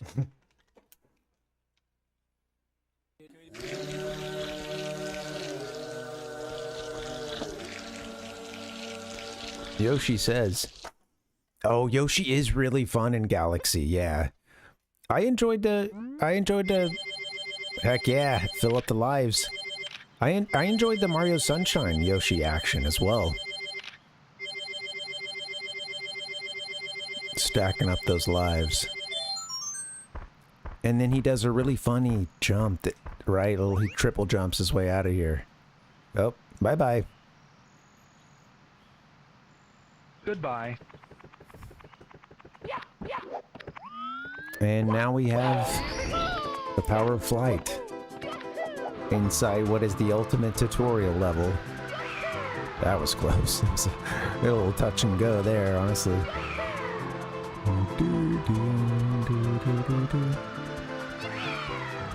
Sweet. God damn.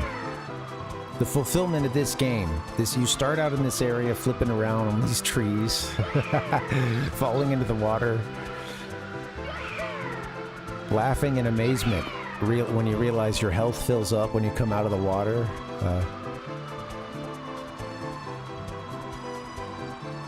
To eventually being able to fly around at a very slow speed.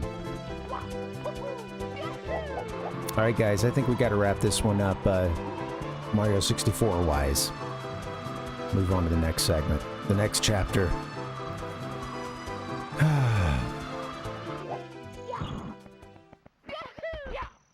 I almost wish they'd give you Bowser's message when you walk in. You know, just one more time.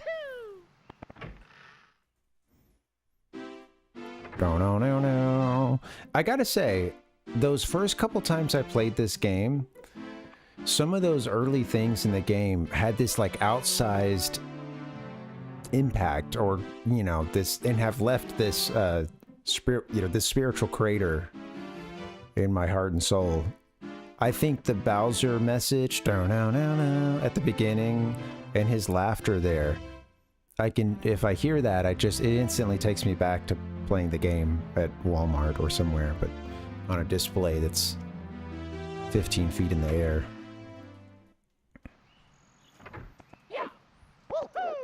Certain aspects about like early Star Fox, same thing, because I just remember going, anytime we'd go to a store that had a 64, or, you know, any game section, that's where I'd want to try to hang out, you know? So there's, I don't know, some of those memories, man.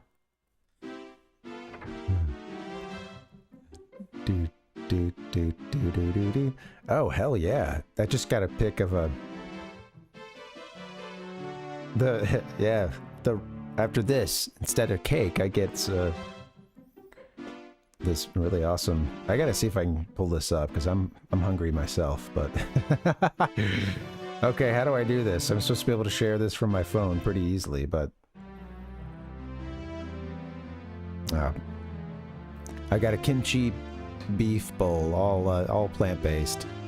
Yeah, it looks awesome. Just had to take my word for it. Guys, let's do, I don't know that if I'll be able to play something after this segment. We'll see. And if we do, maybe we'll do something short. I have an idea. But yeah, let's wrap up this Mario 64. I want to say one last thank you here. What a guy. Mario, you know, and what a game, man. It's not even my favorite Mario, but I feel like there is I think some of it is the 64 being like the first system that was mine and not like a big siblings or a friend's. The 64, I followed the hype for it, and then I was just, yeah. I was hooked at that point, you know? And I had the benefit then of having some friends who had a PlayStation, so we'd swap sometimes, and I'd get my Final Fantasy in. I do love some KBBQ, man. Let's wrap this thing up, guys. Let me go here real quick. Bowser is done. It's done. One thing that's not done, though, is commemorating this 19-part series, so let's drop in. I want to do a segment that we haven't done in a long time. It's been a while since this is a bust out for you. It's been a while. But some of you might remember it. Let's do another profile in courage. I think it's about time.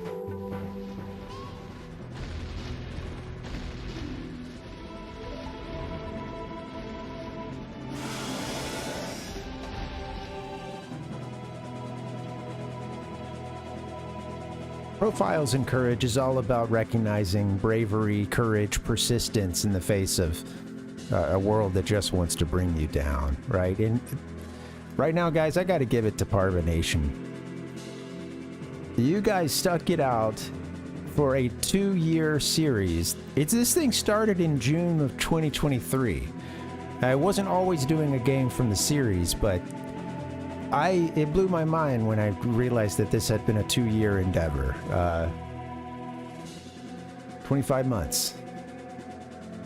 Thank you! So thank you guys for hanging out. Whichever volume you came through on, I appreciate it, guys. Getting this 64, I got it right before we started this Parvinator 64 series. It was 19 Japanese games, all one eBay lot.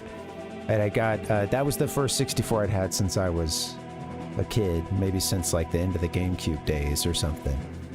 And it really got me back into a lot of these games that some of which, a couple like Mario 64 and Ocarina, Majora's Mask, stuff like that, I had played since then, but a lot of it I hadn't touched since I was like, 11 or something. So 11, 12, 13, so it's been cool, man. I appreciate it. Thank you guys for being around.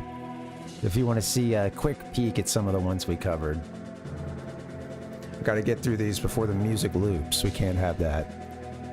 Thank you! We kicked it off with Mario Kart. And in fact, forgetting something. Got to go to the crate. Old standby around here. I got a Crate-O games. This time I've got all the games we're talking about today and a couple of honorable mentions. Started with Mario Kart 64. That was the first one. And there's some funny stuff with the Japanese version, including some of the some of the advertisements being really lifted from Mobile One, and there's a Marlboro one. It's like Mario or something. I don't know. I can't remember how they spell it, but it's clearly Marlboro, but Mario-fied. But yeah, obviously a classic. I wish I had somebody else to play this one with on stream, and this one's going to make a return at some point. I think once I get a couch in here, that's going to be a little more manageable. So yeah, it's Mario Kart. And by the way, talk about your memories with these games too, because I love that.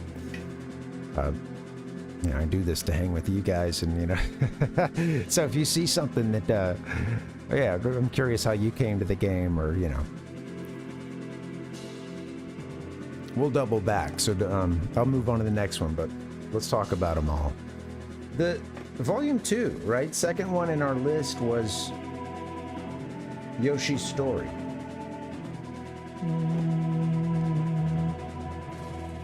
Some of these are getting green screened out. I guess I didn't think about that. Well, we'll just have to deal with it.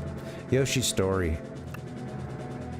And this is one of those that I had not touched since I was quite young. And I really had a season with this game back then. And I feel like it was weird because it was on the... When we played this game, I was going through my own shit, as we all are. And part of playing this game, I had this realization that when I had played Yoshi's Story, it was almost like, it was almost at this cusp of like, you know, being like a really sort of eyes wide open, you know, little kid to like, okay, then you're starting to worry about all the teen stuff and, you know, and all the like puberty hitting hard, baby, right? And throwing everybody's world for a loop. I feel like this was one of those last games that I played like purely as a like, I don't know, like a child that could play this game and appreciate it and not. Because a couple years later I'd be like, oh, I don't know, that looks too kiddie, you know. And I was like going through some,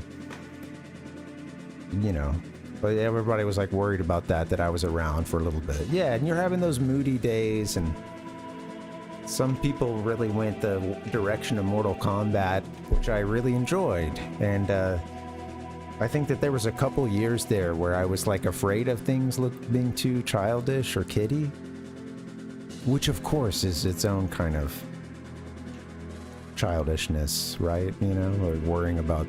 Yeah. Anyway, you get it. You guys get it. I'm preaching to the choir.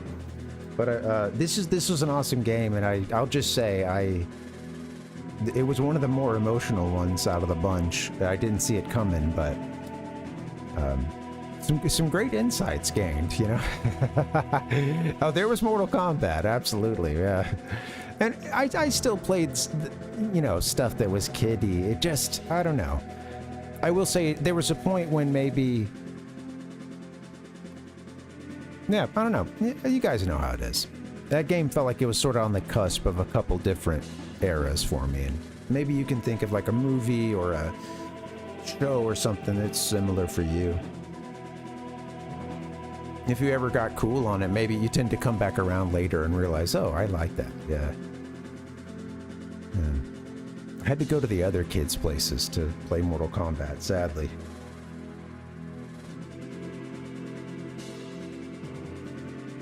I was banned from playing Mortal Kombat, but I had friends who had Mortal Kombat. Next up is Pokemon Snap.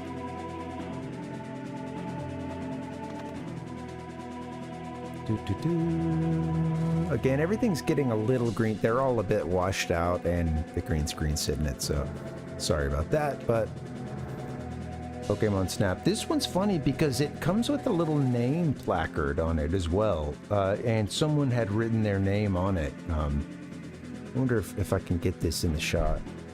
It's right at the bottom. There actually is a section for you to write your name, and I can't tell if someone put a sticker on that part, or maybe like a sticker came with the... You got a very gray looking Pikachu. But yeah. It's a little... You know what? I don't know that anyone ever put anything there. It's hard to tell. Worth a look sometime. I'll get a better camera angle on it. This one was fun. Yeah, Volume 3 was Pokemon Snap. Another one I hadn't touched in a long time. It's not that long of a game, but I appreciated the aspect of like how there was a bit of a puzzle to try to get all the Pokemon in your Pokédex. I think we did all the levels in Yoshi's Story. I'm not talking completion either. I should have been. This one was 100%ed. We beat it, you know, every like 150 or whatever in reverse. Did everything you could do in that one. So Yoshi's Story was, I didn't get like top scores, you know, all melons on every level, but we did go through every stage of the game, and it's an interesting one how the stages work. I won't go into it now for sake of time, but I guess essentially there's like 16 stages, but you're only going to play through 4 of them, and your performance in each one determines how many stages would be available to you for the next, next chapter of the game. Snap was pretty sweet, and honestly kind of an interesting... I know you're like you end up throwing Pokeballs and doing other abusive things to these animals that as you're driving past them. But isn't it an interesting concept for a game? I think I'll at least give it that. That sounds bad. I do enjoy the game, but I just think it's like I'll give it props for it being kind of like a little bit out there, and also a game where battling isn't the main, the main gameplay mechanic, or a mechanic at all, really. Instead, you're battling by tossing apples. How could I forget the fruit? Bye! Pelt them with fruit. I'd like to apologize to the Magikarp I sent flying across that one level with the, it eventually turns into a Magikarp. That was Volume 3. Volume 4 is probably maybe the game that took the longest by hours played. Donkey Kong 64. This was my first time playing DK64, and we did 101% it or something. Whatever the max you do. I think it's 101 in this game. We did hit 101%, and I really liked this game. It's an interesting game because I feel like there's a narrative that it's a terrible, bloated game, killed the collectathon genre, etc., etc. And I feel like it's kind of funny because, like, when I first started this series, I feel like there started to be like some... I was kind of watching in real time the sort of narrative change a little bit to like, oh, actually, it is a great game. It's got its flaws, but like it's a lot of people who'd never played it were, convinced of how bad it was.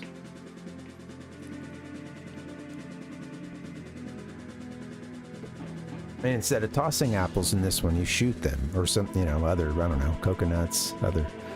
You give the Kongs guns. A very 2000 game. And if you do drugs, you go to hell before you die. Give me a hell yeah! Kongs with guns. I'll just say, with DK64, and I gotta move on, one of the complaints, the most common complaints, well, I should say, a lot of the criticism for the game sometimes comes down to people's insistence on 101%ing it. And you don't have to do that. You can beat the game without hitting 101%. And if you can't do that, maybe you should talk to a therapist if it's kind of a problem for you. If it's, I don't know. Only you can determine that. But it is one of those games that falls into the category of, I think, taking some undue criticism for how difficult it might be to hit absolute completion of the game. Because maybe a couple things are really hard. First off, I think everything in that game is doable. There's a couple cheap things, but with repetition, I think it's all doable. And again, you don't have to 101% the game.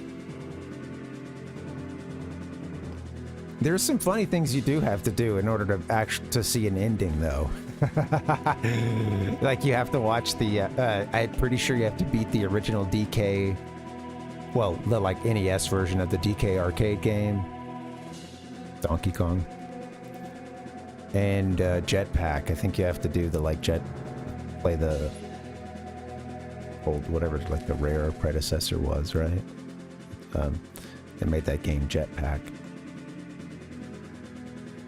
Number 5's a big one, Ocarina of Time. This is actually not a picture of the playthrough that we did for this stream. I forgot to pick the last couple games up, huh? I'm bad at this. DK64. You know what? Let's do this. 1 second.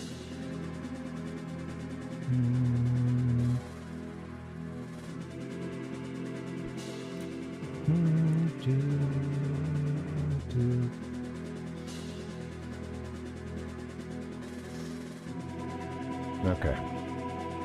Hello. This is DK64.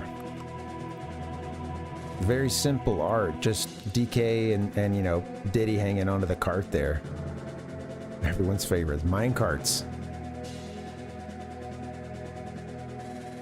Yeah. Yeah. I think, you know, I was reading your comments about Spyro too. Yeah, yeah, it didn't kill collectathons. I don't know where, I think that there was just a video essay or two that really just pushed that idea. Yeah. Totally, Dustin. That's been one of the fun things about this is we did take a look at like cart differences and stuff. And, it's all, you know, taking a look at the art. You know, I think like many of you, I tend to enjoy the Japanese stuff. Of course, the North American has a special place in my heart. It's like, you know, but often design-wise, I think I lean Japanese. The exceptions, it's fun. Yeah, it's fun when you find some exceptions. Yeah. Yeah, it's like they would do a lot of simple stuff, and then there was also a lot of like everything all at once as well with some of the Japanese design, like the Mario 3 box, which I really love, the Japanese version of that. Actually, here's the cart. And you can't see it that well, but it's got a ton of enemies down there, like on the cliff, including the, you know, Koopa kids or whatever. Everybody on their way down the hill. The box is pretty sweet. Lots of checkerboard stuff.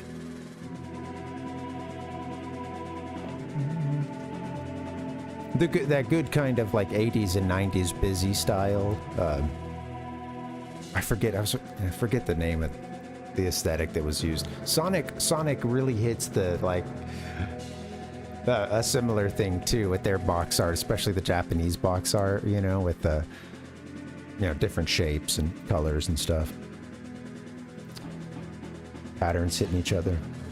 So Ocarina of Time was number 5. And I mean, what can I really say about this game? I love it so much. I got super hooked on this game. This game was was honestly a life changer for me. Like, and I would be hung up on it to where I played other games, but I always had a file running with this game. And I had a couple friends, my cousin, and then a couple other people who, over the years, we just really bonded over this game. Could sit and play it and just talk or hang out or just enjoy, you know. I think it was one of those games that it came at a time when like I'm just opening up and getting more, and you know, like I'm also growing as a person, and through Ocarina of Time I got more into like also wanted to be outside and, you know, read more about mythology, etc., etc. It was all coming together around the time that this game came out. And it's one of the games I followed some hype for it as well. Yeah. Yeah, you got the gold cartridge in the, for the North American version. This is an interesting design here, right? With the sort of negative in the background, the fire or whatever, and you've got Epona. Kind of hard to see there, but you have Epona. Or at least maybe I'm just seeing something in the flames. I guess it's kind of Ganon versus... It's just flames, man. What is it? That's an interesting one.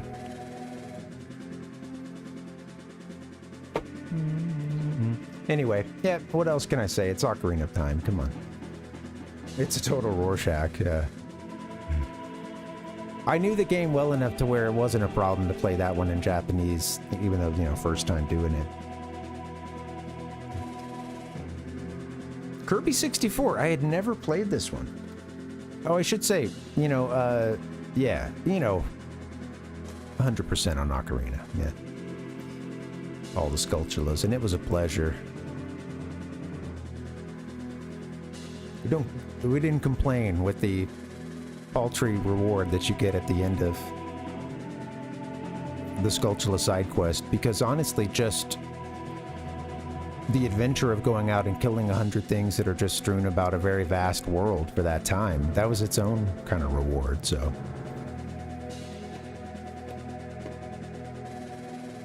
We did a bonus play of Ocarina earlier this year. I got in a bonus one. Let's see, next up is Kirby 64. How are things out of order here? I don't understand.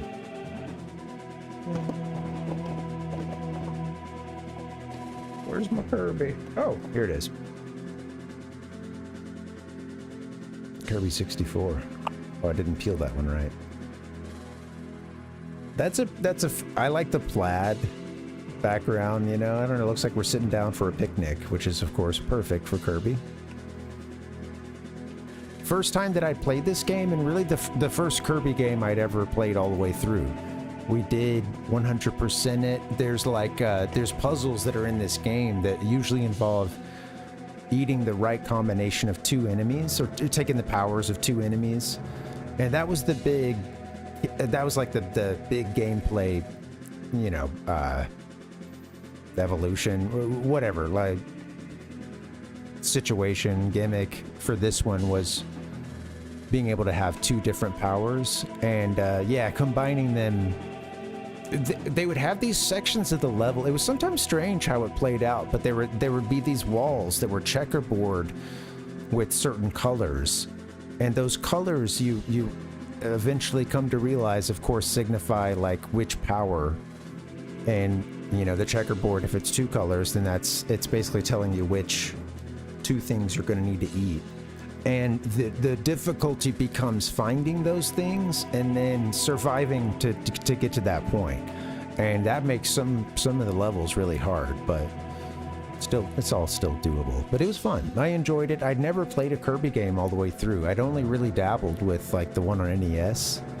Maybe like picked it up for 30 minutes a couple times. And that was, I don't know if there's any Kirby heads out there, but I did enjoy it. It's interesting. It's in a weird place because it's one of those few 2D games. You know, mostly 2D games for the 64. So it's in kind of a you know, it's in, you know, that's a pretty small group there, and the platforming could be a little wonky at times. I could see the Kirby formula working a lot better. Yeah, maybe on a Super DS or something. I'd love to play one of those sometime. Or, yeah, I'd even love to play the NES. Kirby's Adventure, is that NES? I forget the titles of the early ones. There's the Game Boy one. Yeah, that's NES, right? I always remember that, that box art.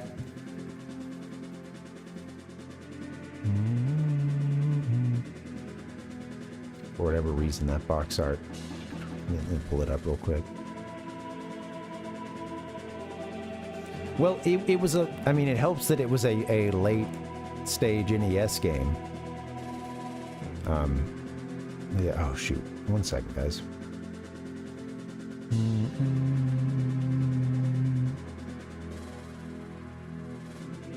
They also pushed Kirby. Kirby was also published by Nintendo here in the US. So there was a Kirby push.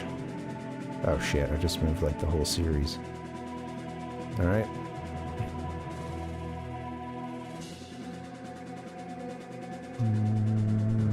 Look at that. Speaking of profiles and courage. That's what I'm talking about. Are we getting tired of the Ocarina of Time, of the Ganon battle just yet? I could put us in some other music if should we need to, yeah. Oh right, Dustin. Yeah, it's really crazy what they work. Yeah. Oh yeah, it is a very pretty game. Pushes the NES to the max, huh? Well, I mean, not overloading it, like, yeah. But yeah, actually managing to make it to where you don't have that sprite flicker.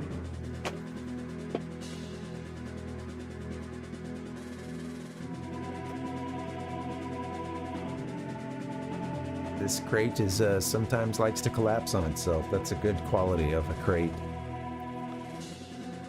Good for some temp storage. All right, enough about Kirby 64. I had a great time. We did whatever you have to do, get all the shards or something. I think it's shards you're getting, because that's in the name, pretty sure, but we did it all. Then there's Mario Golf, which I played for quite a long time. I don't know if you guys have played the 64 version of this, but it came out around the same time as the Game Boy Color version, which I really prefer. They're two very different games. This one focuses...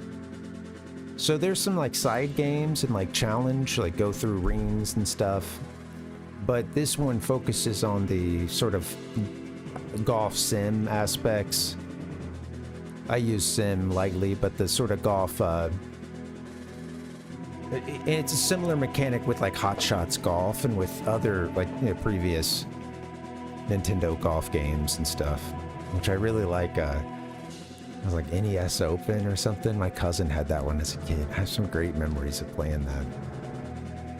Hard as hell, but rewarding to get good at. Give me a hell yeah! Highly recommend. Between the two of these, this one focuses more on the golf aspect. The one for Game Boy Color is an interesting little like RPG and sports hybrid, because you do have the golf games, you have tournaments that you go to, but you move your character around on a little world map, and you have a little sprite that you move around. They gain experience through doing challenges, through doing matches, tournaments and the matches, like one-on-one with folks in the game as well. That's also how you unlock new characters. And there's all these RPG aspects of it and a really fun world to explore. It's not that long of a Game Boy Color one, but it's sweet. And on the golf side of it, it's really good. It doesn't have quite the same horsepower that this game has. There's like this game, the 64 one, goes a little bit deeper with, just the heads-up display, and there's an extra factor or two without, I don't know, like it, there's even more details to like the sim aspect of it, but the one for Game Boy Color does a really good job as well. So anyway, we played this one, and I didn't really know when to stop, because some of those side games are hard as hell, like the rings, and like even just the ring. I remember doing some of those early ones, and like, this is tough, I know you just get good with practice, but with some of these games I felt the pressure to kind of move on, mostly coming from within. But some of the games, it's like, man, can I really spend like 3 weeks on Mario Golf? Give me a hell yeah! This is another one that we took most of our, probably, it was one of those games that took the most hours. Hey, spend a lifetime on Mario Golf, do it. Why not? Exactly. All right. Diddy Kong Country. Rather, racing. Excuse me. Diddy Kong Country. Love it. Diddy Kong. Also, really fun box art here, fun card art. And I just like that. I always loved the hover boats.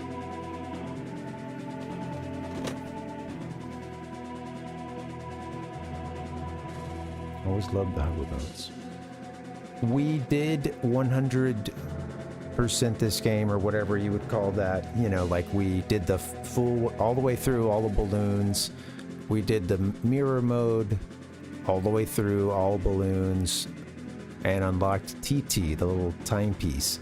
Diddy Kong Racing is a sweet game. If you haven't played it, you owe it to yourself. It's a little different, especially if you've only played like Mario Kart or some other racing games on the 64. It's a little bit different, because there's aspects of everyone's favorite word, collectathon, with this game, because there's repetition. Yes, you'll go into the race and you'll have to win it the first time. Then you go through the races and you see what I'm doing on the screen is I'm like heading for that coin. That's this like coin challenge where you have to go through the race and collect all these little Nintendo 64 medallions along the way. And some of those are really hidden. And it's funny how it turns this game into like sort of a big, you know, you kind of just have to adventure across the course and try to, some of them are, you know, you have to go off the beaten path or find a shortcut to something or go underneath a drawbridge, you know, it's all kinds of fun stuff like that. And, oh, we just restarted again. Cool. Anyway, it's a really sweet game. I can't say enough positive things about it, and both it and Mario Kart 64, I love them both in their own ways, you know? There's room for both in this world. Although this game has a lot more, yeah, types of gameplay involved. Oh, I should also say there is an adventure aspect to the game where you drive around on a world map, and there's balloons that you collect.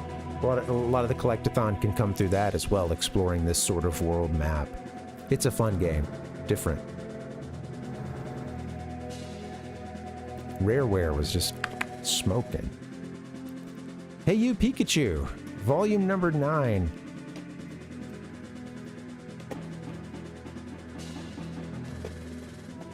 It's in here somewhere.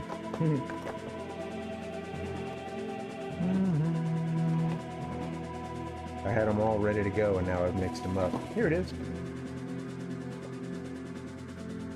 I don't know if I showed you guys Mario Golf earlier. Bada bing, bada boom. Look up the box art for Mario Golf 64. It's funny. It has Mario doing his swing, but you're looking like he's out of focus and you're seeing his shadow and stuff. Yeah, Mario Kart 64. Rather, Golf. Mario Golf 64. Hey you, Pikachu, I'm not going to say a whole lot about it because we didn't play much. We didn't have the headset. Surprisingly, you can get through a couple levels even without the headset, but then I think you start hitting a wall. And honestly, I don't really care too much. Even if I had the headset, it'd be a novelty I would play once or twice at this point. But I think that ship has kind of sailed for me. Even when this game came out, I think I was like, I just want to play the Pokemon Game Boy games. I don't need this. This is not what I want. I want to talk to Pikachu through an amazing adventure.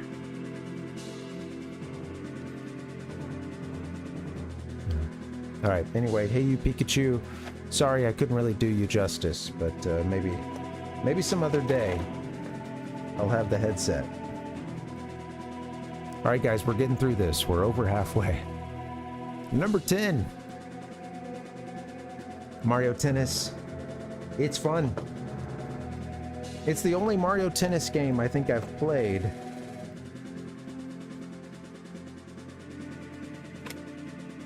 Where's my... And Mario serves as a referee. I almost said as a recipe. Yikes. He serves as a referee in the game, which is just awesome.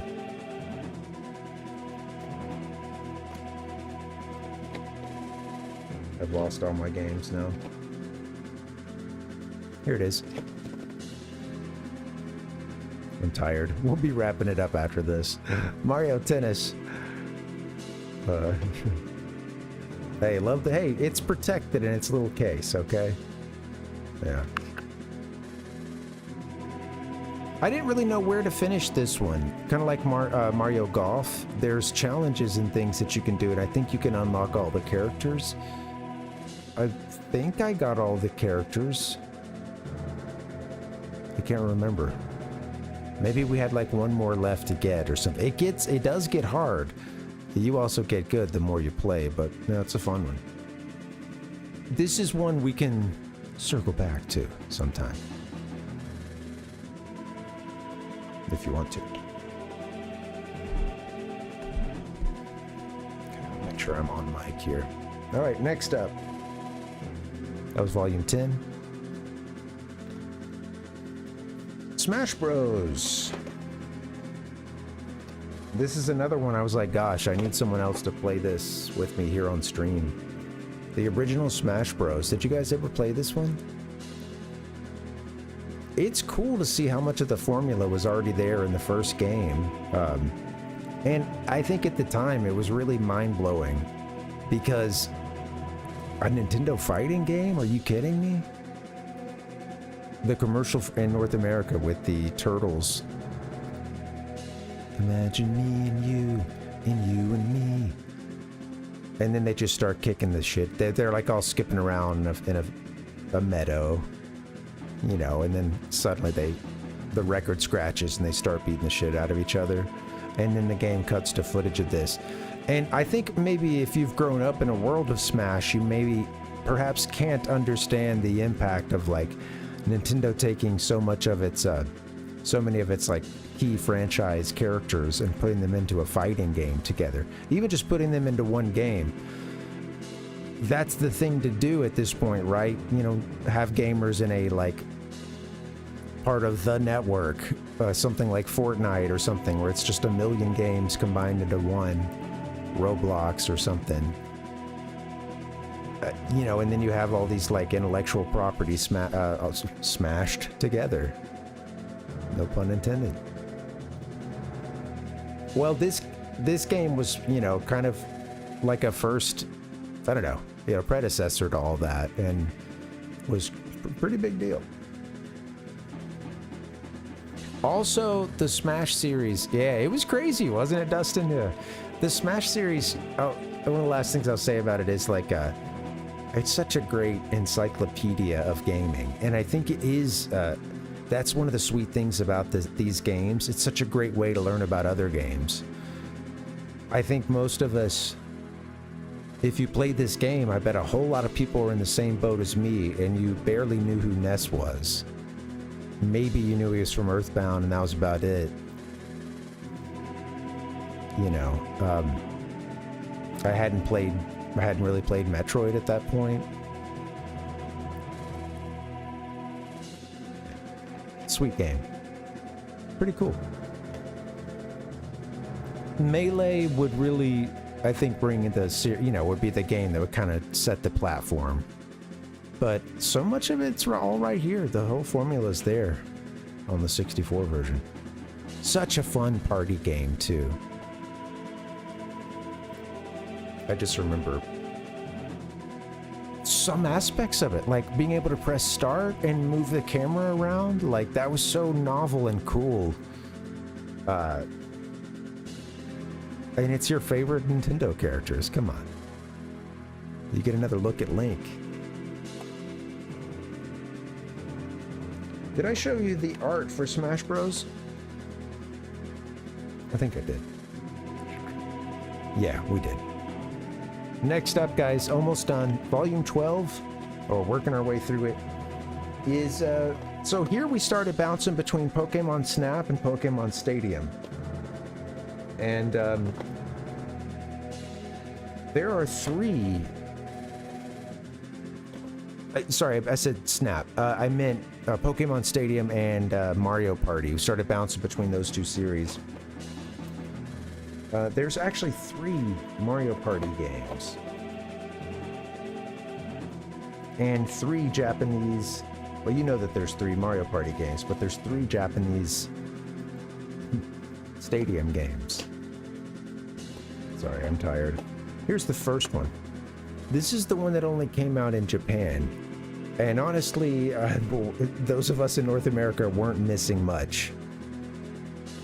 Kind of rare that I'll put down a Japanese-only release and say maybe we were better off having missed it.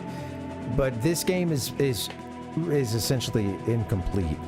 You can only battle as, I think, maybe 52 or like 48 of the original Pokemon. It's a number like that, a very disappointing number. You can still port your Pokemon, like all 151 in, and see them in a Pokédex kind of thing where, you know, you're spinning them around in 3D, and that's cool. But you could only battle with high 40, 50 some odd Pokemon. I want to say 52 maybe. I don't know. You know why, or part of the reason that this was justified was that they were gonna finish the game on the 64DD, and you were supposed to be able to download at least more than that original crop. I think it had been said you'd be able to download the rest of the Pokédex, or the ability to battle with them by way of a 64DD. Yep, just another failed 64DD promise.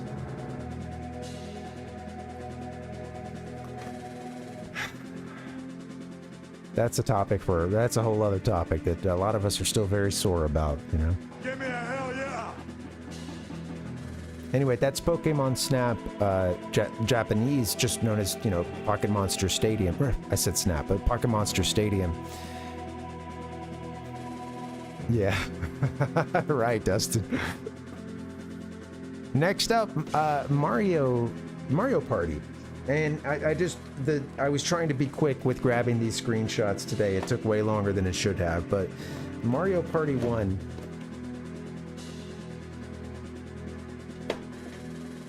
Here's 2. There's 3.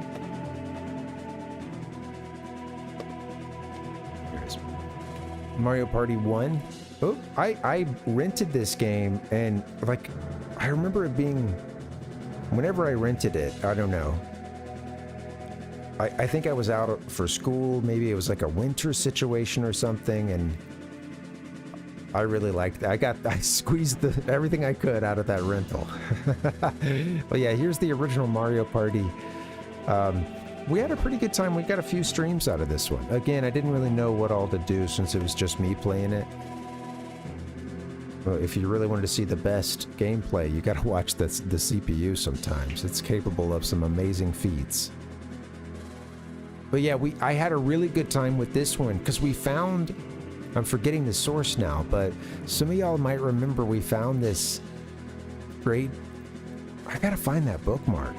But there was this great Japanese website. It was someone's personal blog where they were doing very high quality scans of all their old Nintendo box arts, well, you know, boxes, and their like contents, all their instruction manuals, etc.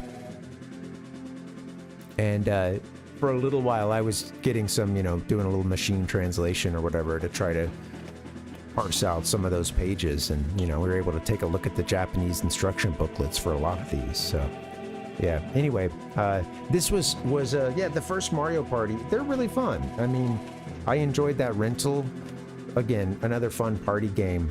My God, it can take so long to play Mario Party, especially if you're even on the minimum number of like turns, which I think in this game is 20 on like a full board or whatever. If people need to watch or do the little practice, it's going to take so long, and people will usually be tired of this game before the end of it. I don't know if you guys have dealt with that, but it's a great party game, but everybody needs to know what they're in for because the shit can take a long time. All right, guys, thanks for hanging. Let's move on to the next one, number 14. Pocket Monster Stadium 2 in Japan, aka Pokemon Stadium 1. In the you know, outside of Japan, just Pokemon Stadium 1. That's what this one was. You just heard the story behind the you know, bad Pocket Monster Stadium original game in Japan. Well, here's the one that would come to us as Pokemon Stadium. And yes, it is a full game. It has 151 playable, or you know, you can battle with all 151 if you have them. And a lot of craziness with this game in the like rental fights and the tournaments and stuff. And I will say one thing about that first Pokemon Stadium. One cool aspect about it is they put the actual teams of some of the like Pokemon regional champions. Those are some of the tournaments you could battle in that first Pokemon Stadium. I think they even did that with this Pokemon Stadium 2, or Pocket Monster Stadium 2, whatever. They put like some real, you know, actual teams and stuff on there with their real movesets. But when you play the North American version of this game, those tournaments are reconfigured, and it's not the, yeah. I think that they did something different. There's different names, and it's like you're not fighting the same folks. So the Japanese version is interesting for that, and I'm glad we got to play it. I struggled a bit on this one just because I would forget what a move was, and it's, you know, it's all in Japanese, and I can read hiragana and katakana, but I don't know what the symbols mean often, so vocabulary's bad. So this was one I did struggle some on the language barrier. Most everything up until this point, not so much. Mario Party 2, right? Number 15. Nope. 2. What a long segment. Pocket Monster Stadium 2. Let me get a little different music kicking off for us. How about, let's see what I got. Let me go here. I know one quick way I can do this. Sorry, bear with me. As much as I love the Ganon theme, I've got to mix it up a little bit. Let's do this. Give me a hell yeah! Gotta watch the intro, though. Alright, thank you, Ganon. Let's turn you down. And now a little Animal Crossing. Alright. I like this little crop of hair. It's trying to just sneak out. It's okay. That looks so dumb. Just get out of the way, please. Pardon me while I freak out. All right, guys, here we go. I can do this. We can wrap this up. We've got Mario Party 2. I played this one with my nephew just last week, and he enjoyed it. He had a really good time with it. Like I said, it can take a really long time though, especially if they have to if they have to do the practice. But I hear that people like this one out of the trio. People seem to like this one the most. I think when you get to Mario Party 3, there's a bunch of like there's some shenanigans that go on with these like bonus stars and stuff, and not everybody seems to be into it. But we got a couple playthroughs out of Mario Party 2. I gotta say, I enjoyed playing it with the nephew too last week. With this game, this was the Mario Party games and Pokemon Stadium. I didn't really know where to stop. There was a lot more to do in those games, admittedly, but because we had so many of them, they took up 6 of the carts. 6 of the 19 were dedicated to Mario Party or Pokemon Stadium. So I just wanted to expedite that. So there is still some gold to mine with these games, honestly. I think we'll return to some of them, especially if I can get some other people in. Next up, volume 16 now, just a few more to go. Was what we call Pokemon Stadium 2 outside of Japan. This one's known as Pocket Monster Stadium or Pokemon Stadium. Actually, the bigger writing there says just Pokemon Stadium. Gold and Silver. AKA, like I said, we call it Stadium 2. This is the one that, yeah, was Gen 2. You could do all 251 at that point, I guess. That's a great fucking record, man. I wanted to play a little bit more of this game, but again, we had 3 Pokemon Stadium games. With all of them, I did some of the rental stuff, and there's like gym leaders you can fight. They're pretty fun. I still, you know, with the Stadium games, I really like the main series Pokemon so much, and the adventure and going, you know, the RPG aspects of it all. And the pure battling doesn't really do it for me, but thankfully there's also some really fun mini games with this that are great multiplayer. That goes for all 3 of the Japanese Pokemon Stadium, or all 2 of the North American or elsewhere. They're the mini games are fun. Don't have a whole lot more to say about those games. Again, I would, there's more to do, but I don't know about y'all, but the highlight was always, to me, the money shot with these games is that aspect of uploading, using the transfer pack and uploading your Game Boy Pokemon, seeing them on the big screen, fighting there, being able to rotate them in the Pokédex and all that stuff is just so cool. All of the rental stuff doesn't hit as hard for me, but it's a real challenge, and it's kind of funny because that stuff has actually been popular the last couple of years. There's a lot of folks who try to speedrun that stuff. Those really difficult like rental Pokemon tournaments where you're using some Pokemon with garbage movesets. And you just gotta beat them with your mind and a whole lot of RNG. So yeah, that last one, once again, beautiful cart art. All right, Volume 17, Mario Party 3. When I got to this point in the Mario Party trio, I do have to admit I was starting to feel a little checked out. That was certainly happening. I pulled this one out earlier. Where did I put it? Here it is. I see, Dustin, yeah. Well, and to me, you know, it's funny because Pokemon would have so many like little spin-off games, and I never liked any of that stuff, ever. To the degree that I enjoyed the actual, you know, main series games. And as a kid, I just played the first 2 gens, and then I kind of gave up after that.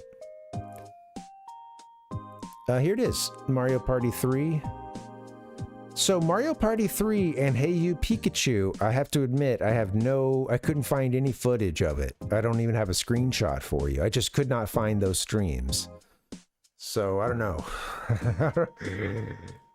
There were times when I would delete a stream, or, you know, especially if I like came in and was just not feeling that great, you know, it's kind of a downer or something. But I don't know. I think I did a combined stream with...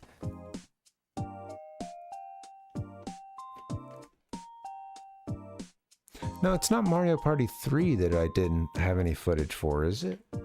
Actually, I think it is. Yeah, it was this one and Hey You Pikachu, I think were the only 2 I couldn't find. But I did play them, and I might have even played them same day. I have to admit, as I was doing this, there were 2 volumes, I just could not figure out where they went. And again, I think it's because the streams were gone. So I did my best to piece those 2 in here, but... Volume 18, Majora's Mask. I think my favorite Zelda of all time.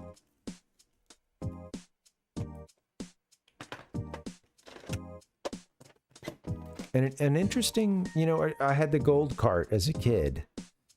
An interesting cover here with the, you know, all this smoke, this figure behind. I also really like that choice of teal. For the, yeah, you know, for like the subtext there. Dude, or I think that even says Majora's. Yeah, it just says Majora no Kame. Was that it, or something like that? Common.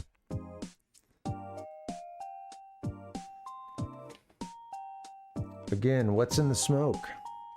I really love this game. I think, you know, between this and Ocarina of Time is my desert island game because it's just so playable and replayable. this game, I think it's good to put some time in between it because it just really pulls on the heartstrings. And this was another game that's kind of like right time, right place for me, as like I'm getting towards the end of middle school and stuff, and like it was another game that really just kind of turned me on to other worlds. You know, had me wanting to read more, go outside more. There was a poetry to this game that I think really hit at the time. And I was a kid that was dealing with depression and didn't even know what that was, you know? And this game spoke to me like I think it has for so many people. And I think even if it's not, in some ways, it's not like the most replayable Zelda game for me, and it's not the tightest Zelda game, but man, it's, I think it really hits on an emotional level, and I gotta say how much of that came through still in the Japanese. There were a couple of points where I did have a little trouble just because, you know, like getting through a menu or something, or there's so much dialogue in this game, but I knew the game well enough to, and I'd 100%ed it before to like get through it and, you know, with minimal trouble. But I gotta say, even playing it in a language I didn't understand that well, a lot of the emotion of the game still came through. And it's a game that just, there's some really simple things that those Zelda 64 games do, with just dealing with archetypes of shadow, of darkness, of evil, of being in a twilight, well, you know, maybe not the best word there, but yeah, just, you know, like there's a real dreamlike quality to it. And as a kid, I was starting to get into like the hero's journey and reading all about that stuff as well. And of course, a game like Ocarina, and you know, it's gonna be right down that alley, right? Did you say Twilight? Ah! Twilight Princess. I wasn't even thinking about the other Twilight too. The werewolves. Never saw those movies. Don't know if that's for me. But Oh wow! Wow! Twilight Princess is a dark stain on my record. I've made it to the very end of that game, and something kept me from finishing it. Like I was really busy at the time, but I think I wanted to go and 100% it before I beat Ganondorf, and then I ended up just losing steam on playing the game. And I think that happened twice, where I made it pretty much to the end of the game where I could go beat it. Anyway, I love Majora's Mask. I want to say more about it, but we've been at this for a long time, so what a great game. Very cool. A favorite. It goes deep. And there's a theme that has been hitting me these last couple times, and I'll just say it quickly, but to me, I think one of the things that I pull from that game the most is the repetition that some people complain about with having to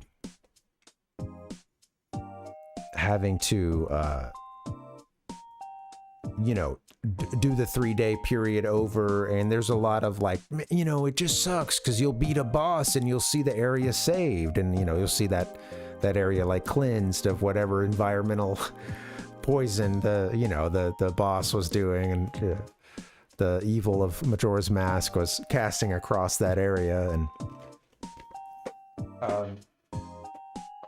you know, oh, and then you play the Song of Time, and then it all starts over, and it's like you didn't do any of that stuff at all, you know.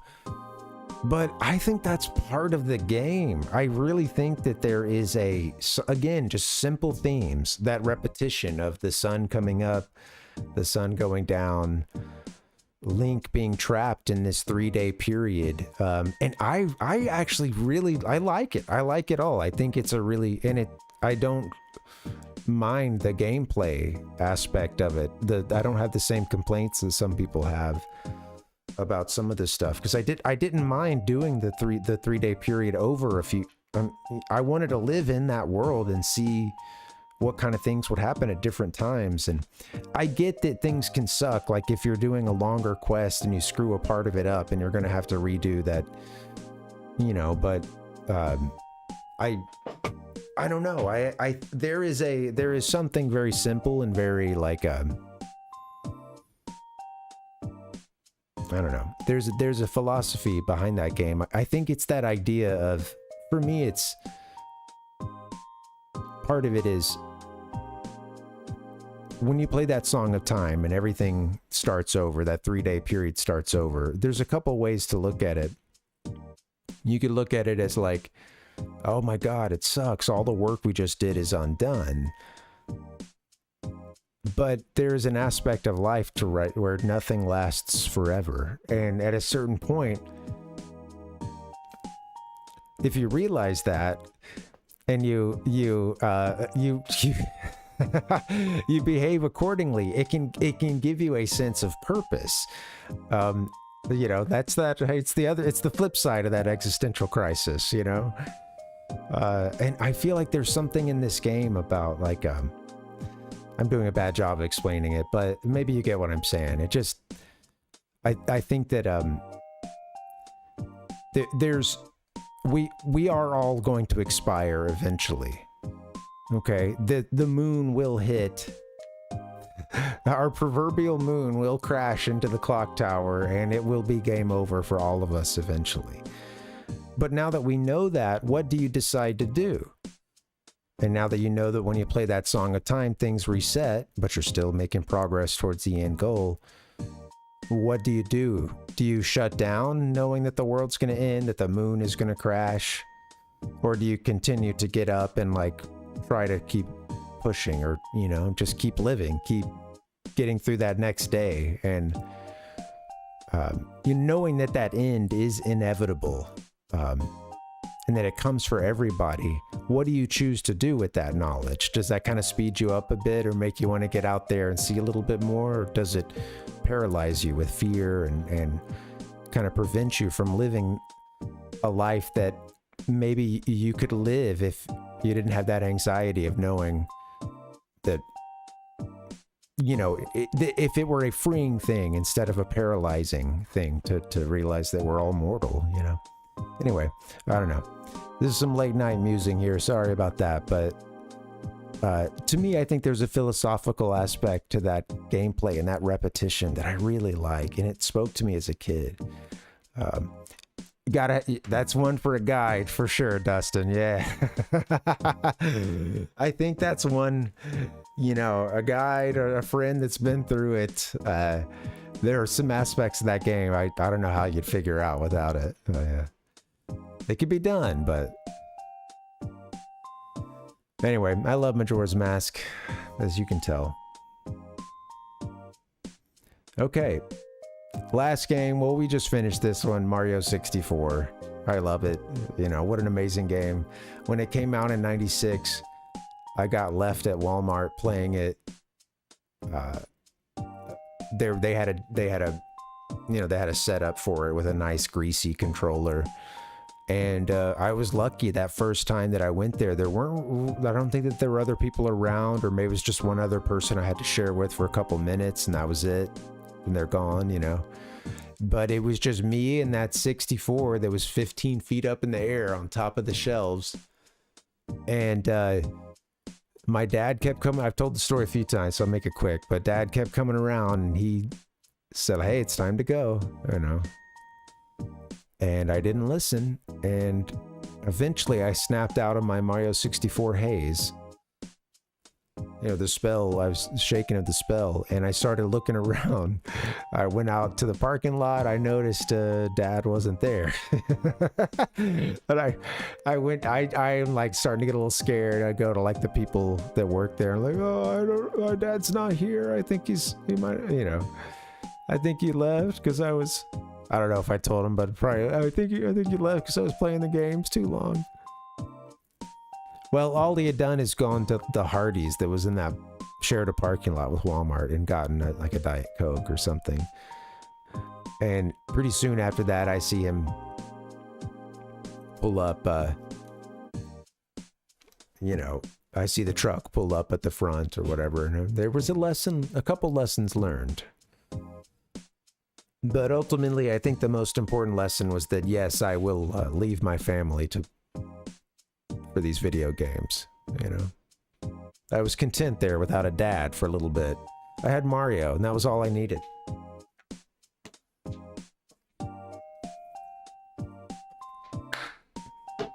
Good stuff. And as much as I like this game, I didn't play it a ton as a kid. I did own it. I did beat it maybe twice as a kid, but I never 120 starred it. And I played the beginning portion of this game a lot more than anything after that, so. All right. Let me show you the cart for that one.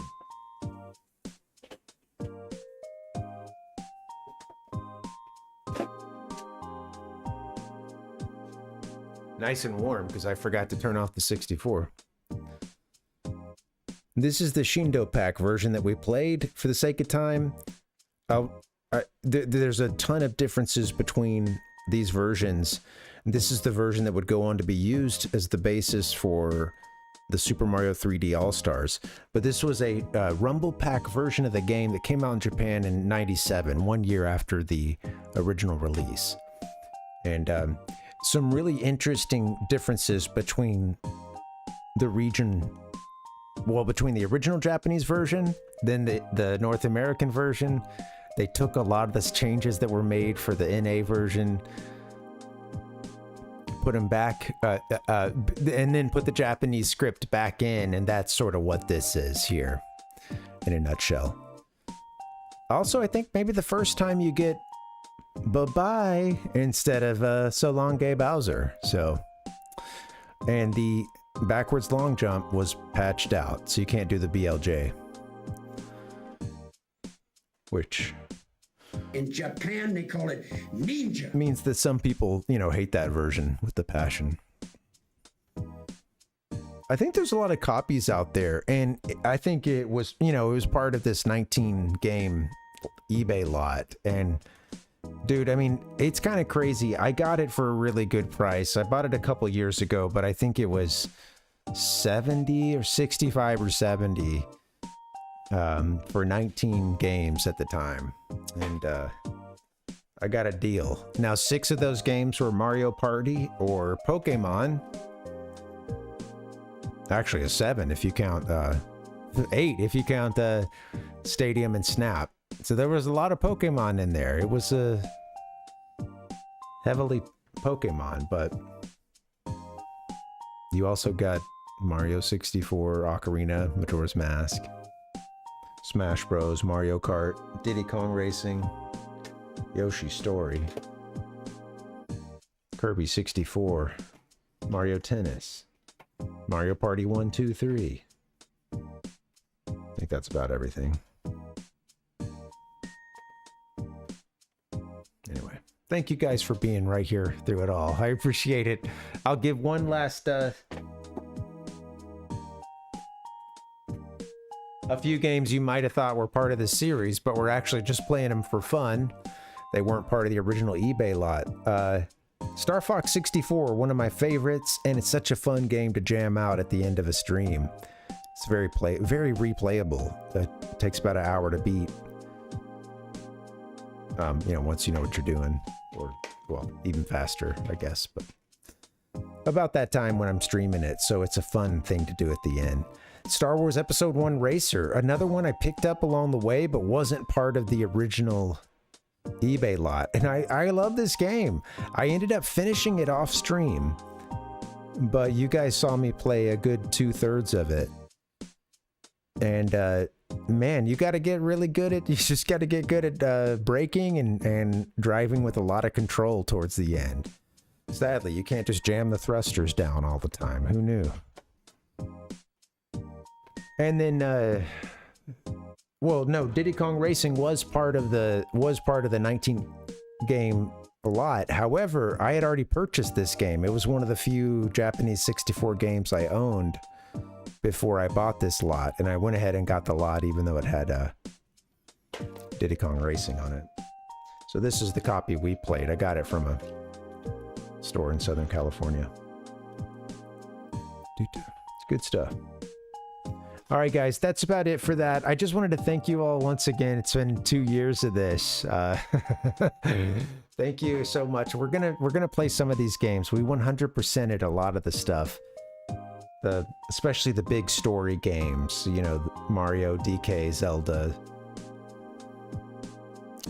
But then some of that other stuff, the kind of party games, golf, tennis, the Mario Party games, and Stadium, those still have some stuff to explore there. And I think we'll dip back into them from time to time. But again, thank you guys so much, and thanks for hanging out for Mario 64 too. So. All right, guys, I'm gonna get up out of here. This has been a good one. Let me put that green screen back. Well, shit, I'm almost out here. I'll just leave it up. All right, guys, this has been cool.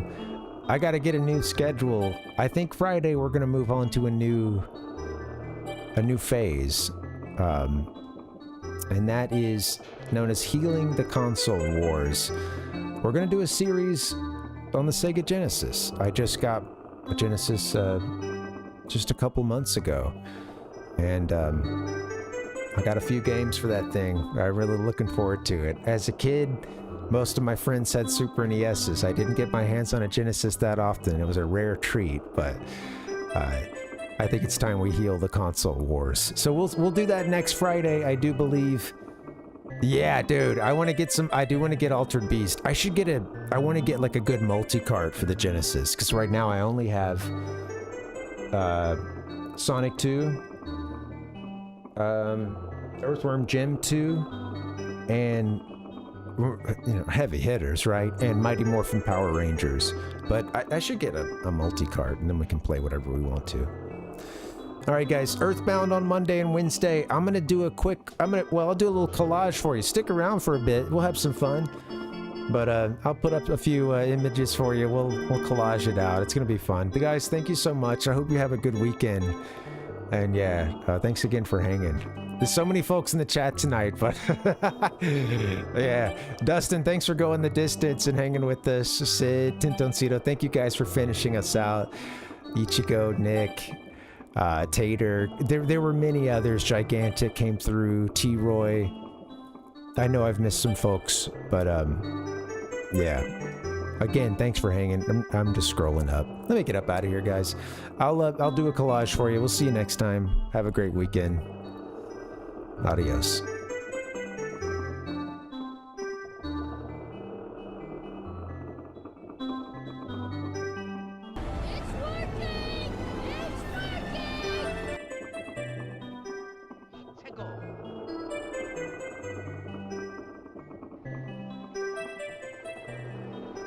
I just want to go home and play Pokemon.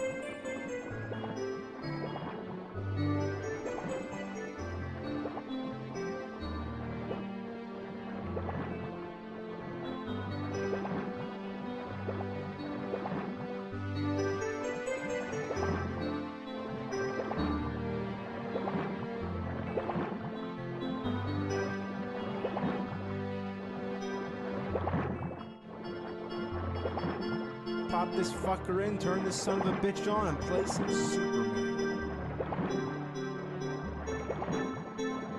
Oh, wow! Wow!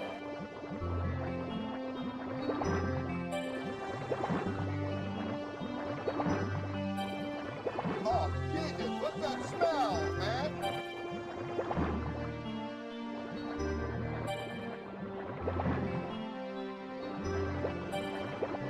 The pounding.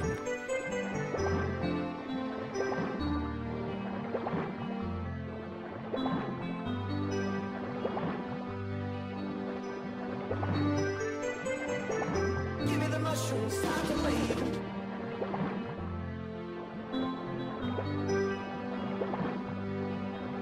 Brain melter.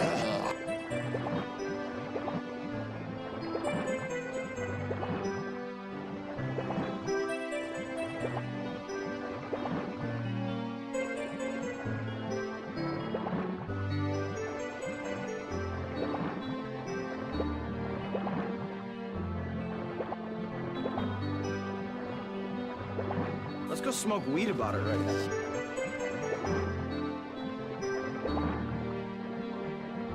Well, you did have a very chill type vibe.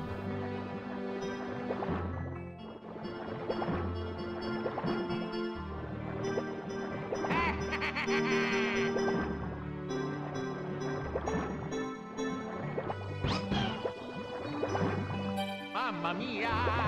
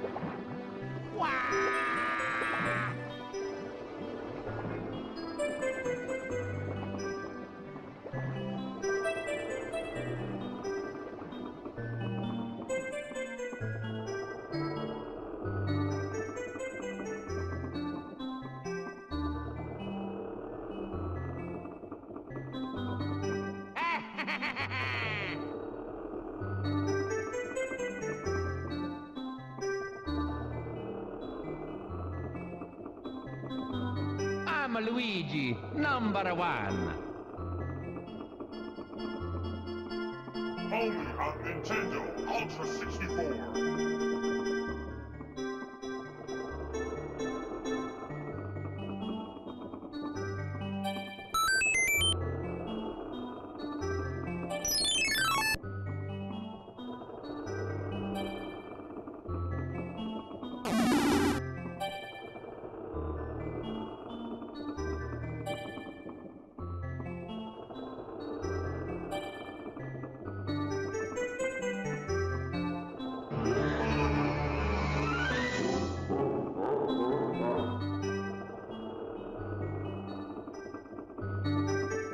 Mario is an Italian plumber who, under your control, enters the Mushroom Kingdom.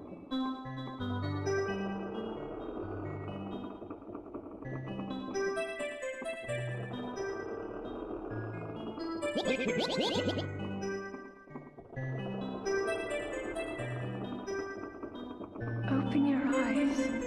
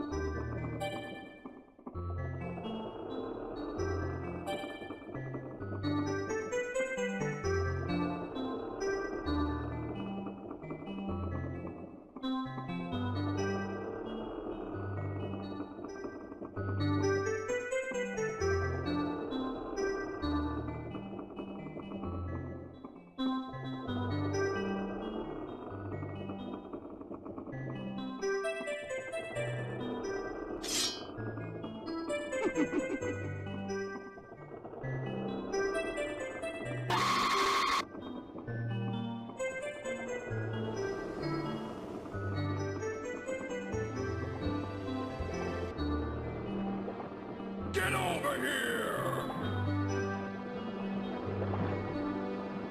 Hi, my name is Gabe Newell, and I work at Valve.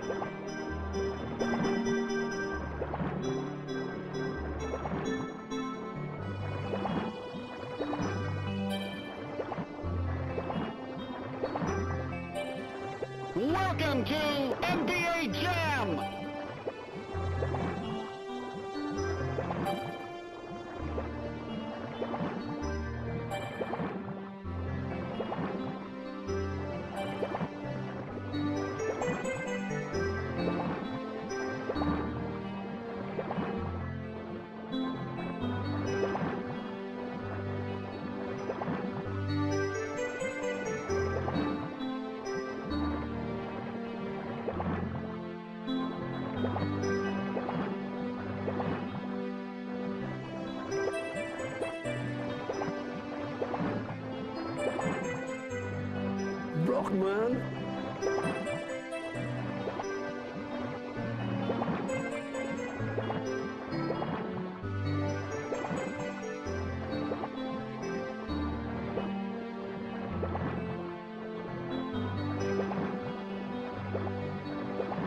Zelda returns to Game Boy Color.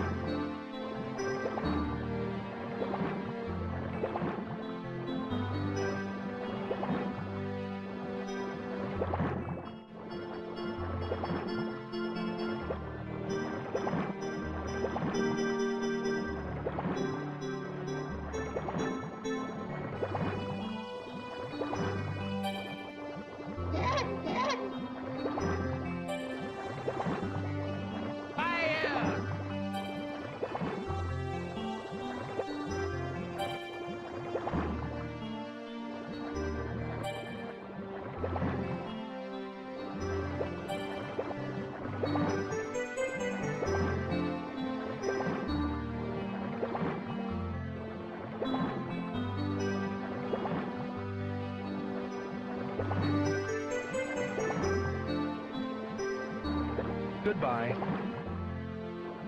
I don't know if that's good enough for you guys. The Parvinator.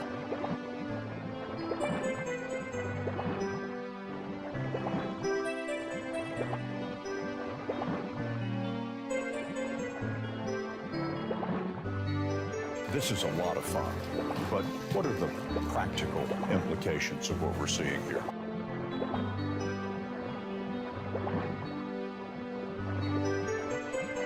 See you next time!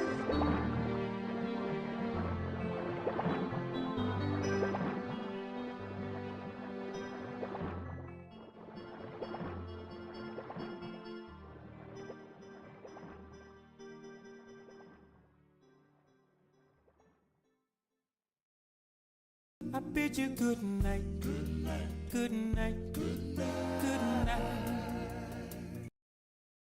See you next time!